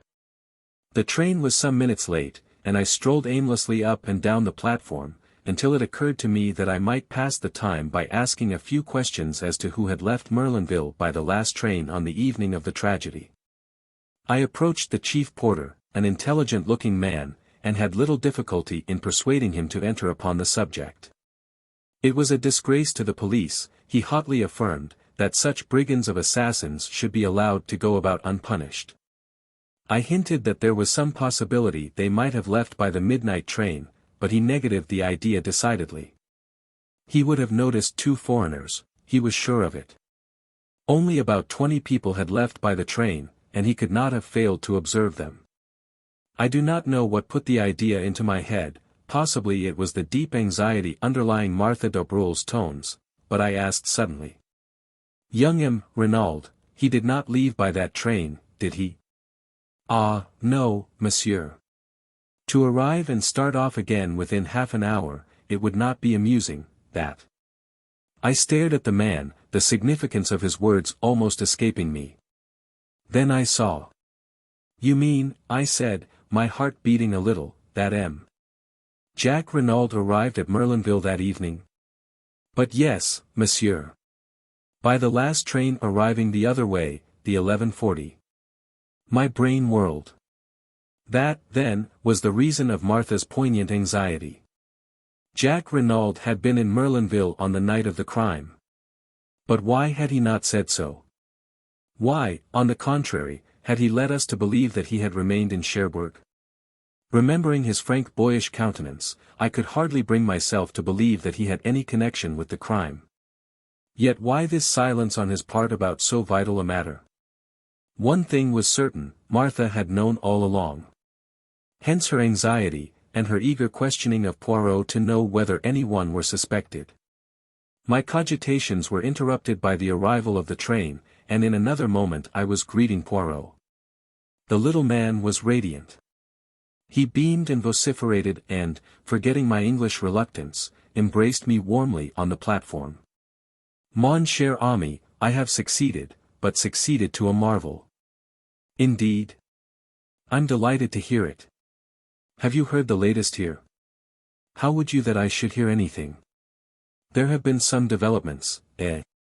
The brave Giroux, he has made an arrest. Or even arrests perhaps. Ah, but I will make him look foolish, that one. But where are you taking me, my friend? Do we not go to the hotel?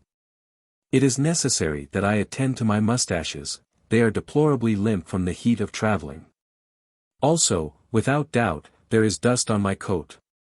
And my tie, that I must rearrange." I cut short his remonstrances. "My dear Poirot, never mind all that.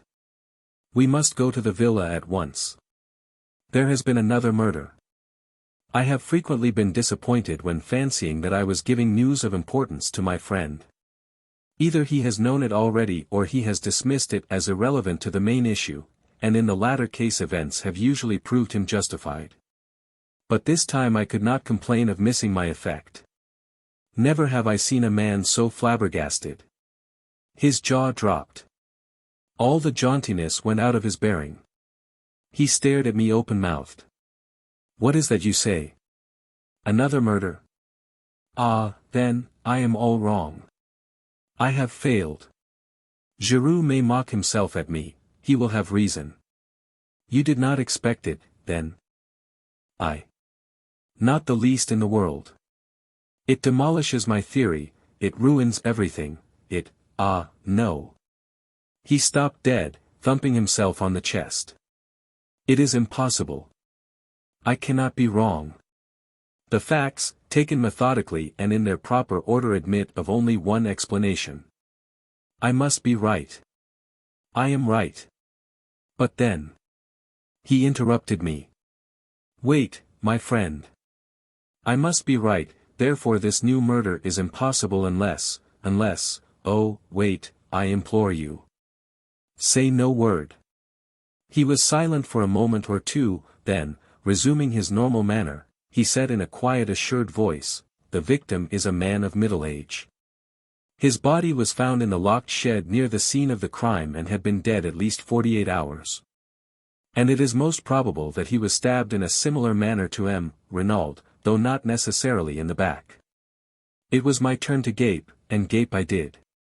In all my knowledge of Poirot he had never done anything so amazing as this. And, almost inevitably, a doubt crossed my mind. "Poirot," I cried, "you're pulling my leg. You've heard all about it already." He turned his earnest gaze upon me reproachfully. "Would I do such a thing? I assure you that I have heard nothing whatsoever. Did you not observe the shock your news was to me? But how on earth could you know all that?" "I was right then. But I knew it. The little grey cells, my friend, the little grey cells. They told me. Thus, and in no other way, could there have been a second death.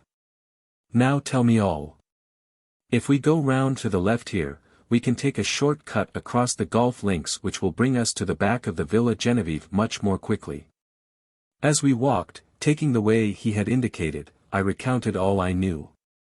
Poirot listened attentively. The dagger was in the wound, you say? That is curious. You are sure it was the same one? Absolutely certain. That's what makes it so impossible. Nothing is impossible. There may have been two daggers. I raised my eyebrows. Surely that is in the highest degree unlikely. It would be a most extraordinary coincidence. You speak as usual, without reflection, Hastings. In some cases two identical weapons would be highly improbable. But not here.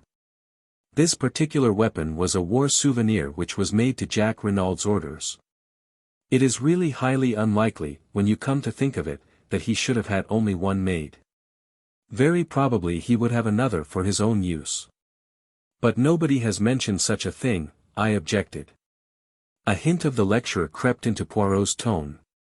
My friend, in working upon a case, one does not take into account only the things that are mentioned. There is no reason to mention many things which may be important. Equally, there is often an excellent reason for not mentioning them. You can take your choice of the two motives. I was silent, impressed in spite of myself. Another few minutes brought us to the famous shed. We found all our friends there and, after an interchange of polite amenities, Poirot began his task. Having watched Giroux at work, I was keenly interested. Poirot bestowed but a cursory glance on the surroundings. The only thing he examined was the ragged coat and trousers by the door. A disdainful smile rose to Giroux's lips, and, as though noting it, Poirot flung the bundle down again. Old clothes of the gardeners, he queried. Exactly, said Giroux. Poirot knelt down by the body. His fingers were rapid but methodical. He examined the texture of the clothes, and satisfied himself that there were no marks on them. The boots he subjected to special care, also the dirty and broken fingernails. Whilst examining the latter he threw a quick question at Giroux. You saw these? Yes, I saw them, replied the other. His face remained inscrutable. Suddenly Poirot stiffened. Dr. Durand. Yes. The doctor came forward. There is foam on the lips. You observed it? I didn't notice it, I must admit. But you observe it now? Oh, certainly. Poirot again shot a question at Giroux. You noticed it without doubt? The other did not reply. Poirot proceeded. The dagger had been withdrawn from the wound. It reposed in a glass jar by the side of the body. Poirot examined it, then he studied the wound closely. When he looked up, his eyes were excited, and shone with the green light I knew so well. It is a strange wound, this. It has not bled. There is no stain on the clothes. The blade of the dagger is slightly discolored, that is all. What do you think, le docteur? I can only say that it is most abnormal. It is not abnormal at all. It is most simple. The man was stabbed after he was dead. And, stilling the clamor of voices that arose with a wave of his hand, Poirot turned to Giroux and added, Giroux agrees with me, do you not, monsieur? Whatever Giroux's real belief, he accepted the position without moving a muscle. Calmly and almost scornfully he replied. Certainly I agree. The murmur of surprise and interest broke out again. But what an idea, cried Hautet. To stab a man after he is dead. Barbaric. Unheard of. Some unappeasable hate, perhaps.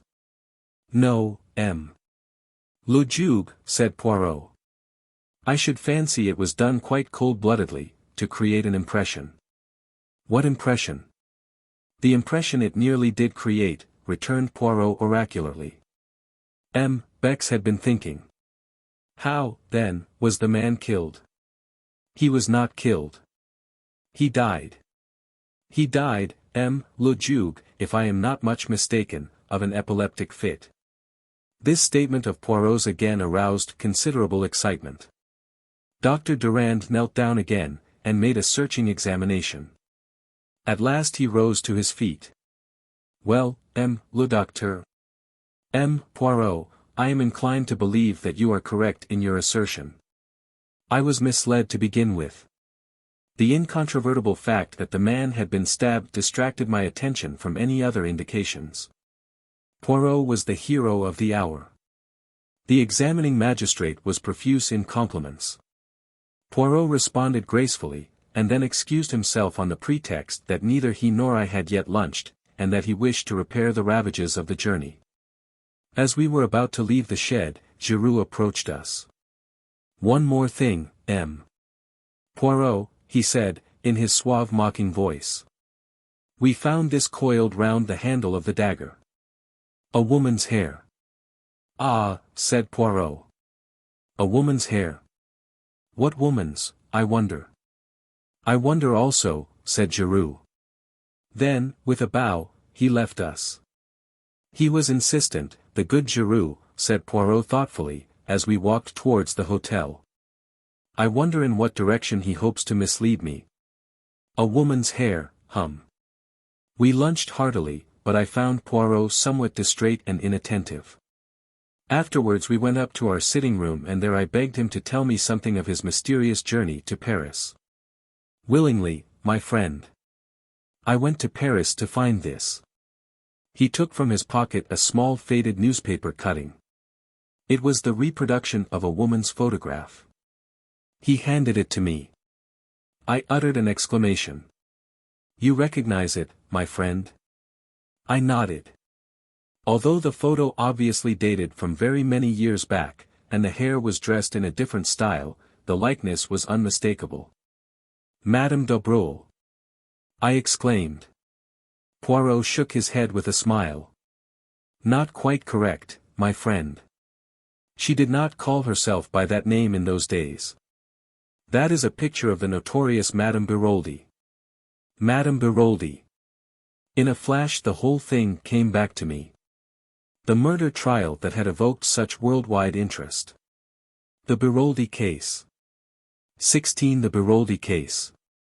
Some 20 years or so before the opening of the present story, Monsieur Arnold Biroldi, a native of Lyons, arrived in Paris accompanied by his pretty wife and their little daughter, a mere babe. Monsieur Biroldi was a junior partner in a firm of wine merchants, a stout middle-aged man, fond of the good things of life, devoted to his charming wife, and altogether unremarkable in every way. The firm in which Monsieur Biroldi was a partner was a small one, and although doing well, it did not yield a large income to the junior partner. The Biroldis had a small apartment and lived in a very modest fashion to begin with. But unremarkable though Monsieur Biroldi might be, his wife was plentifully gilded with the brush of romance. Young and good-looking, and gifted withal with a singular charm of manner, Madame Biroldi at once created a stir in the quarter, especially when it began to be whispered that some interesting mystery surrounded her birth. It was rumored that she was the illegitimate daughter of a Russian Grand Duke. Others asserted that it was an Austrian Archduke, and that the union was legal, though morganatic. But all stories agreed upon one point, that Jean Biroldi was the center of an interesting mystery. Questioned by the curious, Madame Biroldi did not deny these rumors. On the other hand she let it be clearly understood that, though her lips were sealed, all these stories had a foundation in fact.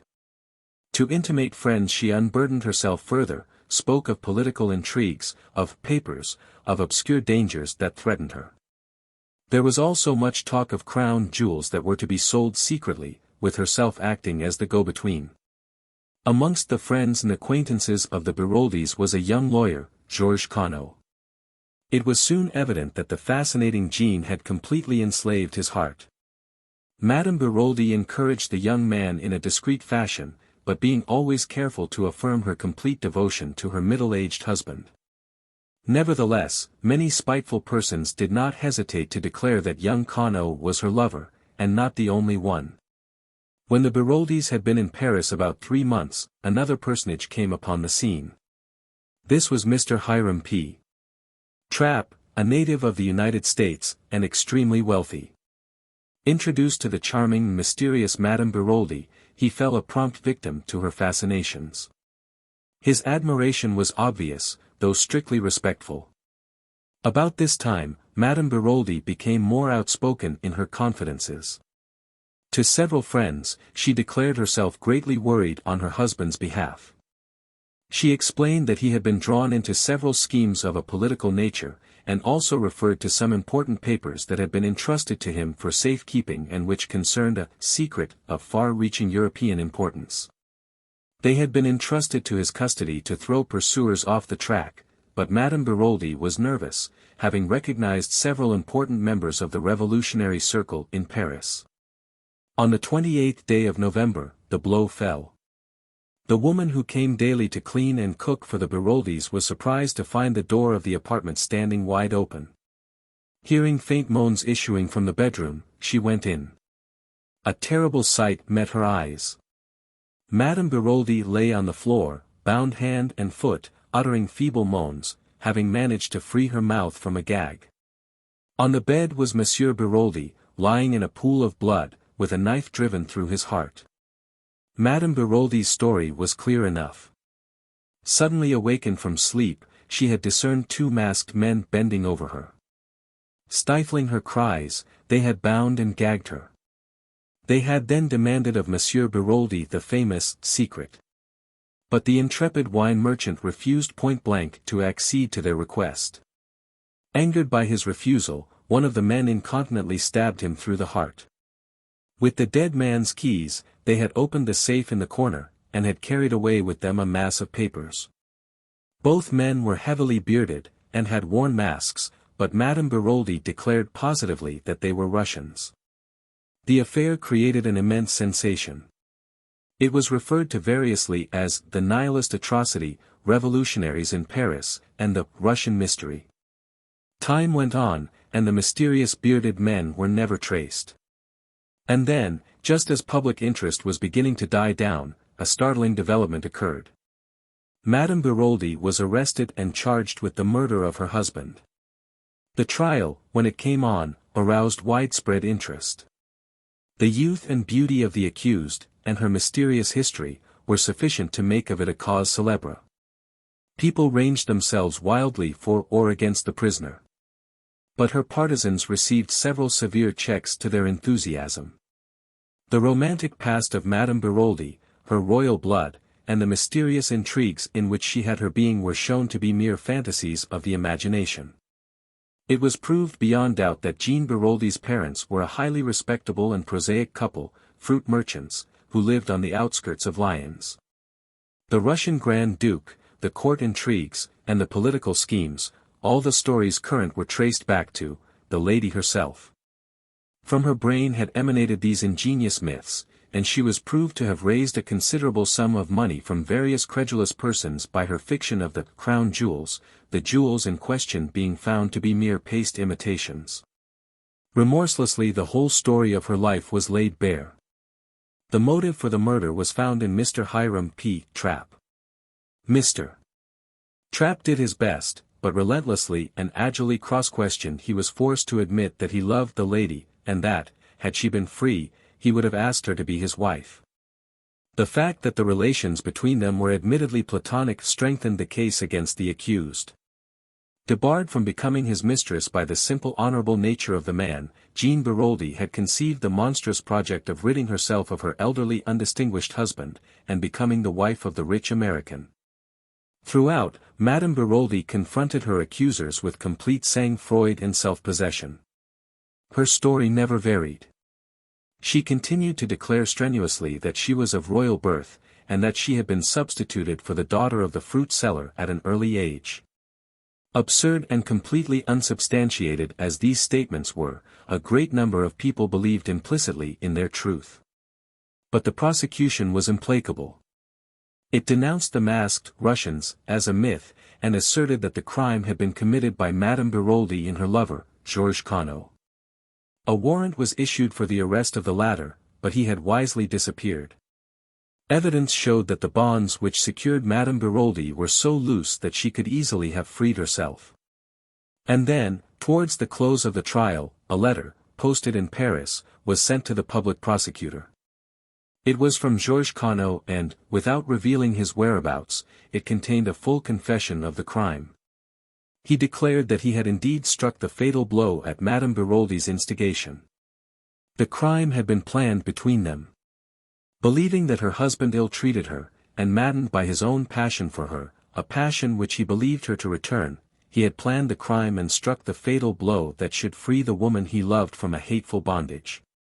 Now, for the first time, he learnt of Mr. Hiram P. Trapp, and realized that the woman he loved had betrayed him.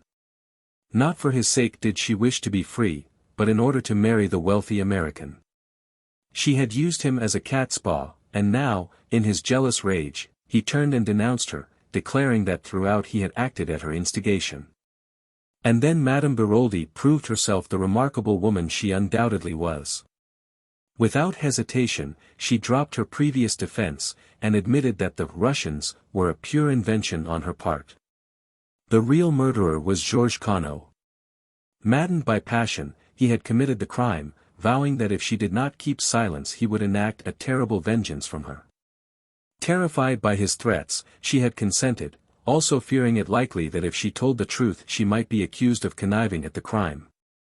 But she had steadfastly refused to have anything more to do with her husband's murderer, and it was in revenge for this attitude on her part that he had written this letter accusing her. She swore solemnly that she had had nothing to do with the planning of the crime, that she had awoke on that memorable night to find Georges Conneau standing over her, the blood-stained knife in his hand.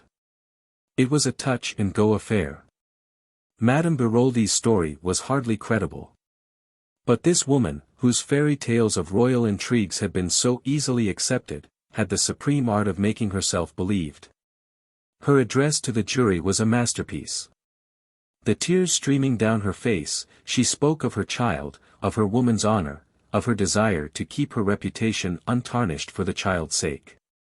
She admitted that, Georges Conneau having been her lover, she might perhaps be held morally responsible for the crime, but, before God, nothing more.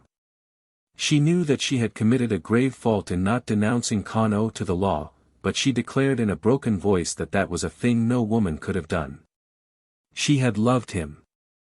Could she let her hand be the one to send him to the guillotine? She had been guilty of much, but she was innocent of the terrible crime imputed to her. However that may have been, her eloquence and personality won the day. Madame Beroldi, amidst a scene of unparalleled excitement, was acquitted. Despite the utmost endeavors of the police, Georges Conneau was never traced.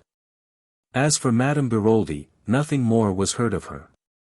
Taking the child with her, she left Paris to begin a new life. 17 We make further investigations. I have set down the Beroldi case in full. Of course all the details did not present themselves to my memory as I have recounted them here. Nevertheless, I recalled the case fairly accurately. It had attracted a great deal of interest at the time, and had been fully reported by the English papers, so that it did not need much effort of memory on my part to recollect the salient details. Just for the moment, in my excitement, it seemed to clear up the whole matter. I admit that I am impulsive, and Poirot deplores my custom of jumping to conclusions, but I think I had some excuse in this instance. The remarkable way in which this discovery justified Poirot's point of view struck me at once. Poirot, I said, I congratulate you. I see everything now. If that is indeed the truth, I congratulate you, mon ami.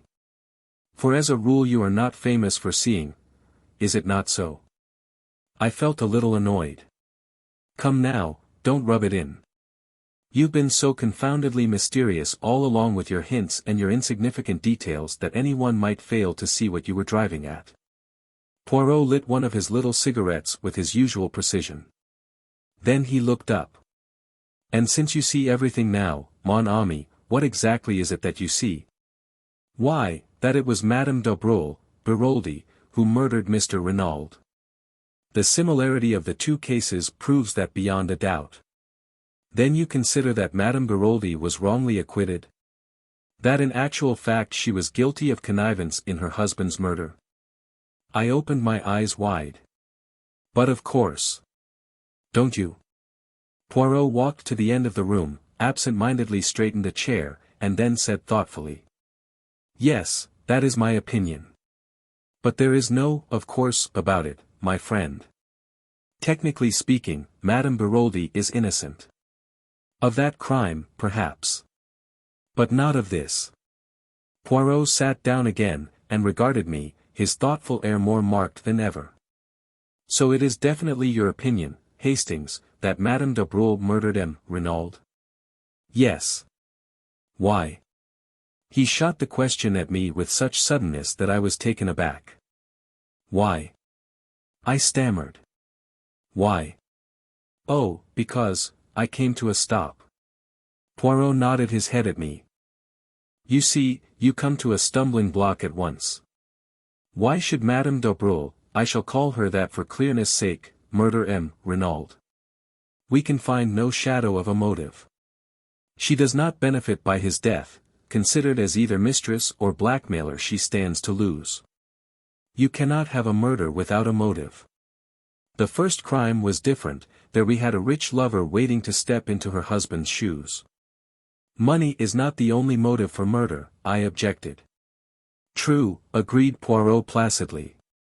There are two others, the crime passional is one. And there is the third rare motive, murder for an idea which implies some form of mental derangement on the part of the murderer.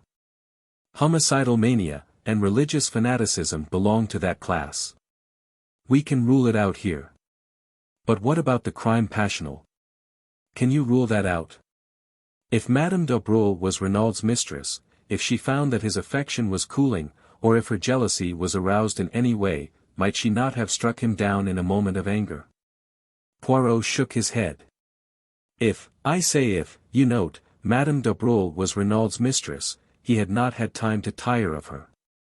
And in any case you mistake her character.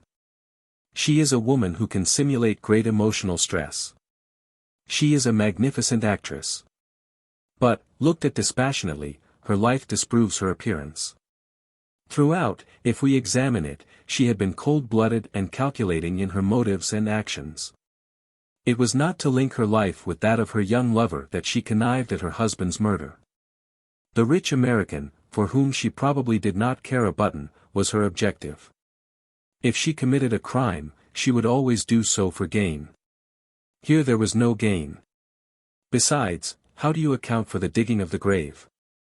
That was a man's work. She might have had an accomplice, I suggested, unwilling to relinquish my belief.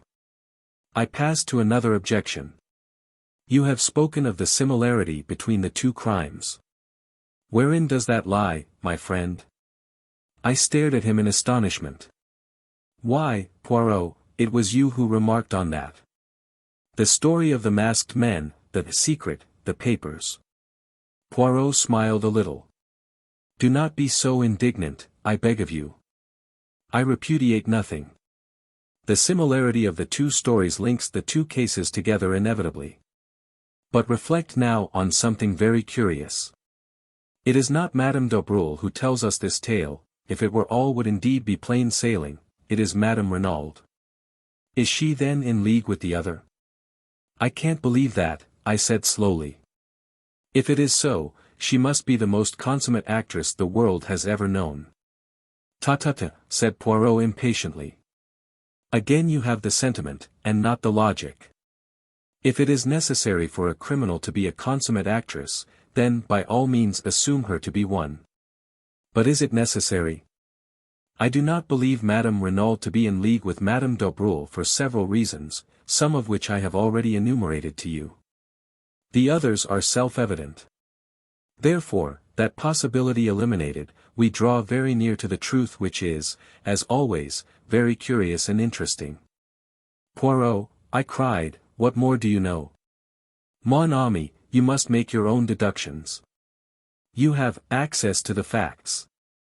Concentrate your grey cells. Reason, not like Giroux, but like Hercule Poirot. But are you sure? My friend, in many ways I have been an imbecile. But at last I see clearly. You know everything. I have discovered what M. Renauld sent for me to discover. And you know the murderer. I know one murderer. What do you mean? We talk a little at cross purposes. There are here not one crime, but two. The first I have solved, the second, Eh bien, I will confess, I am not sure. But, Poirot, I thought you said the man in the shed had died a natural death. Ta ta ta. Poirot made his favorite ejaculation of impatience. Still you do not understand. One may have a crime without a murderer, but for two crimes it is essential to have two bodies. His remark struck me as so peculiarly lacking in lucidity that I looked at him in some anxiety. But he appeared perfectly normal. Suddenly he rose and strolled to the window. Here he is, he observed. Who? Jack Renauld. I sent a note up to the villa to ask him to come here. That changed the course of my ideas, and I asked Poirot if he knew that Jack Renauld had been in Merlinville on the night of the crime. I had hoped to catch my astute little friend napping, but as usual, he was omniscient. He, too, had inquired at the station. And without doubt we are not original in the idea, Hastings. The excellent Giroux, he also has probably made his inquiries. You don't think, I said, and then stopped. Ah, no, it would be too horrible. Poirot looked inquiringly at me, but I said no more. It had just occurred to me that though there were 7 women directly or indirectly connected with the case Mrs. Renauld, Madame d'Abreuil and her daughter, the mysterious visitor, and the 3 servants, there was, with the exception of old Auguste who could hardly count, only one man, Jack Renauld. And a man must have dug a grave. I had no time to develop further the appalling idea that had occurred to me, for Jack Renauld was ushered into the room. Poirot greeted him in a businesslike manner. Take a seat, monsieur. I regret infinitely to derange you, but you will perhaps understand that the atmosphere of the villa is not too congenial to me. Giroux and I do not see eye to eye about everything. His politeness to me has not been striking, and you will comprehend that I do not intend any little discoveries I may make to benefit him in any way. Exactly, Poirot, said the lad. That fellow Giroux is an ill-conditioned brute, and I'd be delighted to see some one score at his expense. Then I may ask a little favor of you? Certainly. I will ask you to go to the railway station and take a train to the next station along the line, Abilac. Ask there at the cloakroom whether 2 foreigners deposited a valise there on the night of the murder. It is a small station, and they are almost certain to remember. Will you do this? Of course I will, said the boy, mystified, though ready for the task. I and my friend, you comprehend, have business elsewhere, explained Poirot. There is a train in a quarter of an hour, and I will ask you not to return to the villa, as I have no wish for Giroux to get an inkling of your errand. Very well, I will go straight to the station. He rose to his feet. Poirot's voice stopped him. One moment, Renauld, there is one little matter that puzzles me. Why did you not mention to Hautet this morning that you were in Merlinville on the night of the crime? Jack Renaud's face went crimson. With an effort he controlled himself. You have made a mistake. I was in Cherbourg, as I told the examining magistrate this morning. Poirot looked at him, his eyes narrowed, cat-like, until they only showed a gleam of green. Then it is a singular mistake that I have made there, for it is shared by the station staff. They say you arrived by the 11:40 train. For a moment Jack Renauld hesitated, then he made up his mind. And if I did? I suppose you do not mean to accuse me of participating in my father's murder? He asked the question haughtily, his head thrown back. I should like an explanation of the reason that brought you here. That is simple enough. I came to see my fiancée, Mademoiselle d'Abreuil. I was on the eve of a long voyage, uncertain as to when I should return. I wished to see her before I went, to assure her of my unchanging devotion. And you did see her? Poirot's eyes never left the other's face. There was an appreciable pause before Renauld replied. Then he said. Yes. And afterwards? I found I had missed the last train. I walked to St. Beauvais, where I knocked up a garage and got a car to take me back to Cherbourg. St. Beauvais. That is 15 kilometers. A long walk, Renauld. I felt like walking. Poirot bowed his head as a sign that he accepted the explanation. Jack Renauld took up his hat and cane and departed. In a trice Poirot jumped to his feet. "Quick, Hastings. We will go after him." Keeping a discreet distance behind our quarry, we followed him through the streets of Merlinville. But when Poirot saw that he took the turning to the station, he checked himself. All is well. He has taken the bait. He will go to Abilac, and will inquire for the mythical valise left by the mythical foreigners. Yes, mon ami, all that was a little invention of my own. You wanted him out of the way. I exclaimed. Your penetration is amazing, Hastings. Now, if you please, we will go up to the Villa Genevieve. 18 Giroux Acts. By the way, Poirot, I said, as we walked along the hot white road, I've got a bone to pick with you. I dare say you meant well, but really it was no business of yours to go mooshing round to the Hotel du Fair without letting me know. Poirot shot a quick sidelong glance at me. And how did you know I had been there? He inquired. Much to my annoyance I felt the color rising in my cheeks. I happened to look in passing, I explained with as much dignity as I could muster. I rather feared Poirot's banter, but to my relief, and somewhat to my surprise, he only shook his head with a rather unusual gravity. If I have offended your susceptibilities in any way, I demand pardon of you. You will understand better soon. But, believe me, I have striven to concentrate all my energies on the case. Oh, it's all right, I said, mollified by the apology. I know it's only that you have my interests at heart. But I can take care of myself all right. Poirot seemed to be about to say something further, but checked himself. Arrived at the villa, Poirot led the way up to the shed where the second body had been discovered. He did not, however, go in, but paused by the bench which I have mentioned before as being set some few yards away from it. After contemplating it for a moment or two, he paced carefully from it to the hedge which marked the boundary between the Villa Genevieve and the Villa Marguerite. Then he paced back again, nodding his head as he did so. Returning again to the hedge, he parted the bushes with his hands. With good fortune, he remarked to me over his shoulder, Mademoiselle Martha may find herself in the garden. I desire to speak to her and would prefer not to call formally at the Villa Marguerite. Ah, all is well, there she is. PST, Mademoiselle. PST. Un moment, s'il-vous plaît. I joined him at the moment that Martha d'Abreuil, looking slightly startled, came running up to the hedge at his call. A little word with you, mademoiselle, if it is permitted? Certainly, Monsieur Poirot. Despite her acquiescence, her eyes looked troubled and afraid. Mademoiselle, do you remember running after me on the road the day that I came to your house with the examining magistrate? You asked me if anyone were suspected of the crime. And you told me 2 Chileans. Her voice sounded rather breathless, and her left hand stole to her breast. Will you ask me the same question again, mademoiselle? What do you mean? This. If you were to ask me that question again, I should give you a different answer. Someone is suspected, but not a Chilean. Who? The word came faintly between her parted lips. Jack Renauld.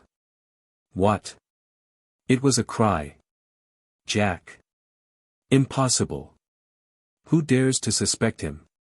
Giroux. Giroux. The girl's face was ashy. I am afraid of that man. He is cruel.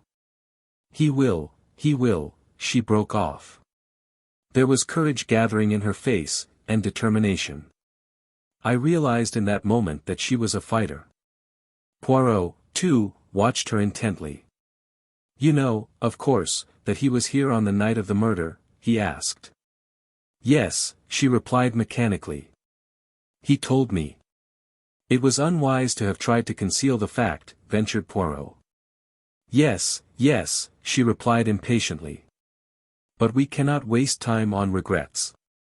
We must find something to save him. He is innocent, of course, but that will not help him with a man like Giroux who has his reputation to think of. He must arrest someone, and that someone will be Jack. The facts will tell against him, said Poirot. You realize that? She faced him squarely, and used the words I had heard her say in her mother's drawing-room. I am not a child, monsieur. I can be brave and look facts in the face. He is innocent, and we must save him. She spoke with a kind of desperate energy, then was silent, frowning as she thought. Mademoiselle, said Poirot observing her keenly, is there not something that you are keeping back that you could tell us? She nodded perplexedly. Yes, there is something, but I hardly know whether you will believe it, it seems so absurd. At any rate, tell us, mademoiselle. It is this. Giroux sent for me, as an afterthought, to see if I could identify the man in there. She signed with her head towards the shed. I could not. At least I could not at the moment. But since I have been thinking. Well. It seems so queer, and yet I am almost sure. I will tell you. On the morning of the day Renauld was murdered, I was walking in the garden here, when I heard a sound of men's voices quarreling. I pushed aside the bushes and looked through. One of the men was Renauld and the other was a tramp, a dreadful-looking creature in filthy rags. He was alternately whining and threatening. I gathered he was asking for money, but at that moment Maman called me from the house, and I had to go. That is all, only, I am almost sure that the tramp and the dead man in the shed are one and the same. Poirot uttered an exclamation. But why did you not say so at the time, mademoiselle? Because at first it only struck me that the face was vaguely familiar in some way. The man was differently dressed, and apparently belonged to a superior station in life. But tell me, Monsieur Poirot, is it not possible that this tramp might have attacked and killed Renauld, and taken his clothes and money? It is an idea, mademoiselle, said Poirot slowly. It leaves a lot unexplained, but it is certainly an idea. I will think of it. A voice called from the house. Maman, whispered Martha, I must go. And she slipped away through the trees. Come, said Poirot, and taking my arm, turned in the direction of the villa. What do you really think? I asked, in some curiosity. Was that story true, or did the girl make it up in order to divert suspicion from her lover? It is a curious tale, said Poirot, but I believe it to be the absolute truth. Unwittingly, Mademoiselle Martha told us the truth on another point, and incidentally gave Jack Renauld the lie. Did you notice his hesitation when I asked him if he saw Martha de Breuil on the night of the crime? He paused and then said, yes. I suspected that he was lying. It was necessary for me to see Mademoiselle Martha before he could put her on her guard. 3 little words gave me the information I wanted. When I asked her if she knew that Jack Renauld was here that night, she answered, he told me. Now, Hastings, what was Jack Renauld doing here on that eventful evening, and if he did not see Mademoiselle Martha, whom did he see? Surely, Poirot, I cried, aghast, you cannot believe that a boy like that would murder his own father.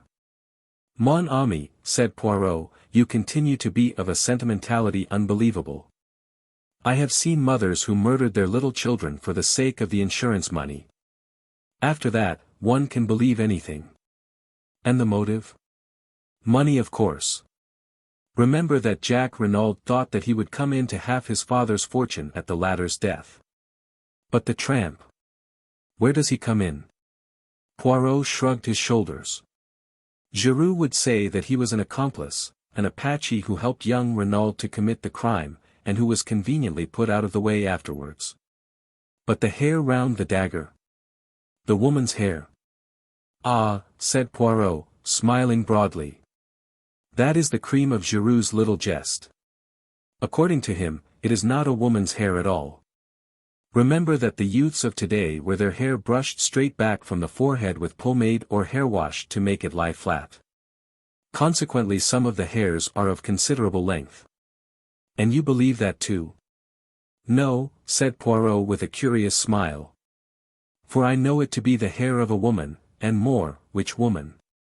Madame de Breuil, I announced positively. Perhaps, said Poirot, regarding me quizzically. But I refuse to allow myself to get annoyed. What are we going to do now? I asked, as we entered the hall of the Villa Genevieve. I wish to make a search amongst the effects of Jack Renauld. That is why I had to get him out of the way for a few hours. But will not Giroux have searched already? I asked doubtfully. Of course. He builds a case, as a beaver builds a dam, with a fatiguing industry. But he will not have looked for the things that I am seeking. In all probability he would not have seen their importance if they stared him in the face. Let us begin. Neatly and methodically, Poirot opened each drawer in turn, examined the contents, and returned them exactly to their places. It was a singularly dull and uninteresting proceeding. Poirot waded on through collars, pajamas and socks. A purring noise outside drew me to the window. Instantly I became galvanized into life. Poirot! I cried. A car has just driven up.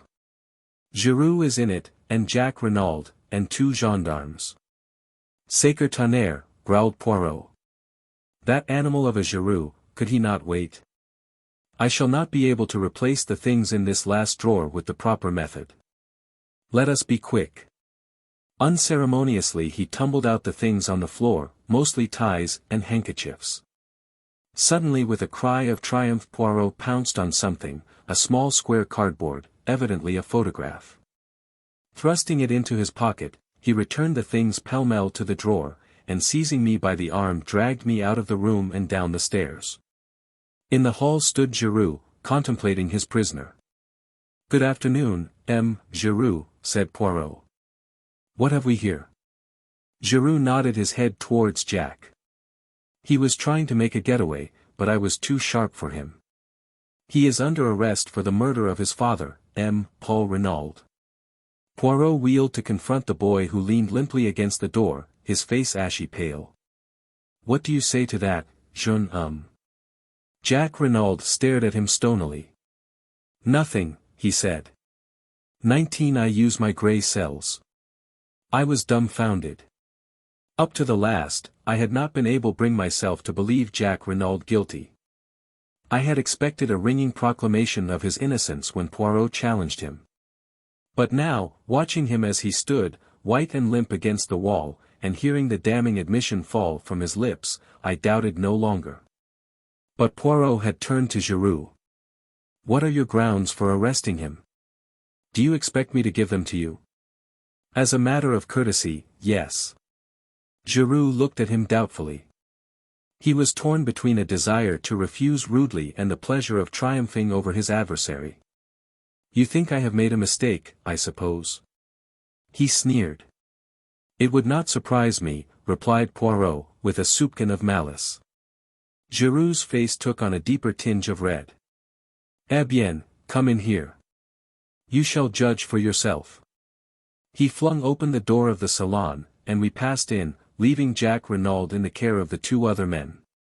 Now, Poirot, said Giroux laying his hat on the table, and speaking with the utmost sarcasm, I will treat you to a little lecture on detective work.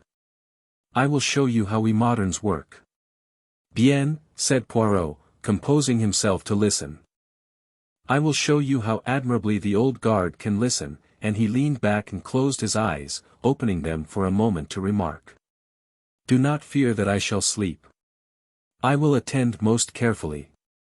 Of course, began Giroux, I soon saw through all that Chilean tomfoolery. 2 men were in it, but they were not mysterious foreigners. All that was a blind. Very creditable so far, my dear Giroux, murmured Poirot. Especially after that clever trick of theirs with the match and cigarette end. Giroux glared, but continued. A man must have been connected with the case, in order to dig the grave. There is no man who actually benefits by the crime, but there was a man who thought he would benefit. I heard of Jack Renauld's quarrel with his father, and of the threats that he had used. The motive was established. Now as to means.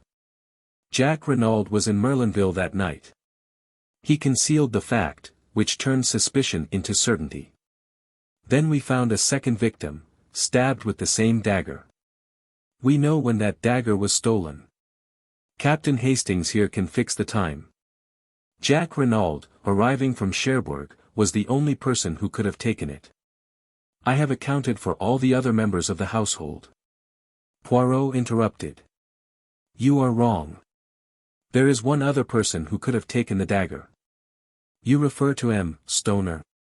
He arrived at the front door, in an automobile which had brought him straight from Calais. Ah, believe me, I have looked into everything. Jack Renauld arrived by train. An hour elapsed between his arrival, and the moment he presented himself at the house. Without doubt, he saw Captain Hastings and his companion leave the shed, slipped in himself and took the dagger, stabbed his accomplice in the shed. Who was already dead. Giroux shrugged his shoulders. Possibly he did not observe that. He may have judged him to be sleeping. Without doubt they had a rendezvous. In any case he knew this apparent second murder would greatly complicate the case. It did. But it could not deceive Giroux, murmured Poirot. You mock yourself at me. But I will give you one last irrefutable proof. Madame Renaud's story was false, a fabrication from beginning to end. We believe Madame Renauld to have loved her husband, yet she lied to shield his murderer. For whom will a woman lie? Sometimes for herself, usually for the man she loves, always for her children. That is the last, the irrefutable proof. You cannot get round it. Giroux paused, flushed and triumphant. Poirot regarded him steadily. That is my case, said Giroux. What have you to say to it? Only that there is one thing you have failed to take into account. What is that? Jack Renauld was presumably acquainted with the planning out of the golf course. He knew that the body would be discovered almost at once, when they started to dig the bunker. Giroux laughed out loud. But it is idiotic what you say there. He wanted the body to be found. Until it was found, he could not presume death, and would have been unable to enter into his inheritance. I saw a quick flash of green in Poirot's eyes as he rose to his feet. Then why bury it? He asked softly. Reflect, Giroux. Since it was to Jack Renaud's advantage that the body should be found without delay, why dig a grave at all? Giroux did not reply. The question found him unprepared. He shrugged his shoulders as though to intimate that it was of no importance. Poirot moved towards the door. I followed him. There is one more thing that you have failed to take into account, he said over his shoulder. What is that? The piece of lead piping, said Poirot, and left the room. Jack Renauld still stood in the hall, with a white dumb face, but as we came out of the salon, he looked up sharply. At the same moment there was the sound of a footfall on the staircase. Mrs. Renauld was descending it. At the sight of her son, standing between the two myrmidons of the law, she stopped as though petrified. Jack, she faltered. Jack, what is this? He looked up at her, his face set. They have arrested me, mother. What? She uttered a piercing cry, and before anyone could get to her swayed and fell heavily. We both ran to her and lifted her up. In a minute Poirot stood up again. She has cut her head badly, on the corner of the stairs. I fancy there is a slight concussion also. If Giroux wants a statement from her, he will have to wait. She will probably be unconscious for at least a week. Denise and Françoise had run to their mistress, and leaving her in their charge Poirot left the house. He walked with his head bent down, frowning thoughtfully at the ground. For some time I did not speak, but at last I ventured to put a question to him. Do you believe then, in spite of all appearances to the contrary, that Jack Renauld may not be guilty?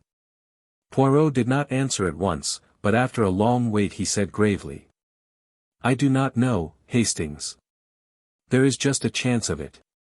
Of course Giroux is all wrong, wrong from beginning to end. If Jack Renauld is guilty, it is in spite of Giroux's arguments, not because of them. And the gravest indictment against him is known only to me. What is that? I asked, impressed.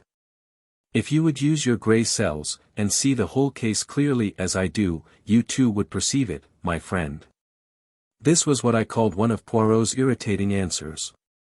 He went on, without waiting for me to speak. Let us walk this way to the sea. We will sit on that little mound there, overlooking the beach, and review the case.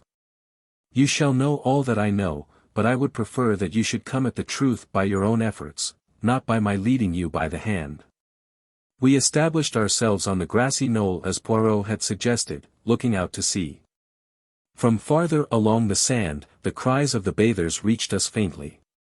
The sea was of the palest blue, and the halcyon calm reminded me of the day we had arrived at Merlinville, my own good spirits, and Poirot's suggestion that I was fey. What a long time seemed to have elapsed since then. And in reality it was only 3 days. Think, my friend, said Poirot's voice encouragingly. Arrange your ideas. Be methodical. Be orderly. There is the secret of success. I endeavored to obey him, casting my mind back over all the details of the case. And reluctantly it seemed to me that the only clear and possible solution was that of Giroux, which Poirot despised. I reflected anew. If there was daylight anywhere it was in the direction of Madame d'Aubreul. Giroux was ignorant of her connection with the Biroldi case. Poirot had declared the Biroldi case to be all-important. It was there I must seek.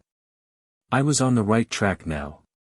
And suddenly I started as an idea of bewildering luminosity shot into my brain. Trembling I built up my hypothesis.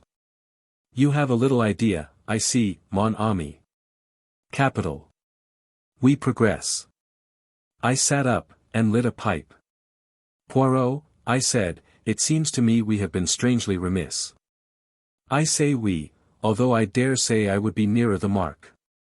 But you must pay the penalty of your determined secrecy. So I say again we have been strangely remiss. There is someone we have forgotten. And who is that? Inquired Poirot, with twinkling eyes. Georges Carnot. 20 An amazing statement. The next moment Poirot embraced me warmly. Enfin. You have arrived. And all by yourself. It is superb.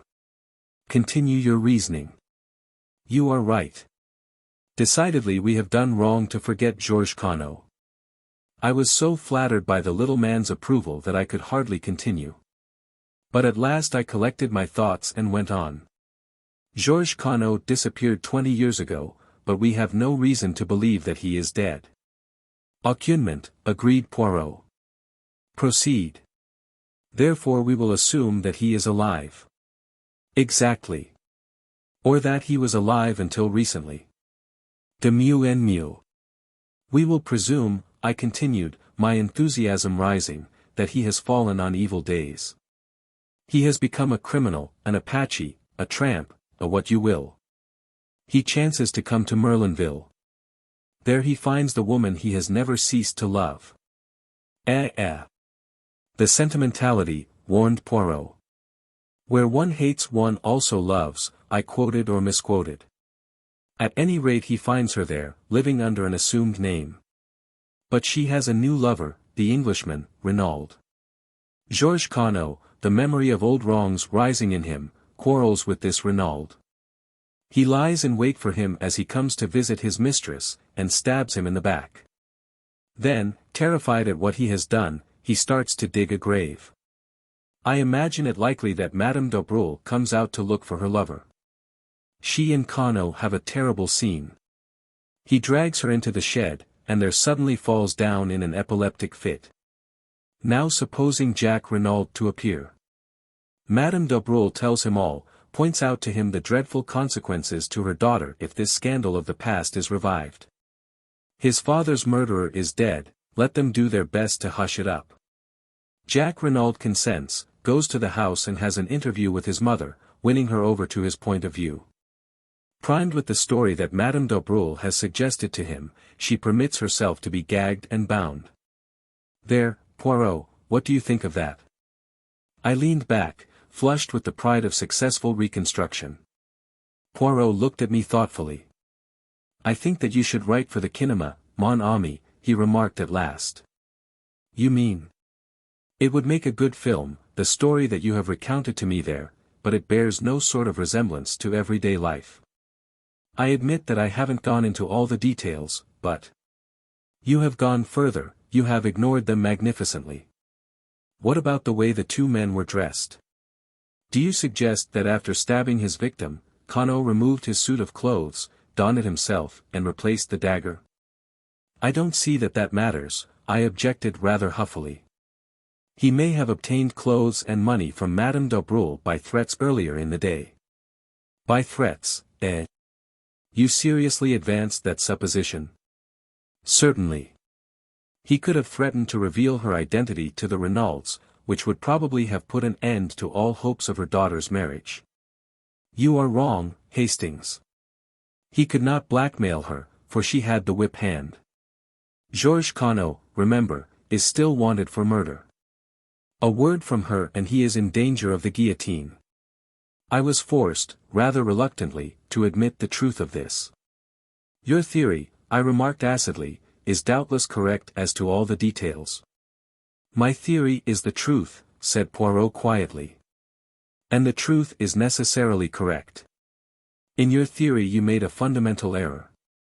You permitted your imagination to lead you astray with midnight assignations and passionate love scenes. But in investigating crime we must take our stand upon the commonplace. Shall I demonstrate my methods to you? Oh, by all means let us have a demonstration. Poirot sat very upright and began, wagging his forefinger emphatically to emphasize his points. I will start as you started from the basic fact of Georges Poirot. Now the story told by Madame Beroldy in court as to the Russians was admittedly a fabrication. If she was innocent of connivance in the crime, it was concocted by her, and by her only as she stated. If, on the other hand, she was not innocent, it might have been invented by either her or Georges Poirot. Now in this case we are investigating, we meet the same tale. As I pointed out to you, the facts render it very unlikely that Madame d'Aubreul inspired it. So we turn to the hypothesis that the story had its origin in the brain of Georges Poirot. Very good. Georges Poirot, therefore, planned the crime with Madame Renauld as his accomplice. She is in the limelight, and behind her is a shadowy figure whose alias is unknown to us. Now let us go carefully over the Renauld case from the beginning, setting down each significant point in its chronological order. You have a notebook and pencil. Good. Now what is the earliest point to note down? The letter to you. That was the first we knew of it, but it is not the proper beginning of the case.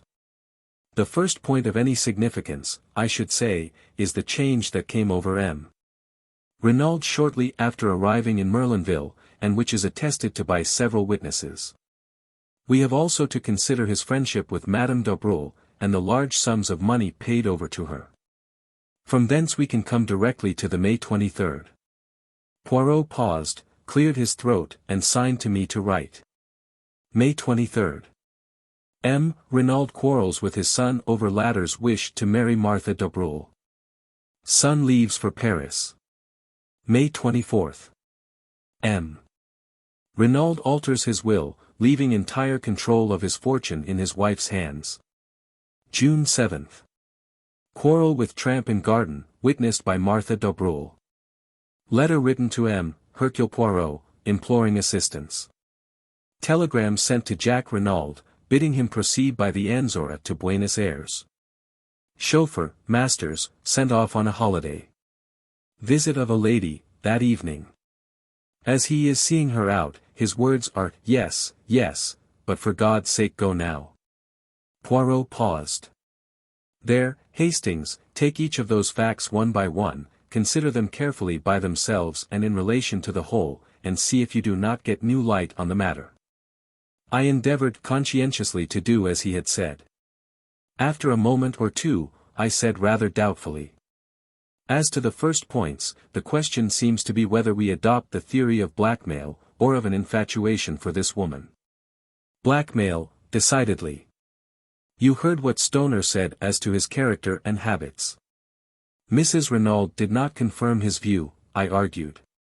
We have already seen that Madame Renauld's testimony cannot be relied upon in any way. We must trust to Stoner on that point. Still, if Renauld had an affair with a woman called Bella, there seems no inherent improbability in his having another with Madame d'Aubreuil. None whatever, I grant you, Hastings. But did he?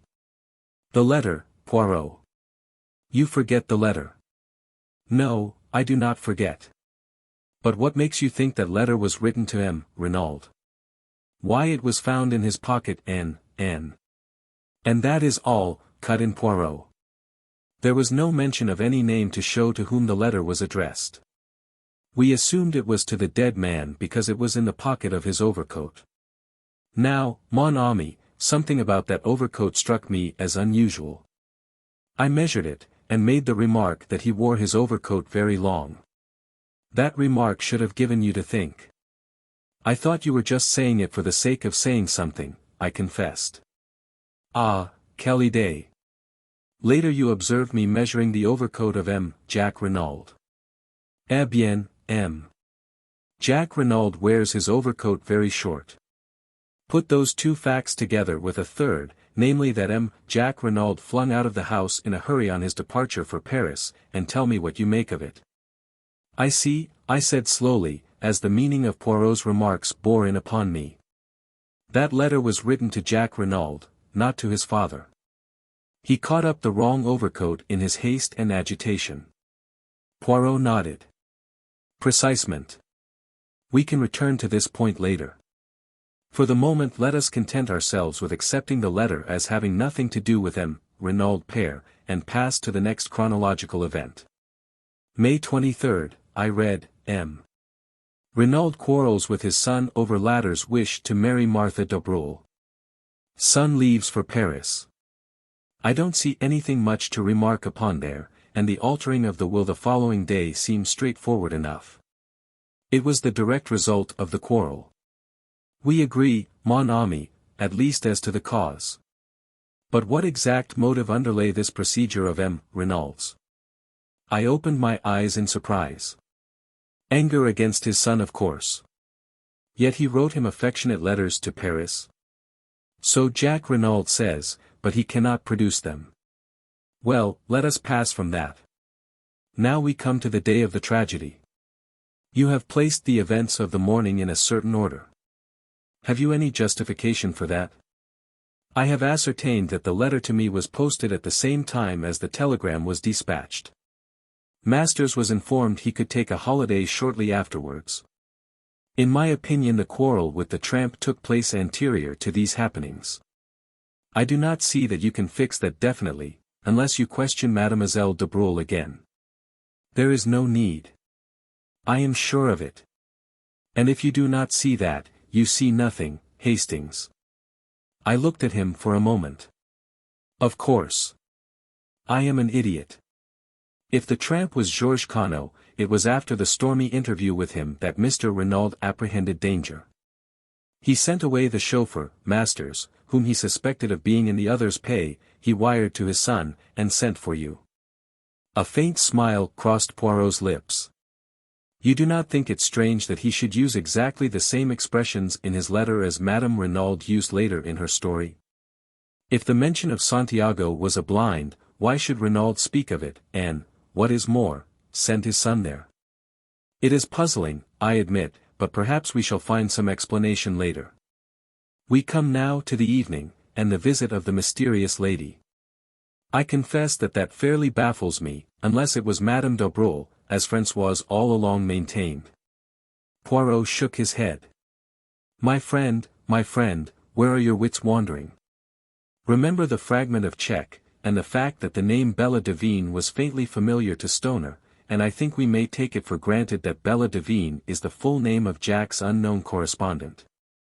And that it was she who came to the Villa Genevieve that night.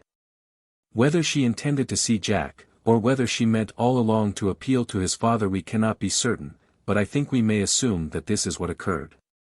She produced her claim upon Jack, probably showed letters that he had written her, and the older man tried to buy her off by writing a check.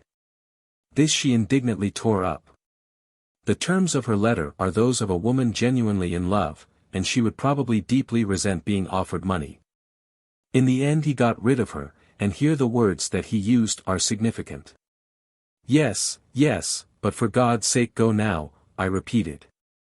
They seem to me a little vehement, perhaps, that is all. That is enough. He was desperately anxious for the girl to go. Why? Not only because the interview was unpleasant. No, it was the time that was slipping by, and for some reason time was precious. Why should it be? I asked, bewildered. That is what we ask ourselves. Why should it be? But later we have the incident of the wrist watch, which again shows us that time plays a very important part in the crime. We are now fast approaching the actual drama. It is 10:30 when Bella Devine leaves, and by the evidence of the wrist watch we know that the crime was committed, or at any rate that it was staged, before 12 o'clock. We have reviewed all the events anterior to the murder, there remains only one unplaced. By the doctor's evidence, the tramp, when found, had been dead at least 48 hours, with a possible margin of 24 hours more. Now, with no other facts to help me than those we have discussed, I place the death as having occurred on the morning of June 7th. I stared at him, stupefied. But how? Why? How can you possibly know? Because only in that way can the sequence of events be logically explained. Mon ami, I have taken you step by step along the way. Do you not now see what is so glaringly plain? My dear Poirot, I can't see anything glaring about it. I did think I was beginning to see my way before, but I'm now hopelessly fogged. Poirot looked at me sadly, and shook his head. Mon Dieu! But it is triste. A good intelligence, and so deplorably lacking in method. There is an exercise most excellent for the development of the little grey cells. I will impart it to you. For heaven's sake, not now. You really are the most irritating of fellows, Poirot. For goodness sake, get on and tell me who killed M. Renauld. That is just what I am not sure of as yet. But you said it was glaringly clear. We talk at cross purposes, my friend. Remember, it is 2 crimes we are investigating, for which, as I pointed out to you, we have the necessary 2 bodies. There, avez-vous impatientes pas? I explain all. To begin with, we apply our psychology. We find 3 points at which M. Renauld displays a distinct change of view and action, 3 psychological points therefore. The first occurs immediately after arriving in Merlinville, the second after quarreling with his son on a certain subject, the third on the morning of June 7th. Now for the 3 causes. We can attribute number 1 to meeting Madame d'Aubreul. No. 2 is indirectly connected with her since it concerns a marriage between M. Renaud's son and her daughter. But the cause of number 3 is hidden from us. We have to deduce it. Now, mon ami, let me ask you a question. Who do we believe to have planned this crime? Georges Conneau, I said doubtfully, eyeing Poirot warily. Exactly. Now Giroux laid it down as an axiom that a woman lies to save herself, the man she loves, and her child. Since we are satisfied that was Georges Conneau who dictated the lie to her, and as Georges Conneau is not Jack Renauld, follows that the third case is put out of court. And, still attributing the crime to Georges Conneau, the first is equally so. So we are forced to the second, that Madame Renauld lied for the sake of the man she loved, or in other words, for the sake of Georges Conneau. You agree to that? Yes, I admitted. It seems logical enough. Bien. Madame Renauld loves Georges Conneau. Who, then, is Georges Conneau? The tramp. Have we any evidence to show that Madame Renauld loved the tramp? No, but... Very well then. Do not cling to theories where facts no longer support them. Ask yourself instead who Madame Renauld did love. I shook my head perplexed. Mais, oui, you know perfectly. Who did Madame Renauld love so dearly that when she saw his dead body, she fell down in a swoon? I stared dumbfounded. Her husband? I gasped. Poirot nodded. Her husband, or Georges Cano, whichever you like to call him. I rallied myself. But it's impossible. How impossible? Did we not agree just now that Madame de Breuil was in a position to blackmail Georges Cano? Yes, but... And did she not very effectively blackmail M. Renauld? That may be true enough, but... And is it not a fact that we know nothing of M. Renauld's youth and upbringing? That he springs suddenly into existence as a French-Canadian exactly 22 years ago? All that is so, I said more firmly, but you seem to me to be overlooking one salient point. What is it, my friend? Why, we have admitted Georges Cano planned the crime. That brings us to the ridiculous statement that he planned his own murder. Eh bien, mon ami, said Poirot placidly, that is just what he did do. 21 Hercule Poirot on the case. In a measured voice, Poirot began his exposition. It seems strange to you, mon ami, that a man should plan his own death.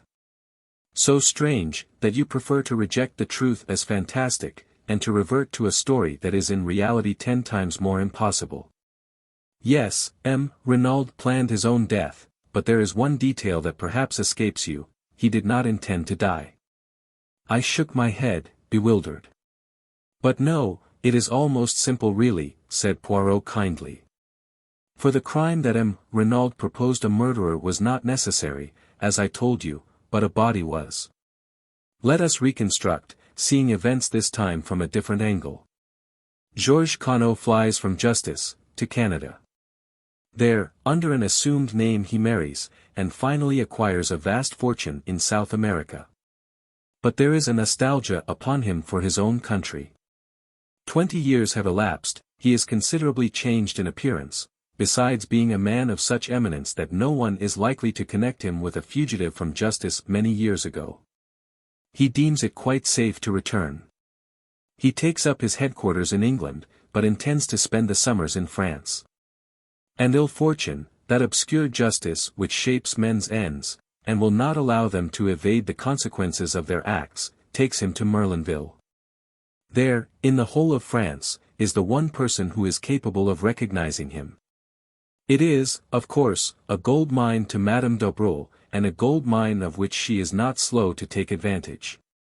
He is helpless, absolutely in her power. And she bleeds him heavily.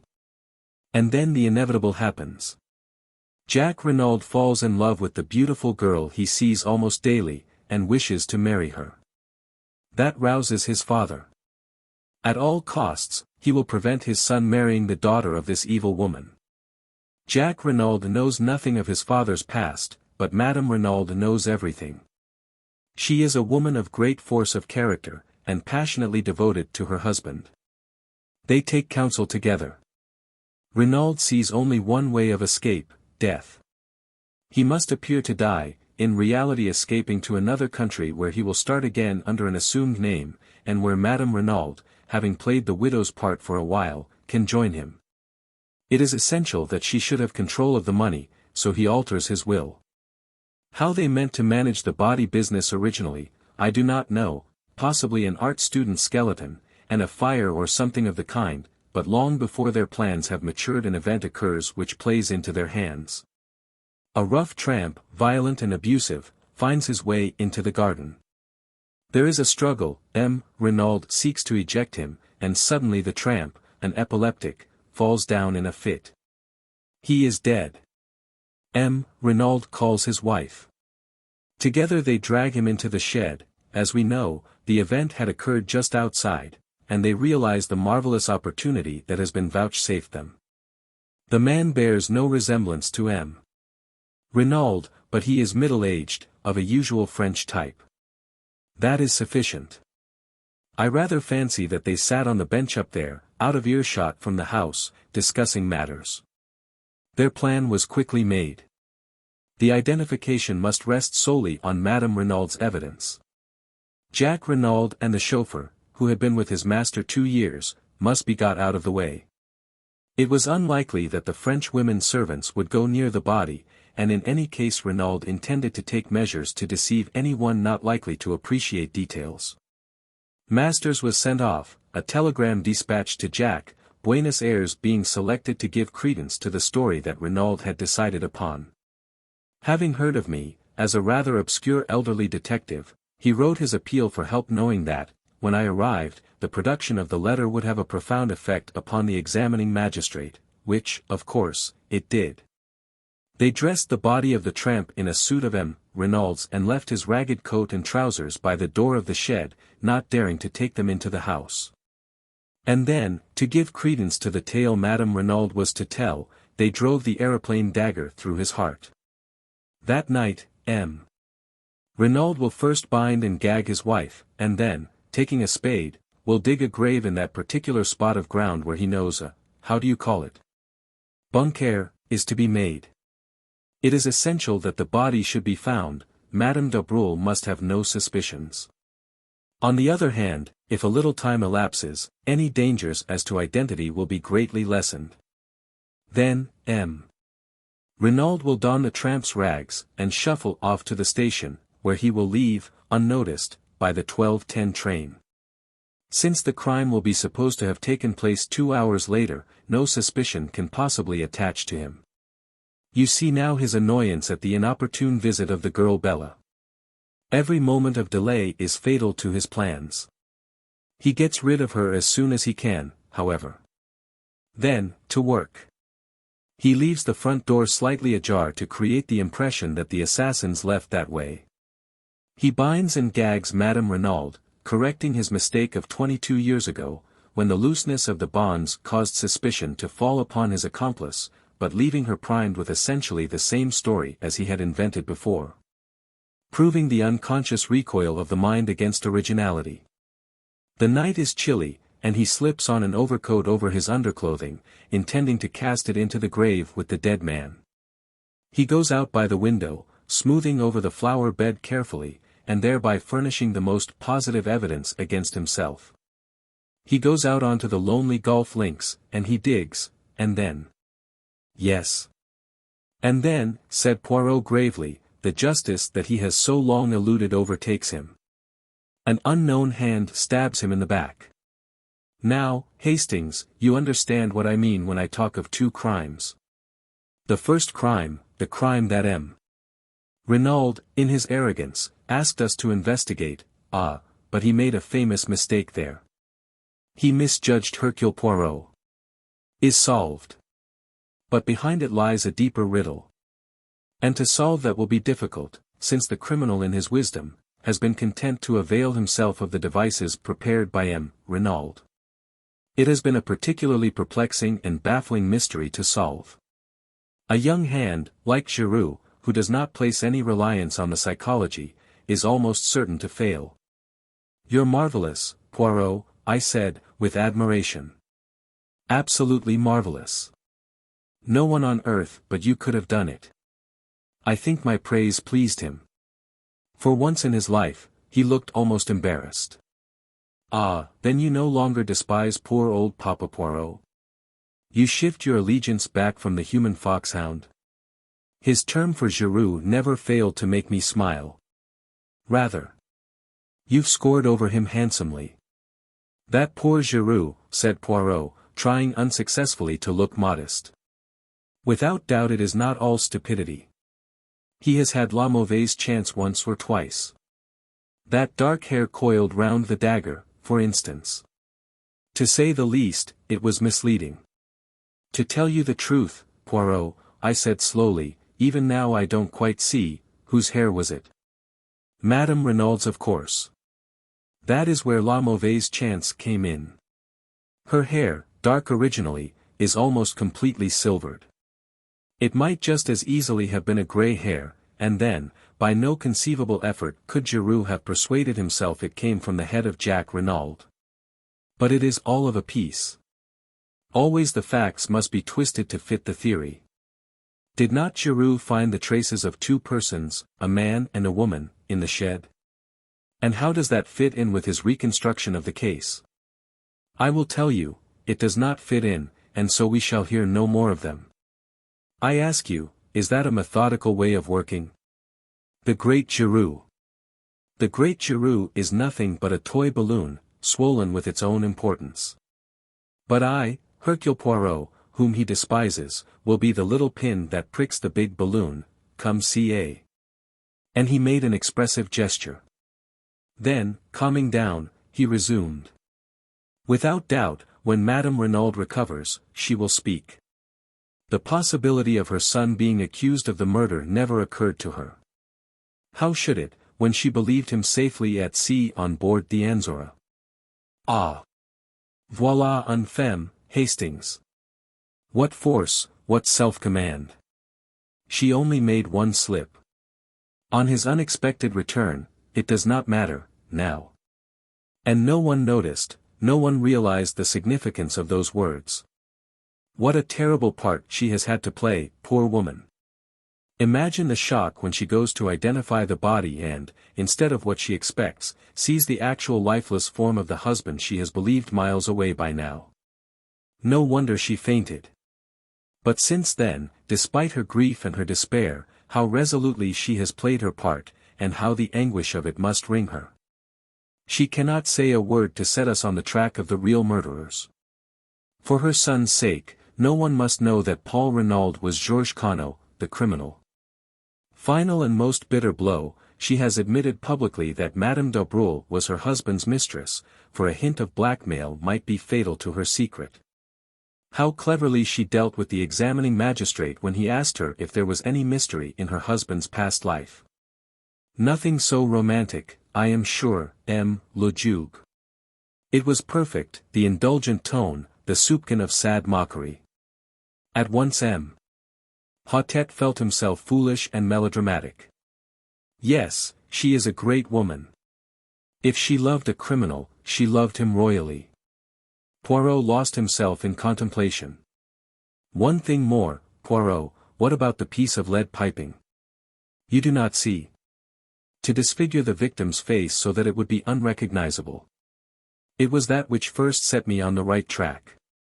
And that imbecile of a Giroux, swarming all over it to look for match ends. Did I not tell you that a clue of 2 feet long was quite as good as a clue of 2 inches? Well, Giroux will sing small now, I observed hastily, to lead the conversation away from my own shortcomings. As I said before, will he? If he has arrived at the right person by the wrong method, he will not permit that to worry him.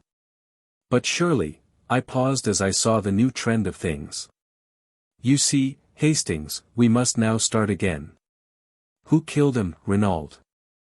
Someone who was near the villa just before 12 o'clock that night, someone who would benefit by his death. The description fits Jack Renauld only too well. The crime need not have been premeditated. And then the dagger. I started, I had not realized that point. Of course, I said. The second dagger we found in the tramp was Mrs. Renauld's. There were 2, then. Certainly, and, since they were duplicates, it stands to reason that Jack Renauld was the owner. But that would not trouble me so much. In fact, I have a little idea as to that.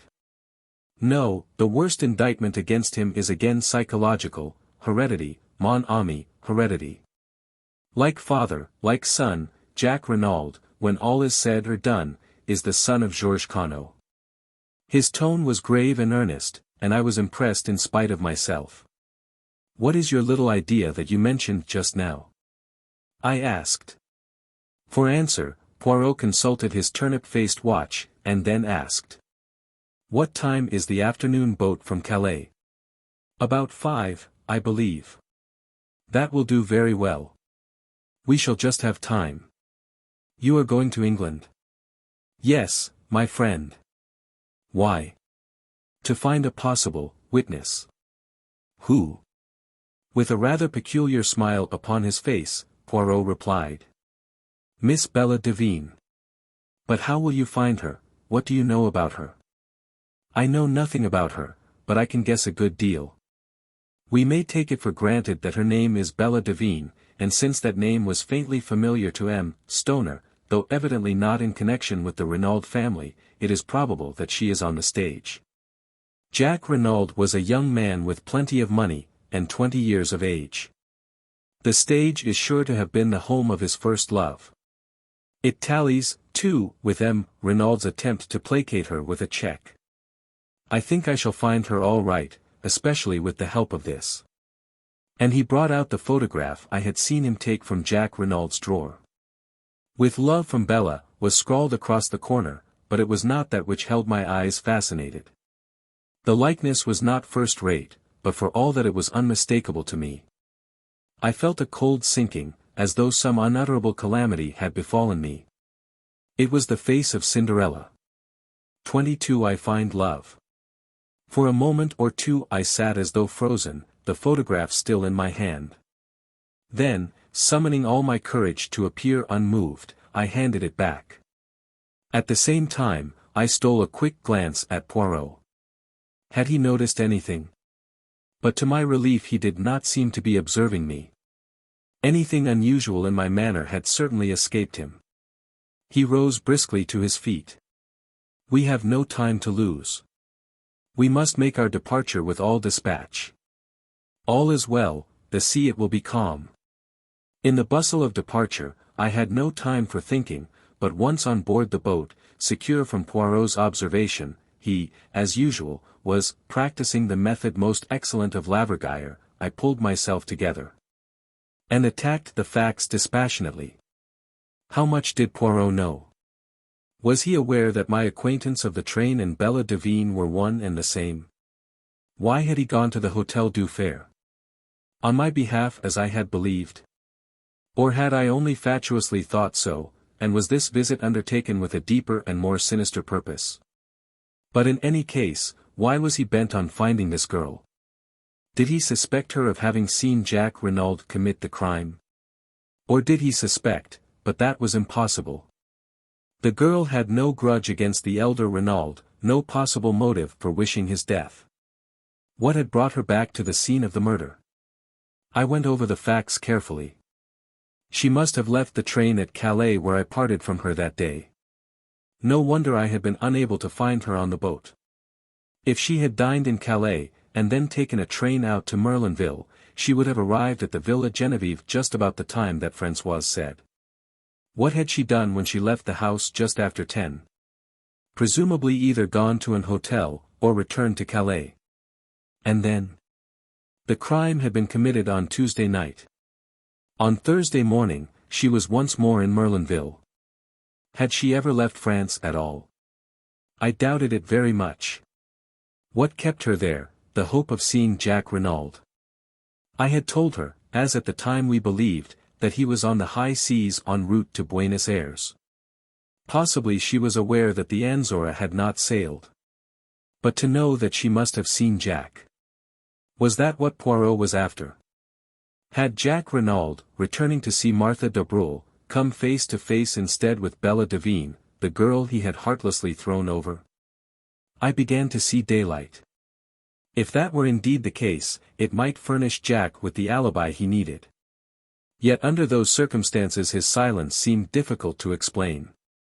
Why could he not have spoken out boldly?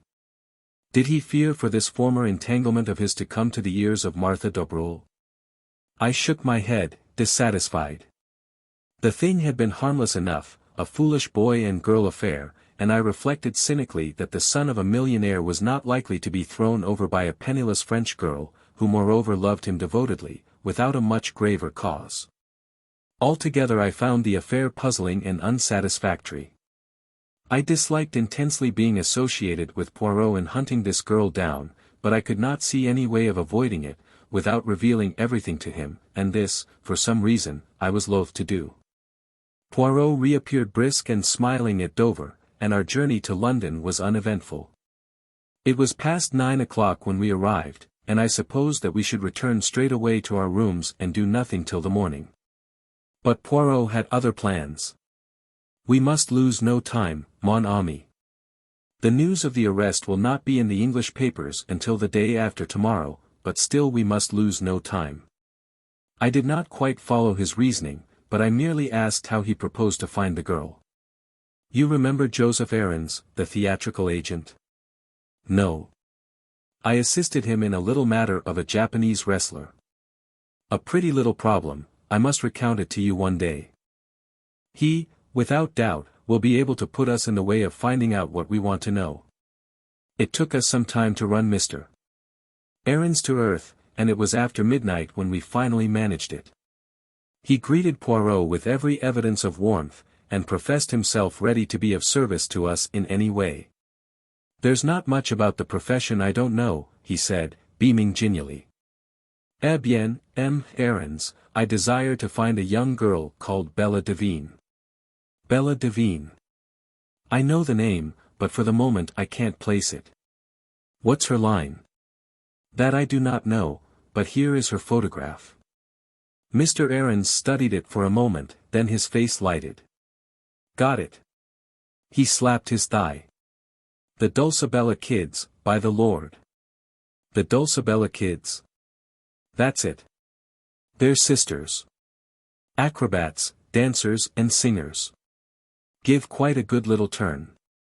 They're in the provinces somewhere, I believe, if they're not resting. They've been on in Paris for the last 2 or 3 weeks. Can you find out for me exactly where they are? Easy as a bird. You go home, and I'll send you round the dope in the morning. With this promise we took leave of him. He was as good as his word. About 11 o'clock the following day, a scribbled note reached us. The Dulcibella sisters are on at the palace in Coventry. Good luck to you. Without more ado, we started for Coventry. Poirot made no inquiries at the theatre, but contented himself with booking stalls for the variety performance that evening. The show was wearisome beyond words, or perhaps it was only my mood that made it seem so. Japanese families balanced themselves precariously, would-be fashionable men, in greenish evening dress and exquisitely slicked hair, reeled off society patter and danced marvelously, stout prima donnas sang at the top of the human register. A comic comedian endeavored to be Mr. George Robey and failed signally. At last the number went up which announced the Dulcibella Kids. My heart beat sickeningly. There she was, there they both were, the pair of them, one flaxen-haired, one dark, matching as to size, with short fluffy skirts and immense Buster Brown bows. They looked a pair of extremely piquant children. They began to sing. Their voices were fresh and true, rather thin and music-hally, but attractive. It was quite a pretty little turn. They danced neatly, and did some clever little acrobatic feats. The words of their songs were crisp and catchy. When the curtain fell, there was a full meed of applause. Evidently the Dulcibella Kids were a success. Suddenly I felt that I could remain no longer. I must get out into the air. I suggested leaving to Poirot. Go by all means, mon ami. I amuse myself, and will stay to the end. I will rejoin you later. It was only a few steps from the theatre to the hotel. I went up to the sitting room, ordered a whiskey and soda, and sat drinking it, staring meditatively into the empty grate. I heard the door open, and turned my head, thinking it was Poirot. Then I jumped to my feet. It was Cinderella who stood in the doorway. She spoke haltingly, her breath coming in little gasps. I saw you in front. You and your friend. When you got up to go, I was waiting outside and followed you. Why are you here, in Coventry? What were you doing there tonight? Is the man who was with you the detective? She stood there, the cloak she had wrapped round her stage dress slipping from her shoulders. I saw the whiteness of her cheeks under the rouge, and heard the terror in her voice. And in that moment I understood everything, understood why Poirot was seeking her, and what she feared, and understood at last my own heart. Yes, I said gently. Is he looking for me? She half whispered. Then, as I did not answer for a moment, she slipped down by the big chair, and burst into violent, bitter weeping. I knelt down by her, holding her in my arms, and smoothing the hair back from her face. Don't cry, Child, don't cry, for God's sake. You're safe here. I'll take care of you. Don't cry, darling. Don't cry. I know everything. Oh, but you don't. I think I do. And after a moment, as her sobs grew quieter, I asked, It was you who took the dagger, wasn't it? Yes. That was why you wanted me to show you round? And why you pretended to faint? Again she nodded. It was a strange thought to come to me at the moment, but it shot into my mind that I was glad her motive was what it had been, rather than the idle and morbid curiosity I had accused her of at the time. How gallantly she had played her part that day, inwardly racked with fear and trepidation as she must have been. Poor little soul, bearing the burden of a moment's impetuous action. Why did you take the dagger? I asked presently. She replied as simply as a child. I was afraid there might be finger marks on it. But didn't you remember that you had worn gloves? She shook her head as though bewildered, and then said slowly. Are you going to give me up to the police? Good God! No. Her eyes sought mine long and earnestly, and then she asked in a little quiet voice that sounded afraid of itself. Why not?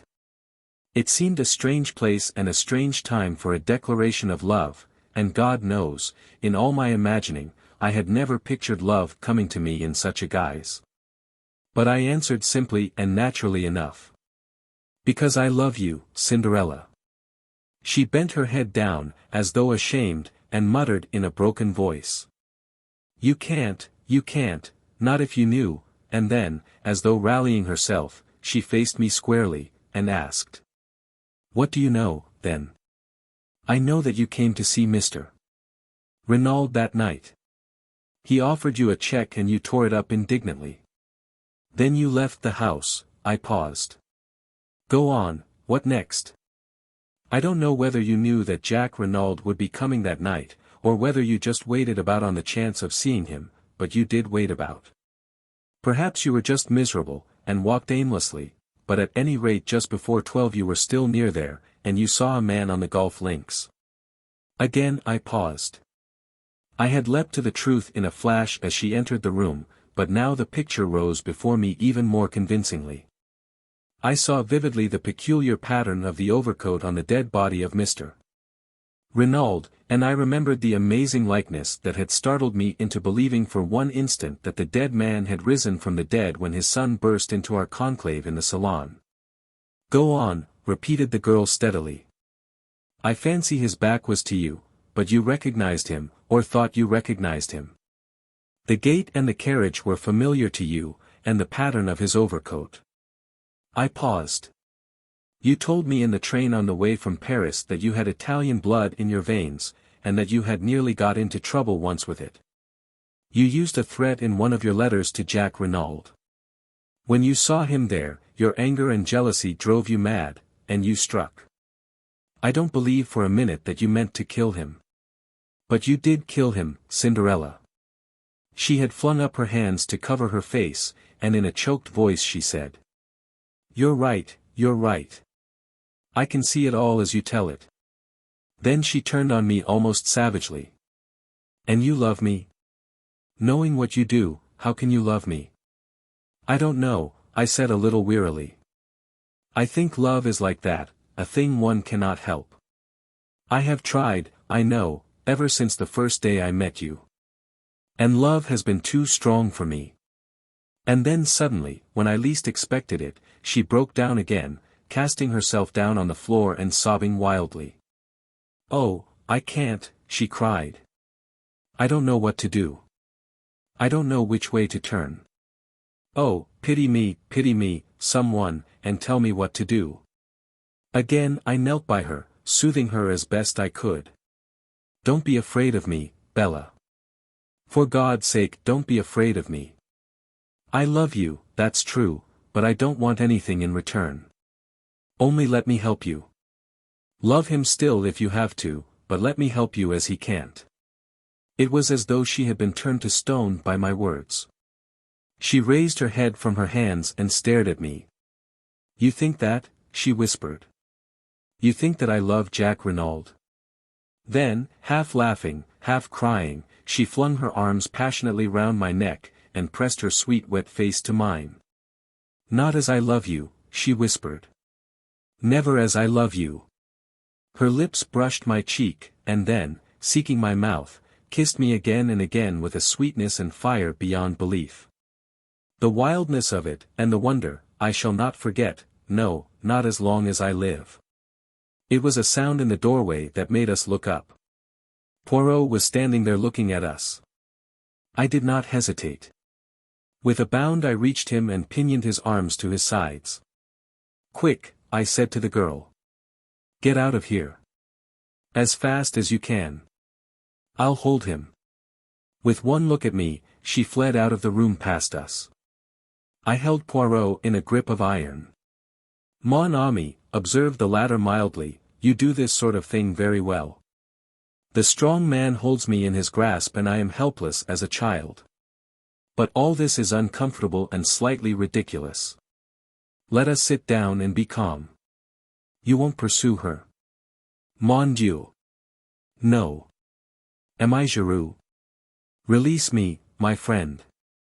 Keeping a suspicious eye upon him, for I paid Poirot the compliment of knowing that I was no match for him in astuteness, I relaxed my grip, and he sank into an armchair, feeling his arms tenderly.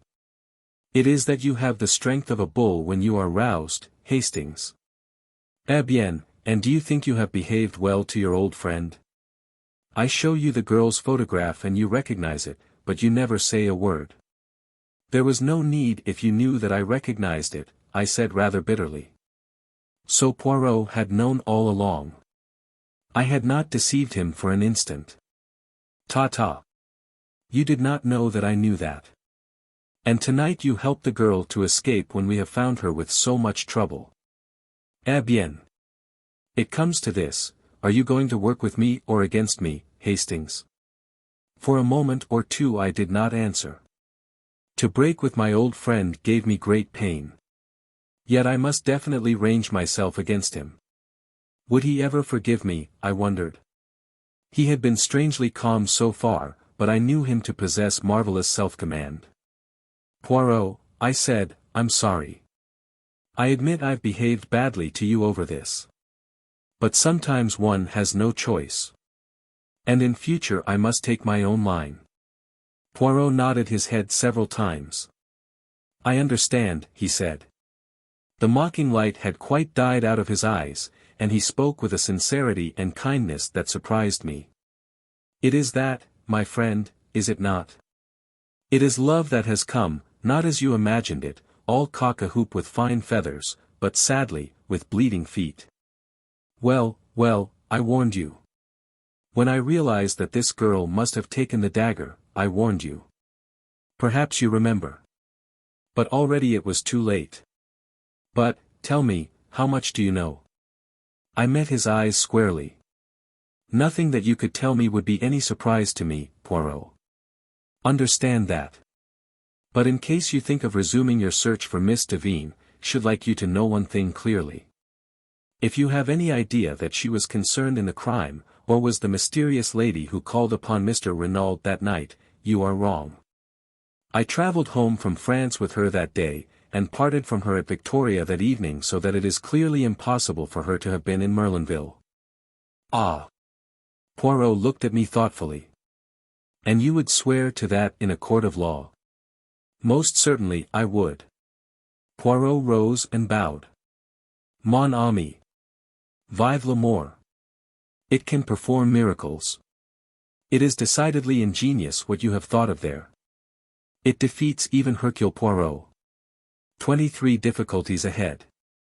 After a moment of stress, such as I have just described, reaction is bound to set in.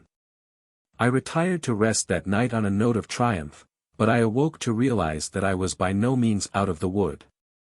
True, I could see no flaw in the alibi I had so suddenly conceived. I had but to stick to my story, and I failed to see how Bella could be convicted in face of it.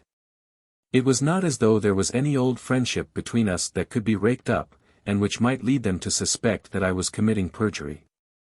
It could be proved that in actual fact I had only seen the girl on 3 occasions. No, I was still satisfied with my idea, had not even Poirot admitted that it defeated him. But there I felt the need of treading warily. All very well for my little friend to admit himself momentarily nonplussed. I had far too much respect for his abilities to conceive of him as being content to remain in that position. I had a very humble opinion of my wits when it came to matching them against his. Poirot would not take defeat lying down. Somehow or other, he would endeavor to turn the tables on me, and that in the way, and at the moment, when I least expected it. We met at breakfast the following morning as though nothing had happened. Poirot's good temper was imperturbable, yet I thought I detected a film of reserve in his manner which was new. After breakfast, I announced my intention of going out for a stroll. A malicious gleam shot through Poirot's eyes. If it is information you seek, you need not be at the pains of deranging yourself. I can tell you all you wish to know. The Dulcibella sisters have cancelled their contract, and have left Coventry for an unknown destination. Is that really so, Poirot? You can take it from me, Hastings. I made inquiries the first thing this morning. After all, what else did you expect? True enough, nothing else could be expected under the circumstances. Cinderella had profited by the slight start I had been able to assure her, and would certainly not lose a moment in removing herself from the reach of the pursuer. It was what I had intended and planned. Nevertheless, I was aware of being plunged into a network of fresh difficulties. I had absolutely no means of communicating with the girl, and it was vital that she should know the line of defense that had occurred to me, and which I was prepared to carry out. Of course it was possible that she might try to send word to me in some way or another, but I hardly thought it likely. She would know the risk she ran of a message being intercepted by Poirot, thus setting him on her track once more. Clearly her only course was to disappear utterly for the time being. But, in the meantime, what was Poirot doing? I studied him attentively.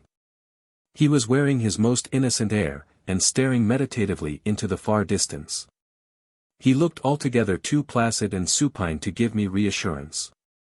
I had learned, with Poirot, that the less dangerous he looked, the more dangerous he was.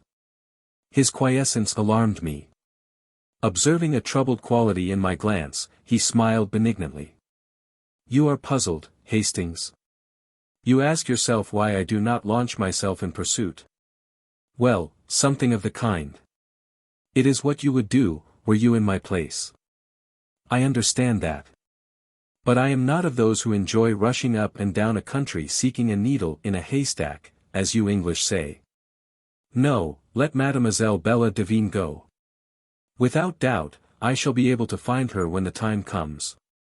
Until then, I am content to wait. I stared at him doubtfully. Was he seeking to mislead me? I had an irritating feeling that, even now, he was master of the situation. My sense of superiority was gradually waning. I had contrived the girl's escape, and evolved a brilliant scheme for saving her from the consequences of her rash act, but I could not rest easy in my mind. Poirot's perfect calm awakened 1,000 apprehensions. I suppose, Poirot, I said rather diffidently, I mustn't ask what your plans are. I've forfeited the right. But not at all. There is no secret about them. We return to France without delay. We. Precisely, we. You know very well that you cannot afford to let Papa Poirot out of your sight. Is it not so, my friend? But remain in England by all means if you wish. I shook my head. He had hit the nail on the head. I could not afford to let him out of my sight. Although I could not expect his confidence after what had happened, I could still check his actions. The only danger to Bella lay with him. Giroux and the French police were indifferent to her existence. At all costs I must keep near Poirot. Poirot observed me attentively as these reflections passed through my mind, and gave a nod of satisfaction. I am right, am I not?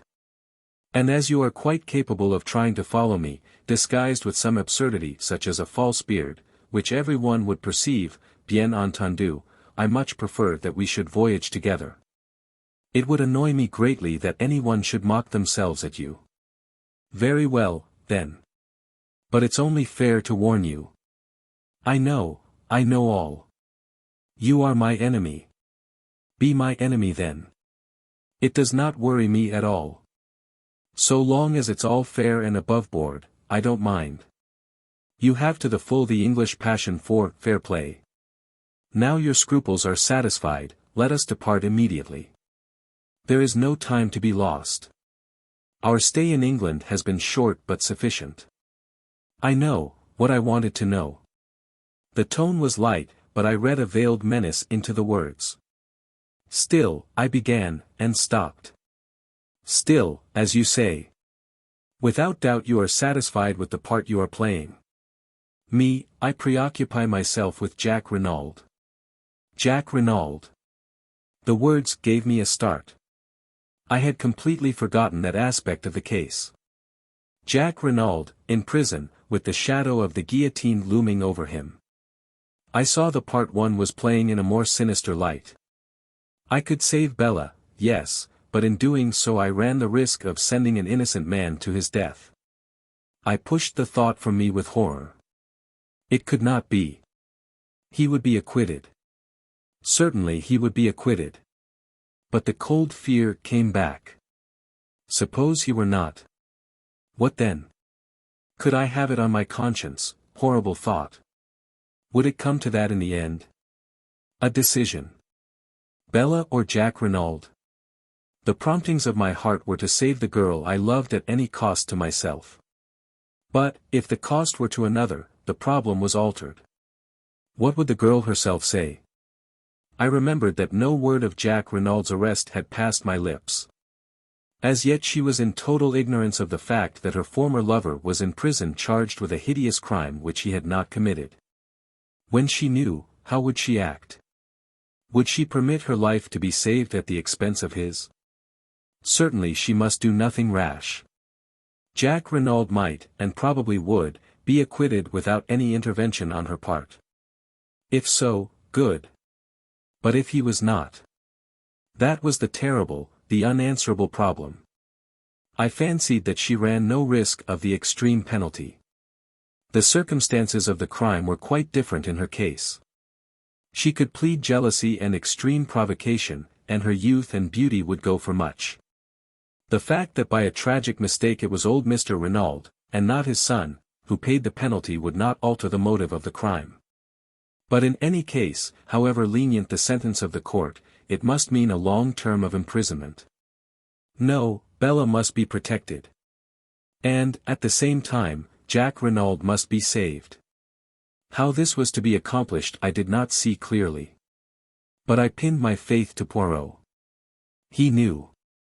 Come what might, he would manage to save an innocent man. He must find some pretext other than the real one. It might be difficult, but he would manage it somehow. And with Bella unsuspected, and Jack Renauld acquitted, all would end satisfactorily. So I told myself repeatedly, but at the bottom of my heart there still remained a cold fear. 24-inch save him. We crossed from England by the evening boat, and the following morning saw us in Saint-Omer, whither Jack Renauld had been taken. Poirot lost no time in visiting M. Hautet. As he did not seem disposed to make any objections to my accompanying him, I bore him company. After various formalities and preliminaries, we were conducted to the examining magistrate's room. He greeted us cordially. I was told that you had returned to England, M. Poirot. I am glad to find that such is not the case. It is true that I went there, M. le Juge, but it was only for a flying visit. A side issue, but one that I fancied might repay investigation. And it did, eh? Poirot shrugged his shoulders. M. Hautet nodded, sighing. We must resign ourselves, I fear. That animal Giroux, his manners are abominable, but he is undoubtedly clever. Not much chance of that one making a mistake. You think not, M. le Juge? It was the examining magistrate's turn to shrug his shoulders. Eh bien, speaking frankly, in confidence, c'est entendu, can you come to any other conclusion?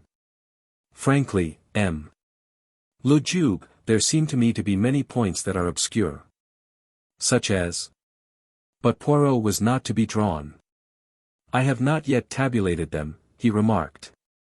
It was a general reflection that I was making. I liked the young man, and should be sorry to believe him guilty of such a hideous crime. By the way, what has he to say for himself on the matter? The magistrate frowned. I cannot understand him. He seems incapable of putting up any sort of defense. It has been most difficult to get him to answer questions. He contents himself with a general denial, and beyond that takes refuge in a most obstinate silence. I am interrogating him again tomorrow, perhaps you would like to be present? We accepted the invitation with empressement. A distressing case, said the magistrate with a sigh. My sympathy for Madame Renauld is profound. How is Madame Renauld? She has not yet recovered consciousness. It is merciful in a way, poor woman, she is being spared much. The doctors say that there is no danger, but that when she comes to herself she must be kept as quiet as possible. It was, I understand, quite as much the shock as the fall which caused her present state. It would be terrible if her brain became unhinged, but I should not wonder at all, no, really, not at all. Hotet leaned back, shaking his head, with a sort of mournful enjoyment, as he envisaged the gloomy prospect. He roused himself at length, and observed with a start. That reminds me. I have here a letter for you, Poirot. Let me see, where did I put it? He proceeded to rummage amongst his papers. At last he found the missive, and handed it to Poirot. It was sent under cover to me in order that I might forward it to you, he explained. But as you left no address I could not do so. Poirot studied the letter curiously. It was addressed in a long, sloping, foreign hand, and the writing was decidedly a woman's. Poirot did not open it. Instead he put it in his pocket and rose to his feet. A domain then, Le Jube. Many thanks for your courtesy and amiability. But not at all. I am always at your service. These young detectives of the school of Giroux, they are all alike, rude, sneering fellows. They do not realize that an examining magistrate of my experience is bound to have a certain discernment, a certain flair. Enfin. The politeness of the old school is infinitely more to my taste. Therefore, my dear friend, command me in any way you will. We know a thing or two, you and I, And laughing heartily, enchanted with himself and with us, Hotet bade us adieu. I am sorry to have to record that Poirot's first remark to me as we traversed the corridor was, "A famous old imbecile, that one. Of a stupidity to make pity." We were just leaving the building when we came face to face with Giroux, looking more dandified than ever, and thoroughly pleased with himself. "Aha! Poirot," he cried airily. "You have returned from England then?" "As you see," said Poirot. "The end of the case is not far off now, I fancy." "I agree with you, Giroux." Poirot spoke in a subdued tone. His crestfallen manner seemed to delight the other. Of all the milk and water criminals, not an idea of defending himself. It is extraordinary. So extraordinary that it gives one to think, does it not? Suggested Poirot mildly. But Giroux was not even listening. He twirled his cane amicably. "Well, good day, Poirot. I am glad you're satisfied of young Renaud's guilt at last." "Pardon. But I am not in the least satisfied. Jack Renauld is innocent." Giroux stared for a moment, then burst out laughing, tapping his head significantly with the brief remark, "Toque." Poirot drew himself up. A dangerous light showed in his eyes.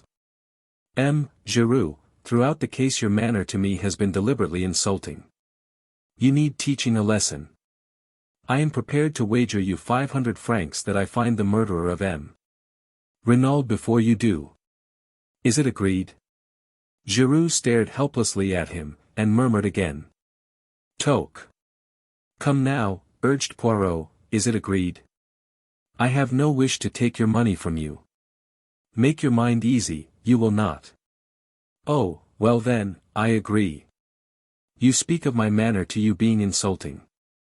Eh bien, once or twice, your manner has annoyed me. I am enchanted to hear it, said Poirot. Good morning, M. Giroux. Come, Hastings. I said no word as we walked along the street. My heart was heavy. Poirot had displayed his intentions only too plainly. I doubted more than ever my powers of saving Bella from the consequences of her act. This unlucky encounter with Giroux had roused Poirot and put him on his mettle. Suddenly I felt a hand laid on my shoulder, and turned to face Gabriel Stoner. We stopped and greeted him, and he proposed strolling with us back to our hotel. And what are you doing here, M. Stoner? Inquired Poirot. One must stand by one's friends, replied the other dryly. Especially when they are unjustly accused. Then you do not believe that Jack Renauld committed the crime? I asked eagerly. Certainly I don't. I know the lad. I admit that there have been one or two things in this business that have staggered me completely, but nonetheless, in spite of his fool way of taking it, I'll never believe that Jack Renauld is a murderer. My heart warmed to the secretary. His words seemed to lift a secret weight from my heart. I have no doubt that many people feel as you do, I exclaimed. There is really absurdly little evidence against him. I should say that there was no doubt of his acquittal, no doubt whatever. But Stoner hardly responded as I could have wished. I'd give a lot to think as you do, he said gravely. He turned to Poirot. What's your opinion, monsieur? I think that things look very black against him, said Poirot quietly. You believe him guilty, said Stoner sharply. No. But I think you will find it hard to prove his innocence. He's behaving so damned queerly, muttered Stoner. Of course I realize that there's a lot more in this affair than meets the eye. Giroux's not wise to that because he's an outsider, but the whole thing has been damned odd. As to that, least said soonest mended. If Mrs. Renauld wants to hush anything up, I'll take my cue from her. It's her show, and I've too much respect for her judgment to shove my oar in, but I can't get behind this attitude of Jack's. Anyone would think he wanted to be thought guilty. But it's absurd, I cried, bursting in. For one thing, the dagger, I paused, uncertain as to how much Poirot would wish me to reveal. I continued, choosing my words carefully, we know that the dagger could not have been in Jack Renauld's possession that evening. Mrs. Renauld knows that. True, said Stoner. When she recovers, she will doubtless say all this and more. Well, I must be leaving you. One moment. Poirot's hand arrested his departure. Can you arrange for word to be sent to me at once should Madame Renauld recover consciousness? Certainly. That's easily done. That point about the dagger is good, Poirot, I urged as we went upstairs. I couldn't speak very plainly before Stoner. That was quite right of you. We might as well keep the knowledge to ourselves as long as we can. As to the dagger, your point hardly helps Jack Renauld. You remember that I was absent for an hour this morning, before we started from London? Yes. Well, I was employed in trying to find the firm Jack Renauld employed to convert his souvenirs. It was not very difficult. Eh bien, Hastings, they made to his order not 2 paper knives, but 3.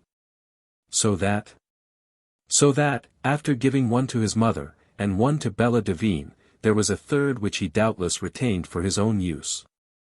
No, Hastings, I fear the dagger question will not help us to save him from the guillotine. It won't come to that, I cried, stung. Poirot shook his head uncertainly. You will save him, I cried positively. Poirot glanced at me dryly.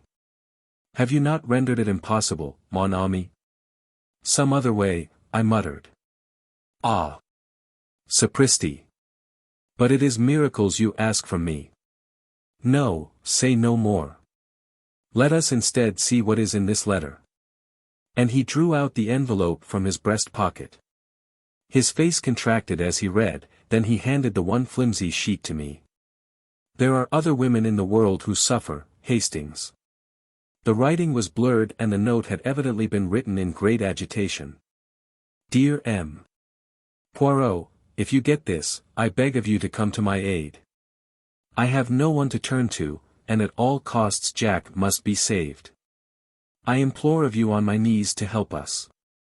Martha de Breuil. I handed it back, moved. You will go. At once. We will command an auto. Half an hour later saw us at the Villa Marguerite. Martha was at the door to meet us, and led Poirot in, clinging with both hands to one of his. Ah, you have come, it is good of you. I have been in despair, not knowing what to do. They will not let me go to see him in prison even. I suffer horribly, I am nearly mad. Is it true what they say, that he does not deny the crime? But that is madness. It is impossible that he should have done it. Never for 1 minute will I believe it. Neither do I believe it, mademoiselle, said Poirot gently. But then why does he not speak? I do not understand. Perhaps because he is screening someone, suggested Poirot, watching her. Martha frowned. Screening someone? Do you mean his mother? Ah, from the beginning I have suspected her. Who inherits all that vast fortune? She does. It is easy to wear widow's weeds and play the hypocrite. And they say that when he was arrested she fell down, like that. She made a dramatic gesture. And without doubt, M. Stoner, the secretary, he helped her. They are thick as thieves, those two. It is true she is older than he, but what do men care, if a woman is rich? There was a hint of bitterness in her tone. Stoner was in England, I put in. He says so, but who knows? Mademoiselle, said Poirot quietly, if we are to work together, you and I, we must have things clear. First, I will ask you a question. Yes, monsieur. Are you aware of your mother's real name? Martha looked at him for a minute, then, letting her head fall forward on her arms, she burst into tears. There, said Poirot, patting her on the shoulder. Calm yourself, petite, I see that you know. Now a second question, did you know who M. Renauld was? M. Renauld, she raised her head from her hands and gazed at him wonderingly. Ah, I see you do not know that. Now listen to me carefully. Step by step, he went over the case, much as he had done to me on the day of our departure for England. Martha listened spellbound. When he had finished, she drew a long breath. But you are wonderful, magnificent. You are the greatest detective in the world. With a swift gesture she slipped off her chair and knelt before him with an abandonment that was wholly French. Save him, monsieur, she cried. I love him so. Oh, save him, save him, save him. 25 An unexpected denouement. We were present the following morning at the examination of Jack Renauld. Short as the time had been, I was shocked at the change that had taken place in the young prisoner. His cheeks had fallen in, there were deep black circles round his eyes, and he looked haggard and distraught, as one who had wooed sleep in vain for several nights. He betrayed no emotion at seeing us. The prisoner and his counsel, Maître Grosier, were accommodated with chairs. A formidable guard with resplendent sabre stood before the door. The patient greffier sat at his desk. The examination began. Renauld, began the magistrate, do you deny that you were in Merlinville on the night of the crime? Jack did not reply at once, then he said with a hesitancy of manner which was piteous.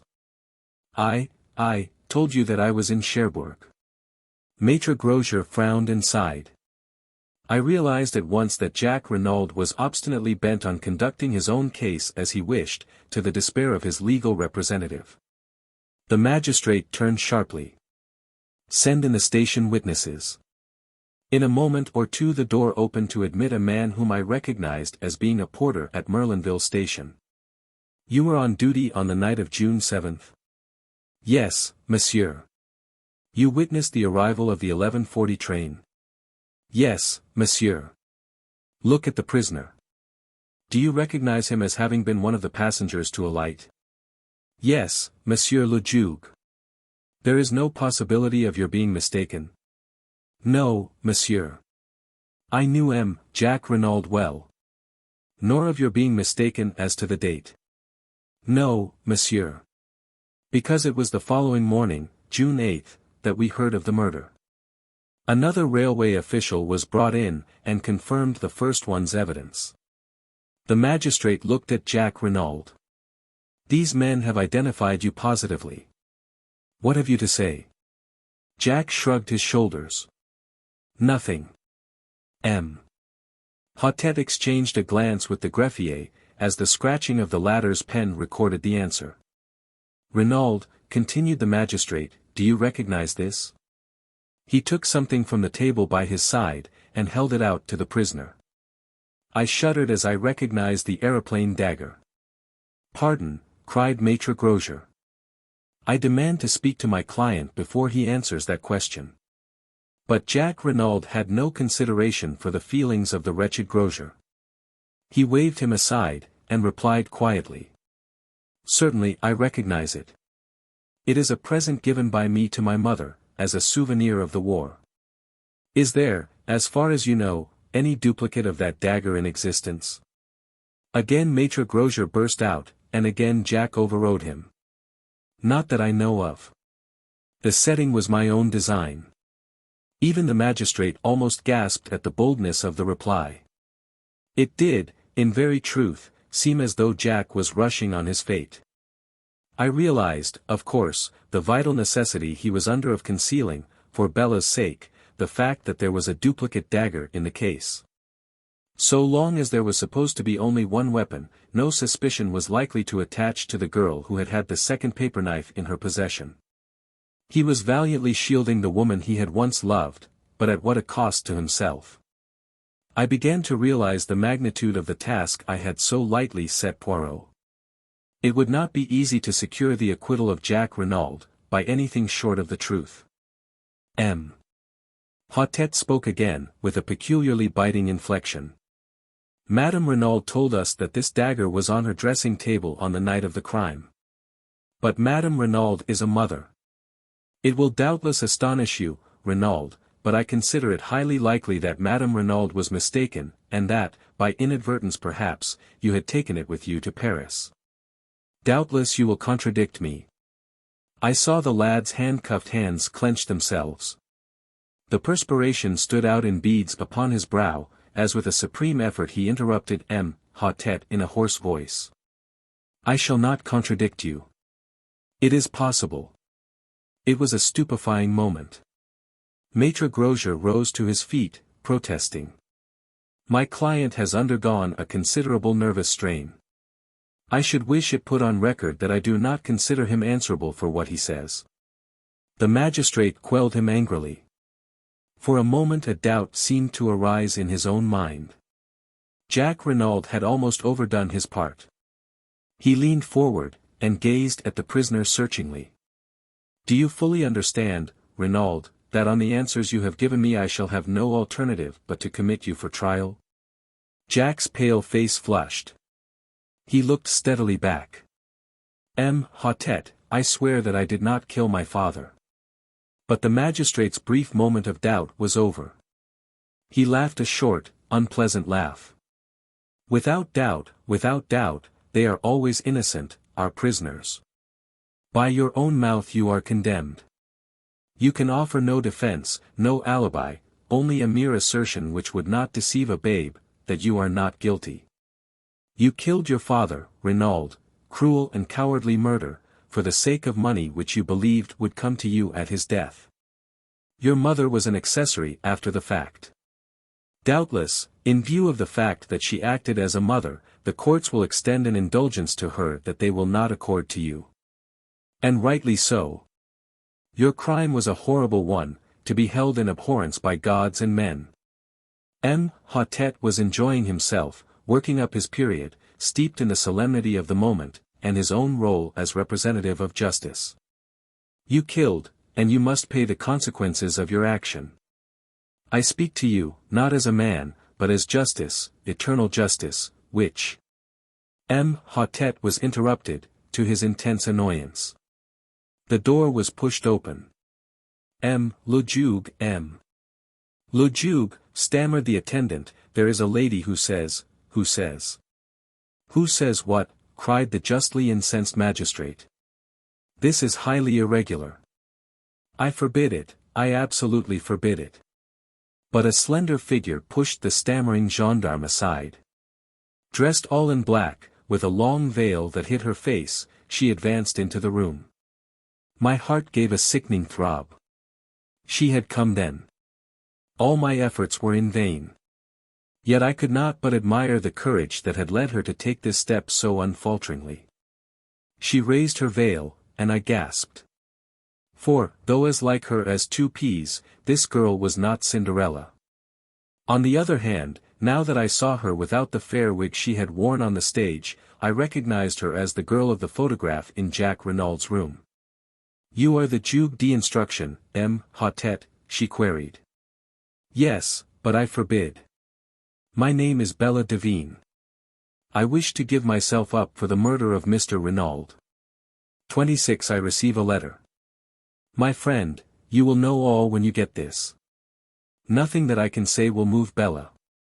She has gone out to give herself up. I am tired out with struggling. You will know now that I deceived you, that where you gave me trust one repaid you with lies.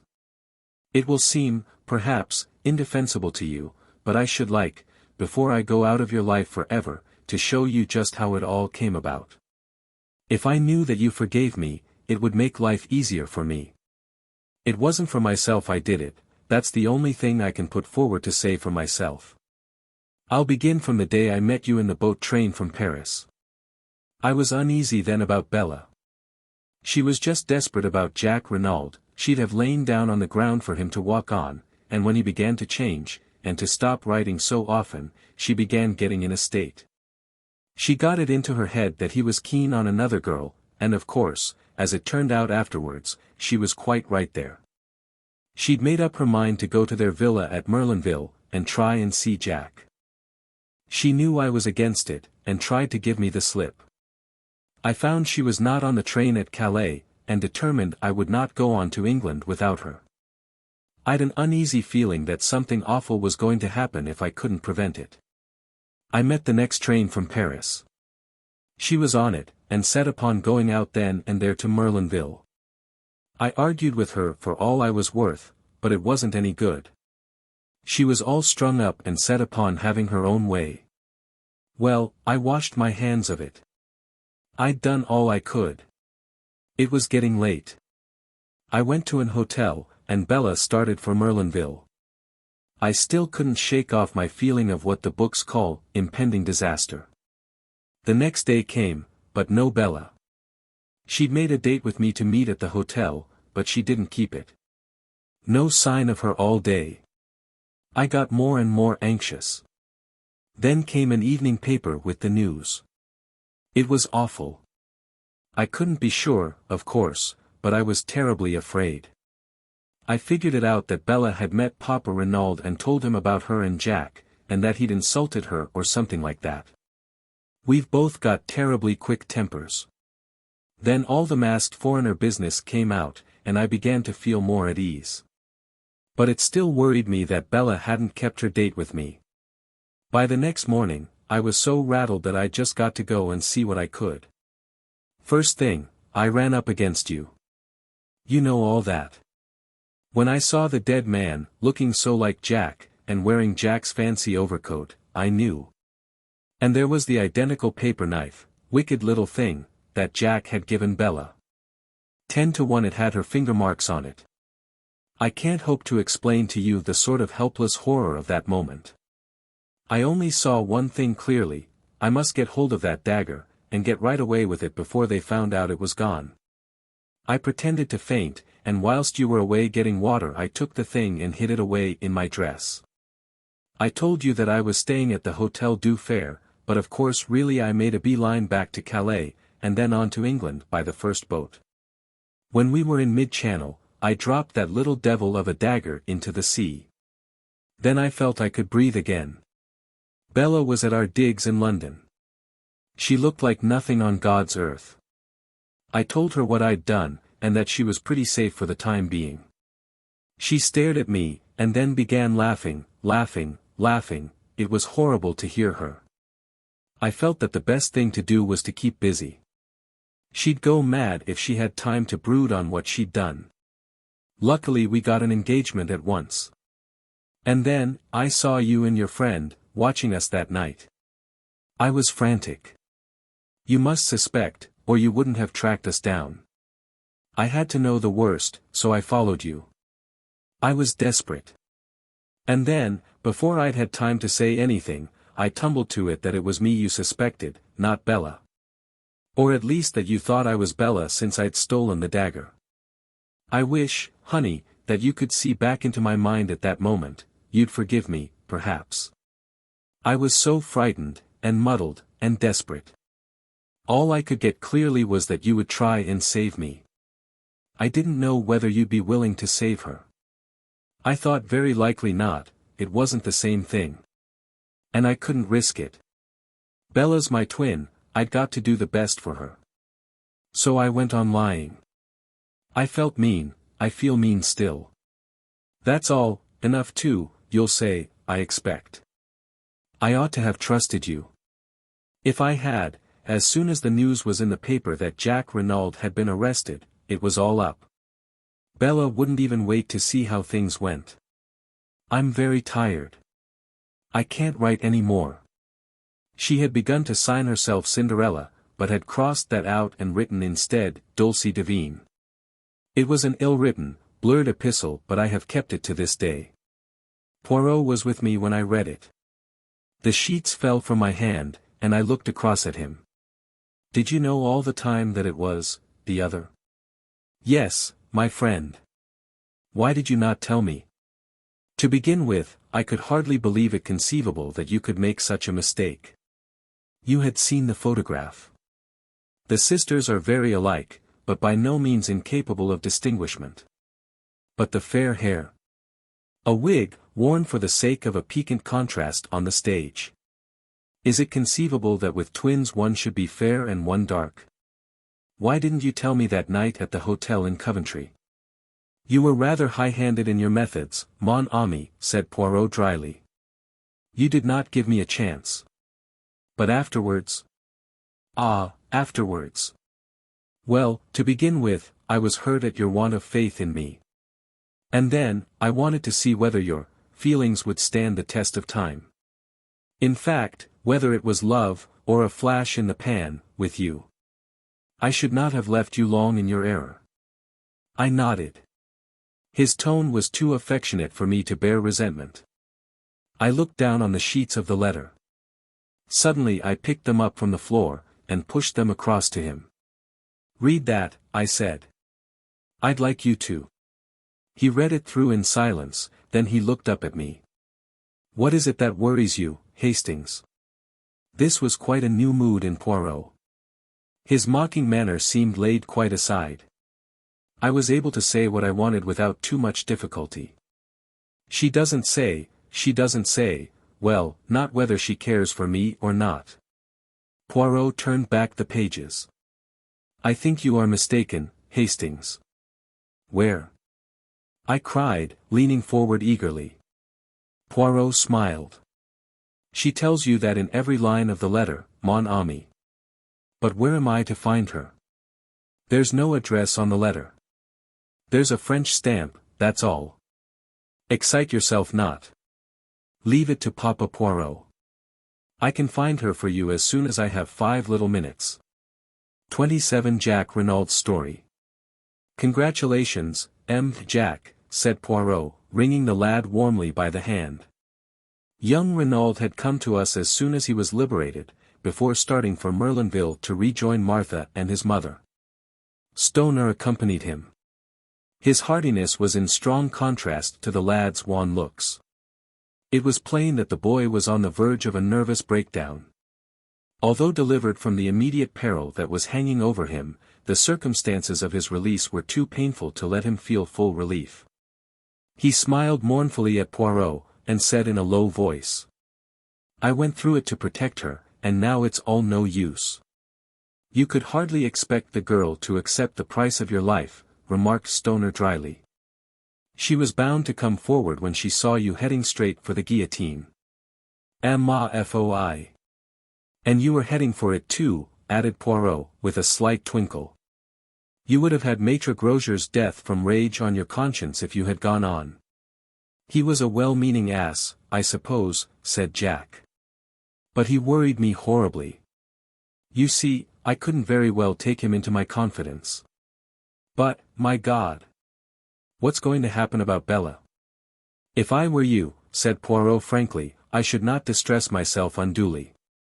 The French courts are very lenient to youth and beauty, and the crime passional. A clever lawyer will make out a great case of extenuating circumstances. It will not be pleasant for you. I don't care about that. You see, Poirot, in a way I do feel guilty of my father's murder. But for me, and my entanglement with this girl, he would be alive and well today. And then my cursed carelessness in taking away the wrong overcoat. I can't help feeling responsible for his death. It will haunt me forever." "No, no," I said soothingly. "Of course it's horrible to me to think that Bella killed my father," resumed Jack, "but I'd treated her shamefully. After I met Martha, and realized I'd made a mistake, I ought to have written and told her so honestly. But I was so terrified of a row, and of its coming to Martha's ears, and her thinking there was more in it than there ever had been, that, well, I was a coward, and went on hoping the thing would die down of itself. I just drifted, in fact, not realizing that I was driving the poor kid desperate. If she'd really knifed me, as she meant to, I should have got no more than my deserts. And the way she's come forward now is downright plucky. I'd have stood the racket, you know, up to the end." He was silent for a moment or two, and then burst out on another tack. "What gets me is why the governor should be wandering about in underclothes and my overcoat at that time of night. I suppose he'd just given the foreign Johnnies the slip, and my mother must have made a mistake about its being 2 o'clock when they came. Or, it wasn't all a frame-up, was it? I mean, my mother couldn't think, that it was me?" Poirot reassured him quickly.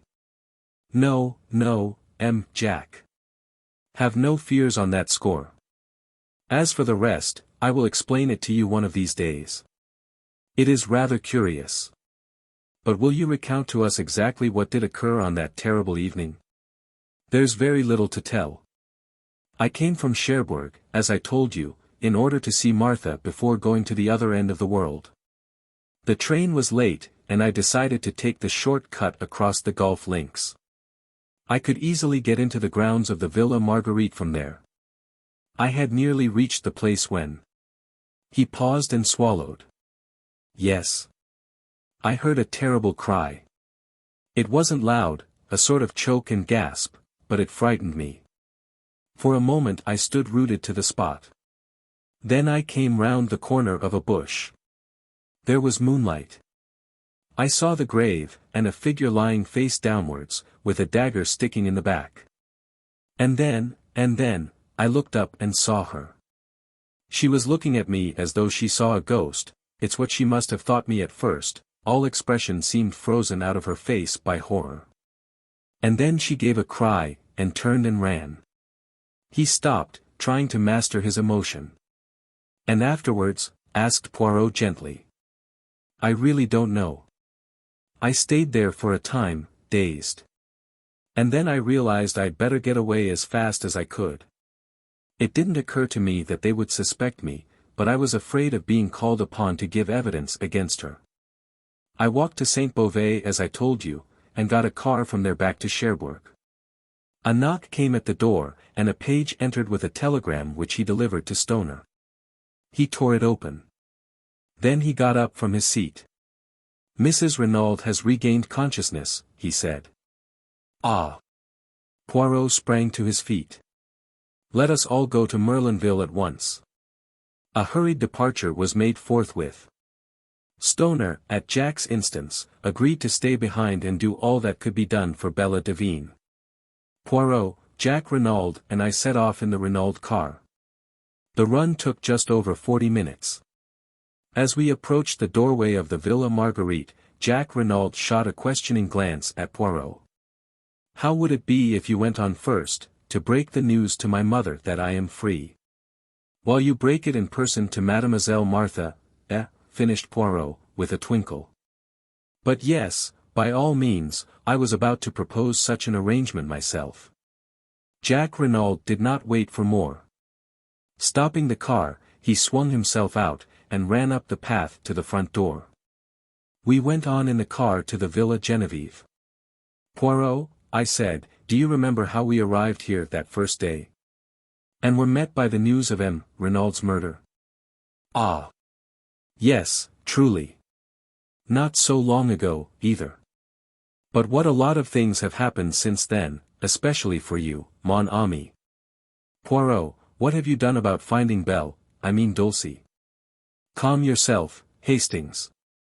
I arrange everything. You're being a precious long time about it, I grumbled. Poirot changed the subject. Then the beginning, now the end, he moralized, as we rang the bell. And, considered as a case, the end is profoundly unsatisfactory. Yes, indeed, I sighed. You are regarding it from the sentimental standpoint, Hastings. That was not my meaning. We will hope that Mademoiselle Bella will be dealt with leniently, and after all Jack Renauld cannot marry both the girls. I spoke from a professional standpoint. This is not a crime well ordered and regular, such as a detective delights in. The mise-en scene designed by Georges Cano, that indeed is perfect, but the denouement, no. A man killed by accident in a girl's fit of anger, indeed, what order or method is there in that? And in the midst of a fit of laughter on my part at Poirot's peculiarities, the door was opened by Françoise. Poirot explained that he must see Mrs. Renauld at once, and the old woman conducted him upstairs. I remained in the salon. It was some time before Poirot reappeared. He was looking unusually grave. Vous voilà, Hastings. Sacre tonnerre, but there are squalls ahead. What do you mean? I cried. I would hardly have credited it, said Poirot thoughtfully, but women are very unexpected. Here are Jack and Martha d'Aubreuil, I exclaimed, looking out of the window. Poirot bounded out of the room, and met the young couple on the steps outside. Do not enter. It is better not. Your mother is very upset. I know, said Jack Renauld. I must go up to her at once. But no, I tell you. It is better not. But Martha and I. In any case, do not take Mademoiselle with you. Mount, if you must, but you would be wise to be guided by me. A voice on the stairs behind made us all start. I thank you for your good offices, M. Poirot, but I will make my own wishes clear. We stared in astonishment. Descending the stairs, leaning upon Léonie's arm, was Mrs. Renauld, her head still bandaged. The French girl was weeping, and imploring her mistress to return to bed. Madame will kill herself. It is contrary to all the doctor's orders. But Mrs. Renauld came on. Mother, cried Jack, starting forward. But with a gesture she drove him back. I am no mother of yours. You are no son of mine. From this day and hour I renounce you. Mother, cried the lad, stupefied. For a moment she seemed to waver, to falter before the anguish in his voice. Poirot made a mediating gesture, but instantly she regained command of herself. Your father's blood is on your head. You are morally guilty of his death. You thwarted and defied him over this girl, and by your heartless treatment of another girl, you brought about his death. Go out from my house. Tomorrow I intend to take such steps as shall make it certain that you shall never touch a penny of his money. Make your way in the world as best you can with the help of the girl who is the daughter of your father's bitterest enemy. And slowly, painfully, she retraced her way upstairs. We were all dumbfounded, totally unprepared for such a demonstration. Jack Renauld, worn out with all he had already gone through, swayed and nearly fell. Poirot and I went quickly to his assistance. "He is overdone," murmured Poirot to Martha. "Where can we take him?" "But home. To the Villa Marguerite. We will nurse him, my mother and I." My poor Jack. We got the lad to the villa, where he dropped limply onto a chair in a semi-dazed condition. Poirot felt his head and hands. "He has fever. The long strain begins to tell. And now this shock on top of it. Get him to bed, and Hastings and I will summon a doctor." A doctor was soon procured. After examining the patient, he gave it as his opinion that it was simply a case of nerve strain. With perfect rest and quiet, the lad might be almost restored by the next day, but, if excited, there was a chance of brain fever. It would be advisable for someone to sit up all night with him. Finally, having done all we could, we left him in the charge of Martha and her mother, and set out for the town. It was past our usual hour of dining, and we were both famished. The first restaurant we came to assuaged the pangs of hunger with an excellent omelette, and an equally excellent entrecôte to follow. "And now for quarters for the night," said Poirot, when at length Café Noir had completed the meal. "Shall we try our old friend, the Hôtel de Bains?" We traced our steps there without more ado. Yes, Messrs could be accommodated with 2 good rooms overlooking the sea. Then Poirot asked a question which surprised me. "Has an English lady, Miss Robinson, arrived?" "Yes, monsieur. She is in the little salon." "Ah! Poirot," I cried, keeping pace with him as he walked along the corridor, "who on earth is Miss Robinson?" Poirot beamed kindly on me. "It is that I have arranged you a marriage, Hastings." "But, I say." "Bah," said Poirot, giving me a friendly push over the threshold of the door. "Do you think I wish to trumpet aloud in Merlinville the name of Devine?" It was indeed Cinderella who rose to greet us. I took her hands in both of mine. My eyes said the rest. Poirot cleared his throat. "Mes enfants," he said, "for the moment we have no time for sentiment. There is work ahead of us. Mademoiselle, were you able to do what I asked you?" In response, Cinderella took from her bag an object wrapped up in paper, and handed it silently to Poirot. The latter unwrapped it. I gave a start, for it was the aeroplane dagger which I understood she had cast into the sea. Strange, how reluctant women always are to destroy the most compromising of objects and documents.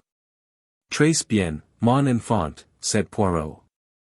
"I am pleased with you. Go now and rest yourself. Hastings here and I have work to do. You shall see him tomorrow."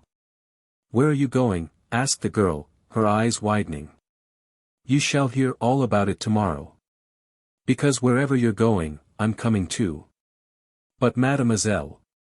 "I'm coming too, I tell you." Poirot realized that it was futile to argue further. He gave in. "Come then, mademoiselle. But it will not be amusing. In all probability nothing will happen." The girl made no reply. 20 minutes later we set forth. It was quite dark now, a close, oppressive evening.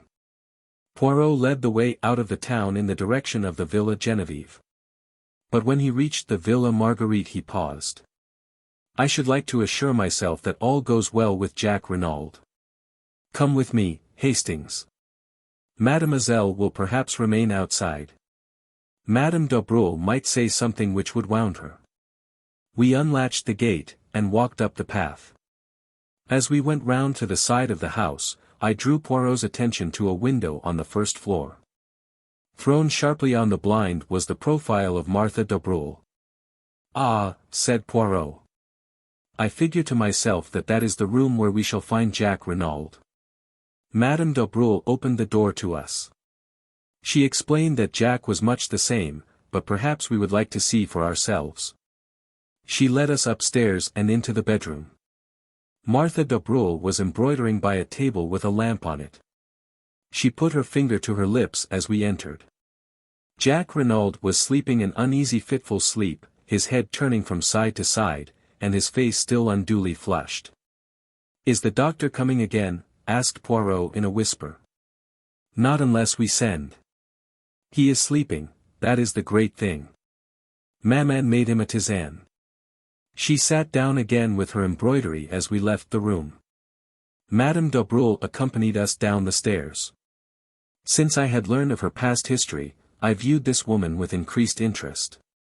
She stood there with her eyes cast down, the same very faint enigmatical smile that I remembered on her lips. And suddenly I felt afraid of her, as one might feel afraid of a beautiful poisonous snake. "I hope we have not deranged you, madam," said Poirot politely as she opened the door for us to pass out. "Not at all, monsieur." "By the way," said Poirot, as though struck by an afterthought, Stoner has not been in Merlinville today, has he?" I could not at all fathom the point of this question, which I well knew to be meaningless as far as Poirot was concerned. Madame de Breuil replied quite composedly. "Not that I know of. He has not had an interview with Mrs. Renauld." "How should I know that, monsieur?" "True," said Poirot. "I thought you might have seen him coming or going, that is all." "Good night, madam." "Why," I began. "No, whys, Hastings. There will be time for that later." We rejoined Cinderella and made our way rapidly in the direction of the Villa Genevieve. Poirot looked over his shoulder once at the lighted window and the profile of Martha as she bent over her work. "He is being guarded at all events," he muttered. Arrived at the Villa Genevieve, Poirot took up his stand behind some bushes to the left of the drive, where, whilst enjoying a good view ourselves, we were completely hidden from sight. The villa itself was in total darkness, everybody was without doubt in bed and asleep. We were almost immediately under the window of Mrs. Renauld's bedroom, which window, I noticed, was open. It seemed to me that it was upon this spot that Poirot's eyes were fixed. "What are we going to do?" I whispered. "Watch. But I do not expect anything to happen for at least an hour, probably 2 hours, But his words were interrupted by a long thin-drawn cry. "Help!" A light flashed up in the second-floor room on the right-hand side of the house. The cry came from there. And even as we watched there came a shadow on the blind as of 2 people struggling. "Mille tonnerres!" cried Poirot. "She must have changed her room." Dashing forward, he battered wildly on the front door. Then rushing to the tree in the flower bed, he swarmed up it with the agility of a cat. I followed him, as with a bound he sprang in through the open window. Looking over my shoulder, I saw Dulcie reaching the branch behind me. "Take care," I exclaimed. "Take care of your grandmother," retorted the girl. "This is child's play to me." Poirot had rushed through the empty room and was pounding on the door leading into the corridor. "Locked and bolted on the outside," he growled. "And it will take time to burst it open." The cries for help were getting noticeably fainter. I saw despair in Poirot's eyes. He and I together put our shoulders to the door. Cinderella's voice, calm and dispassionate, came from the window. "You'll be too late, I guess I'm the only one who can do anything." Before I could move a hand to stop her, she appeared to leap upward into space. I rushed and looked out. To my horror, I saw her hanging by her hands from the roof, propelling herself along by jerks in the direction of the lighted window. "Good heavens! She'll be killed," I cried. "You forget. She's a professional acrobat, Hastings. It was the providence of the good God that made her insist on coming with us tonight. I only pray that she may be in time." "Ah!" A cry of absolute terror floated out onto the night as the girl disappeared through the right-hand window. Then in Cinderella's clear tones came the words.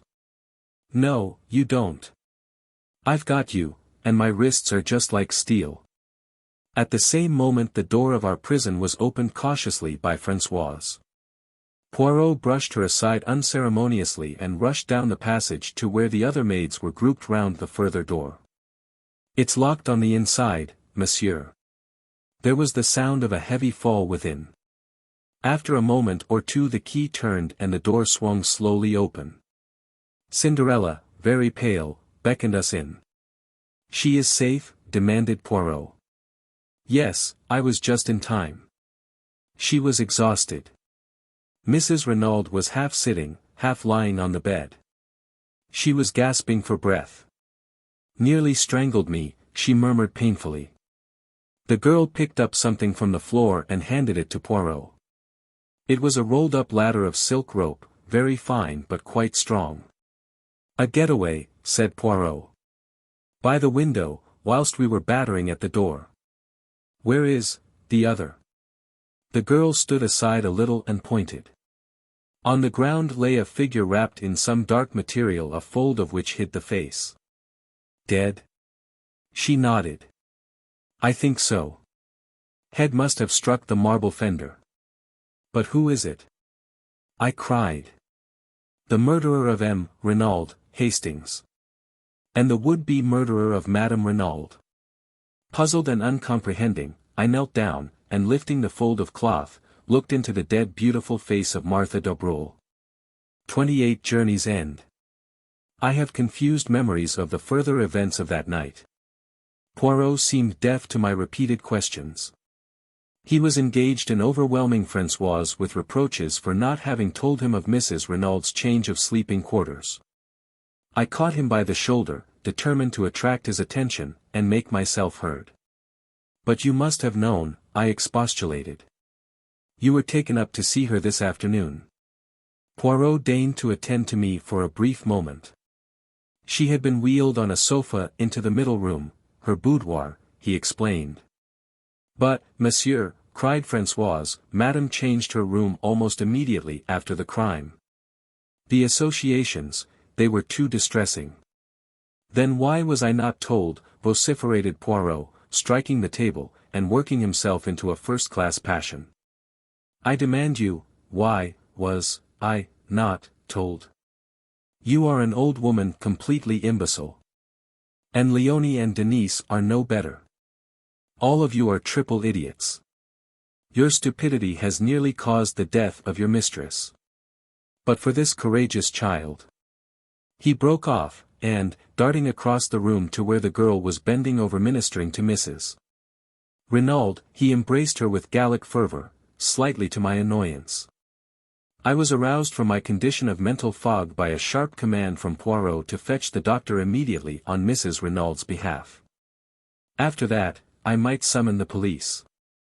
And he added, to complete my dudgeon, "It will hardly be worth your while to return here.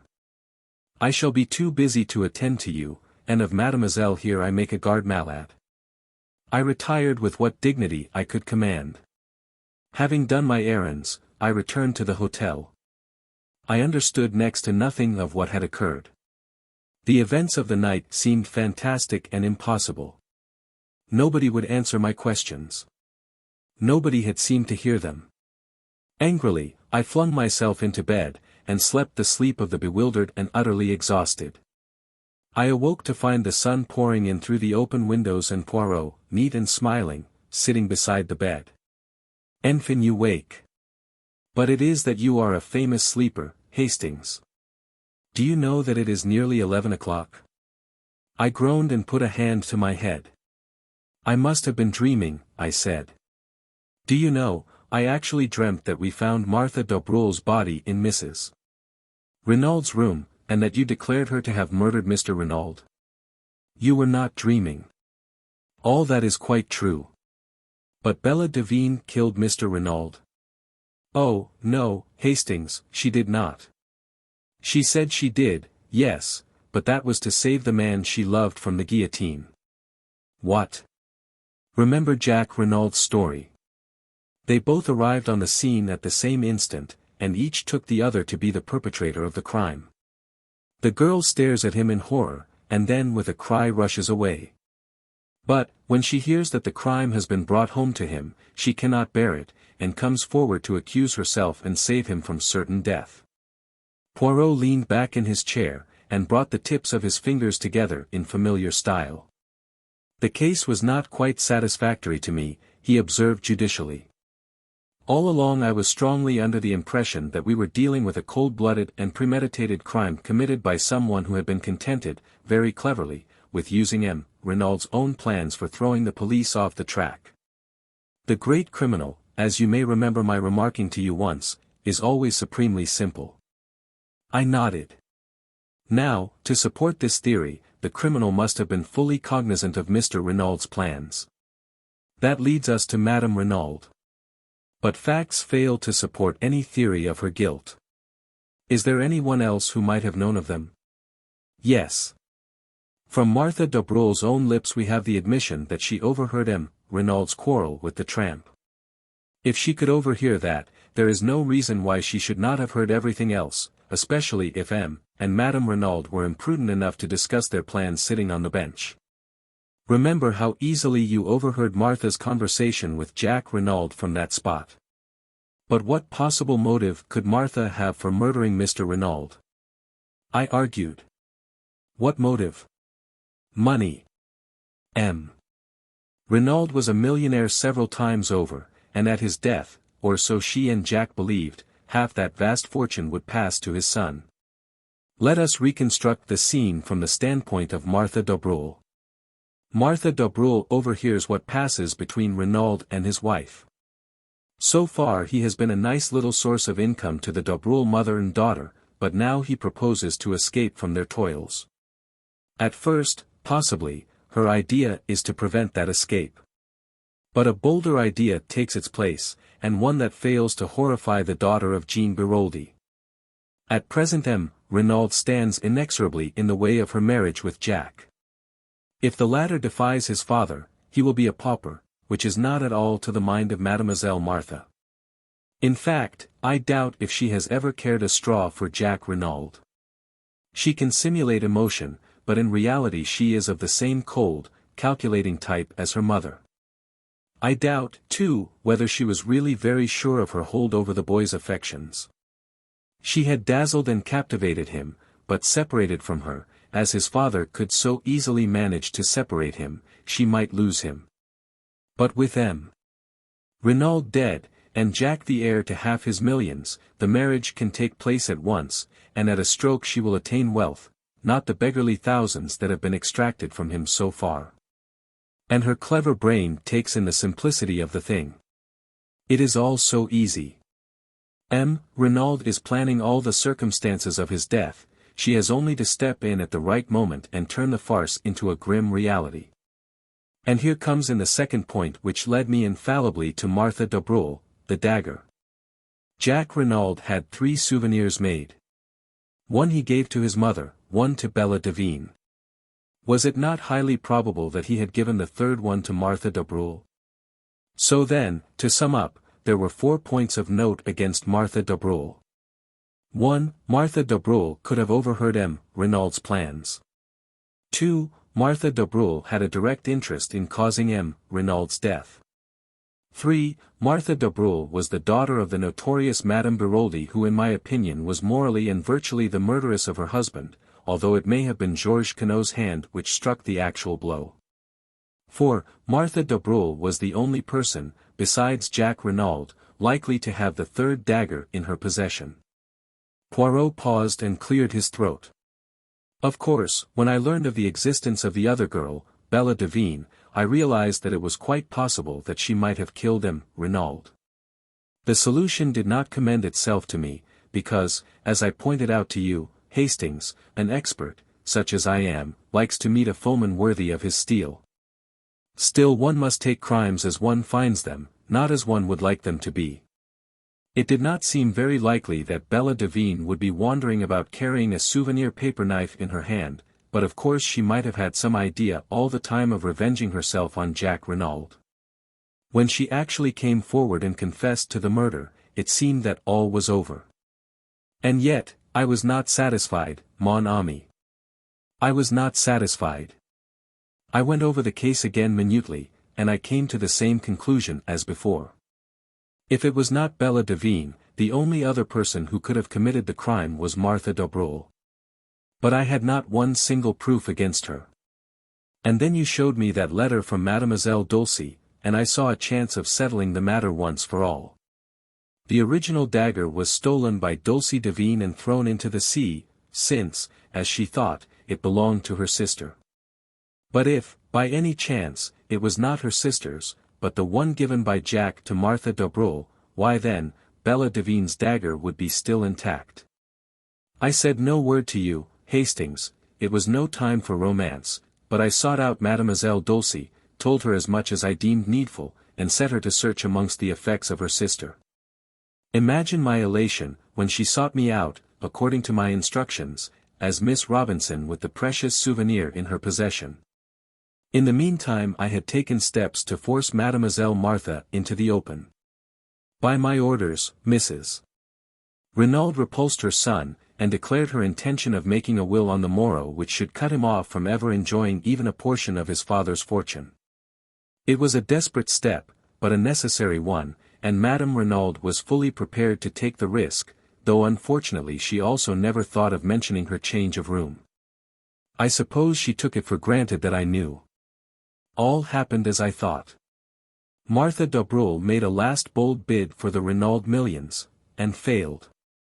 What absolutely bewilders me, I said, is how she ever got into the house without our seeing her. It seems an absolute miracle. We left her behind at the Villa Marguerite, we go straight to the Villa Genevieve, and yet she is there before us. Ah, but we did not leave her behind.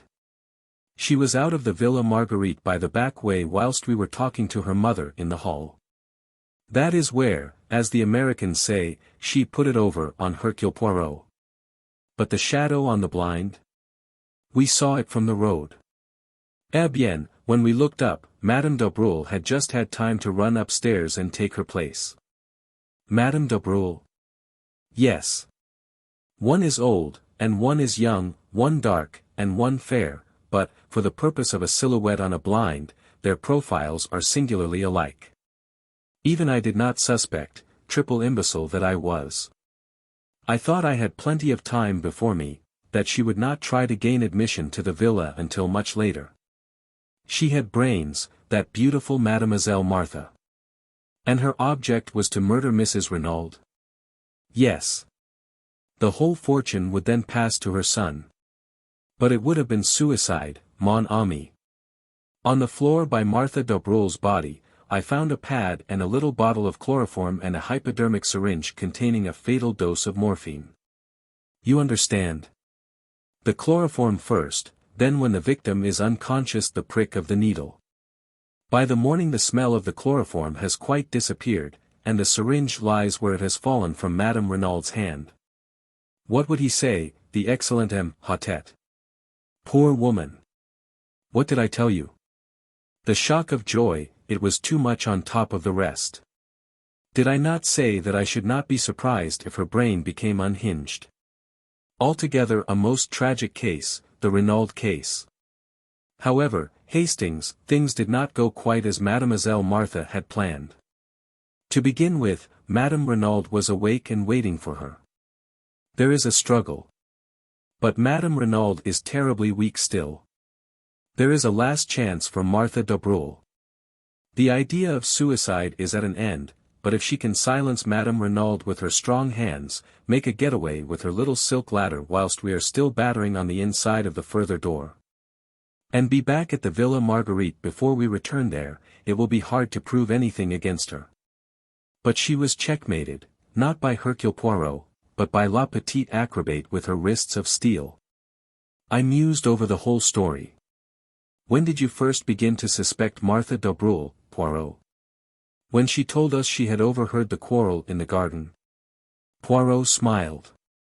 My friend, do you remember when we drove into Merlinville that first day?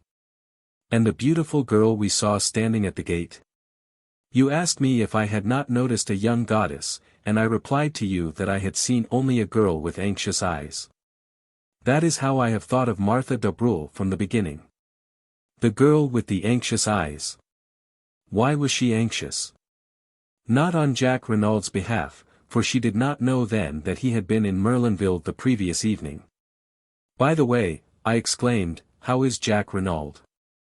"Much better. He is still at the Villa Marguerite. But Madame de Breuil has disappeared. The police are looking for her. Was she in with her daughter, do you think? We shall never know. Madame is a lady who can keep her secrets. And I doubt very much if the police will ever find her. Has Jack Renauld been told?" "Not yet. It will be a terrible shock to him." "Naturally. And yet, do you know, Hastings, I doubt if his heart was ever seriously engaged. So far we have looked upon Bella Devine as a siren, and Martha de Breuil as the girl he really loved. But I think that if we reversed the terms we should come nearer to the truth. Martha de Breuil was very beautiful.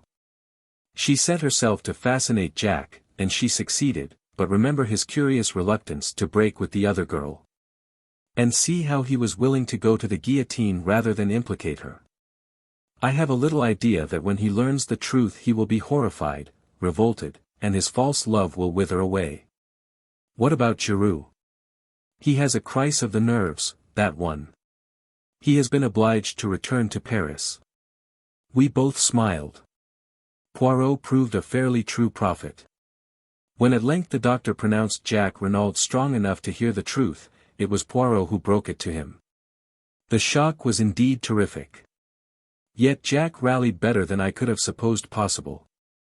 His mother's devotion helped him to live through those difficult days. The mother and son were inseparable now. There was a further revelation to come. Poirot had acquainted Mrs. Renauld with the fact that he knew her secret, and had represented to her that Jack should not be left in ignorance of his father's past. To hide the truth, never does it avail, madam. Be brave and tell him everything. With a heavy heart Mrs. Renauld consented, and her son learned that the father he had loved had been in actual fact a fugitive from justice. A halting question was promptly answered by Poirot. "Reassure yourself, Jack. The world knows nothing. As far as I can see, there is no obligation for me to take the police into my confidence. Throughout the case I have acted, not for them, but for your father. Justice overtook him at last, but no one need ever know that he and Georges Conneau were one and the same." There were, of course, various points in the case that remained puzzling to the police, but Poirot explained things in so plausible a fashion that all query about them was gradually stilled. Shortly after we got back to London, I noticed a magnificent model of a foxhound adorning Poirot's mantelpiece. In answer to my inquiring glance, Poirot nodded. "Mais, oui. I got my 500 francs. Is he not a splendid fellow? I call him Giroux." A few days later Jack Renauld came to see us with a resolute expression on his face. "Poirot, I've come to say goodbye. I'm sailing for South America almost immediately. My father had large interests over the continent, and I mean to start a new life out there. You go alone, Jack. My mother comes with me, and I shall keep Stoner on as my secretary. He likes out-of-the-way parts of the world. No one else goes with you?" Jack flushed. "You mean? A girl who loves you very dearly, who has been willing to lay down her life for you." "How could I ask her?" muttered the boy. "After all that has happened, could I go to her and, oh, what sort of a lame story could I tell? Les femmes, they have a wonderful genius for manufacturing crutches for stories like that." "Yes, but, I've been such a damned fool." "So have all of us, at one time and another," observed Poirot philosophically. But Jack's face had hardened. "There's something else. I'm my father's son. Would anyone marry me, knowing that? You are your father's son, you say. Hastings here will tell you that I believe in heredity. Well, then. Wait. I know a woman of courage and endurance, capable of great love, of supreme self-sacrifice." The boy looked up. His eyes softened. My mother. Yes. You are your mother's son as well as your father's. Go then to Mademoiselle Bella. Tell her everything. Keep nothing back, and see what she will say. Jack looked irresolute. Go to her as a boy no longer, but a man bowed by the fate of the past, and the fate of today, but looking forward to a new and wonderful life. Ask her to share it with you. You may not realize it, but your love for each other has been tested in the fire and not found wanting. You have both been willing to lay down your lives for each other. And what of Captain Arthur Hastings, humble chronicler of these pages? There is some talk of his joining the Renaulds on a ranch across the seas, but for the end of this story I prefer to go back to a morning in the garden of the Villa Genevieve. I can't call you Bella, I said, since it isn't your name. And Dulcie seems so unfamiliar. So it's got to be Cinderella. Cinderella married the prince, you remember. I'm not a prince, but... She interrupted me. Cinderella warned him, I'm sure. You see, she couldn't promise to turn into a princess. She was only a little scullion after all. It's the prince's turn to interrupt, I interpolated. Do you know what he said? No. Hell, said the prince, and kissed her. And I suited the action to the word.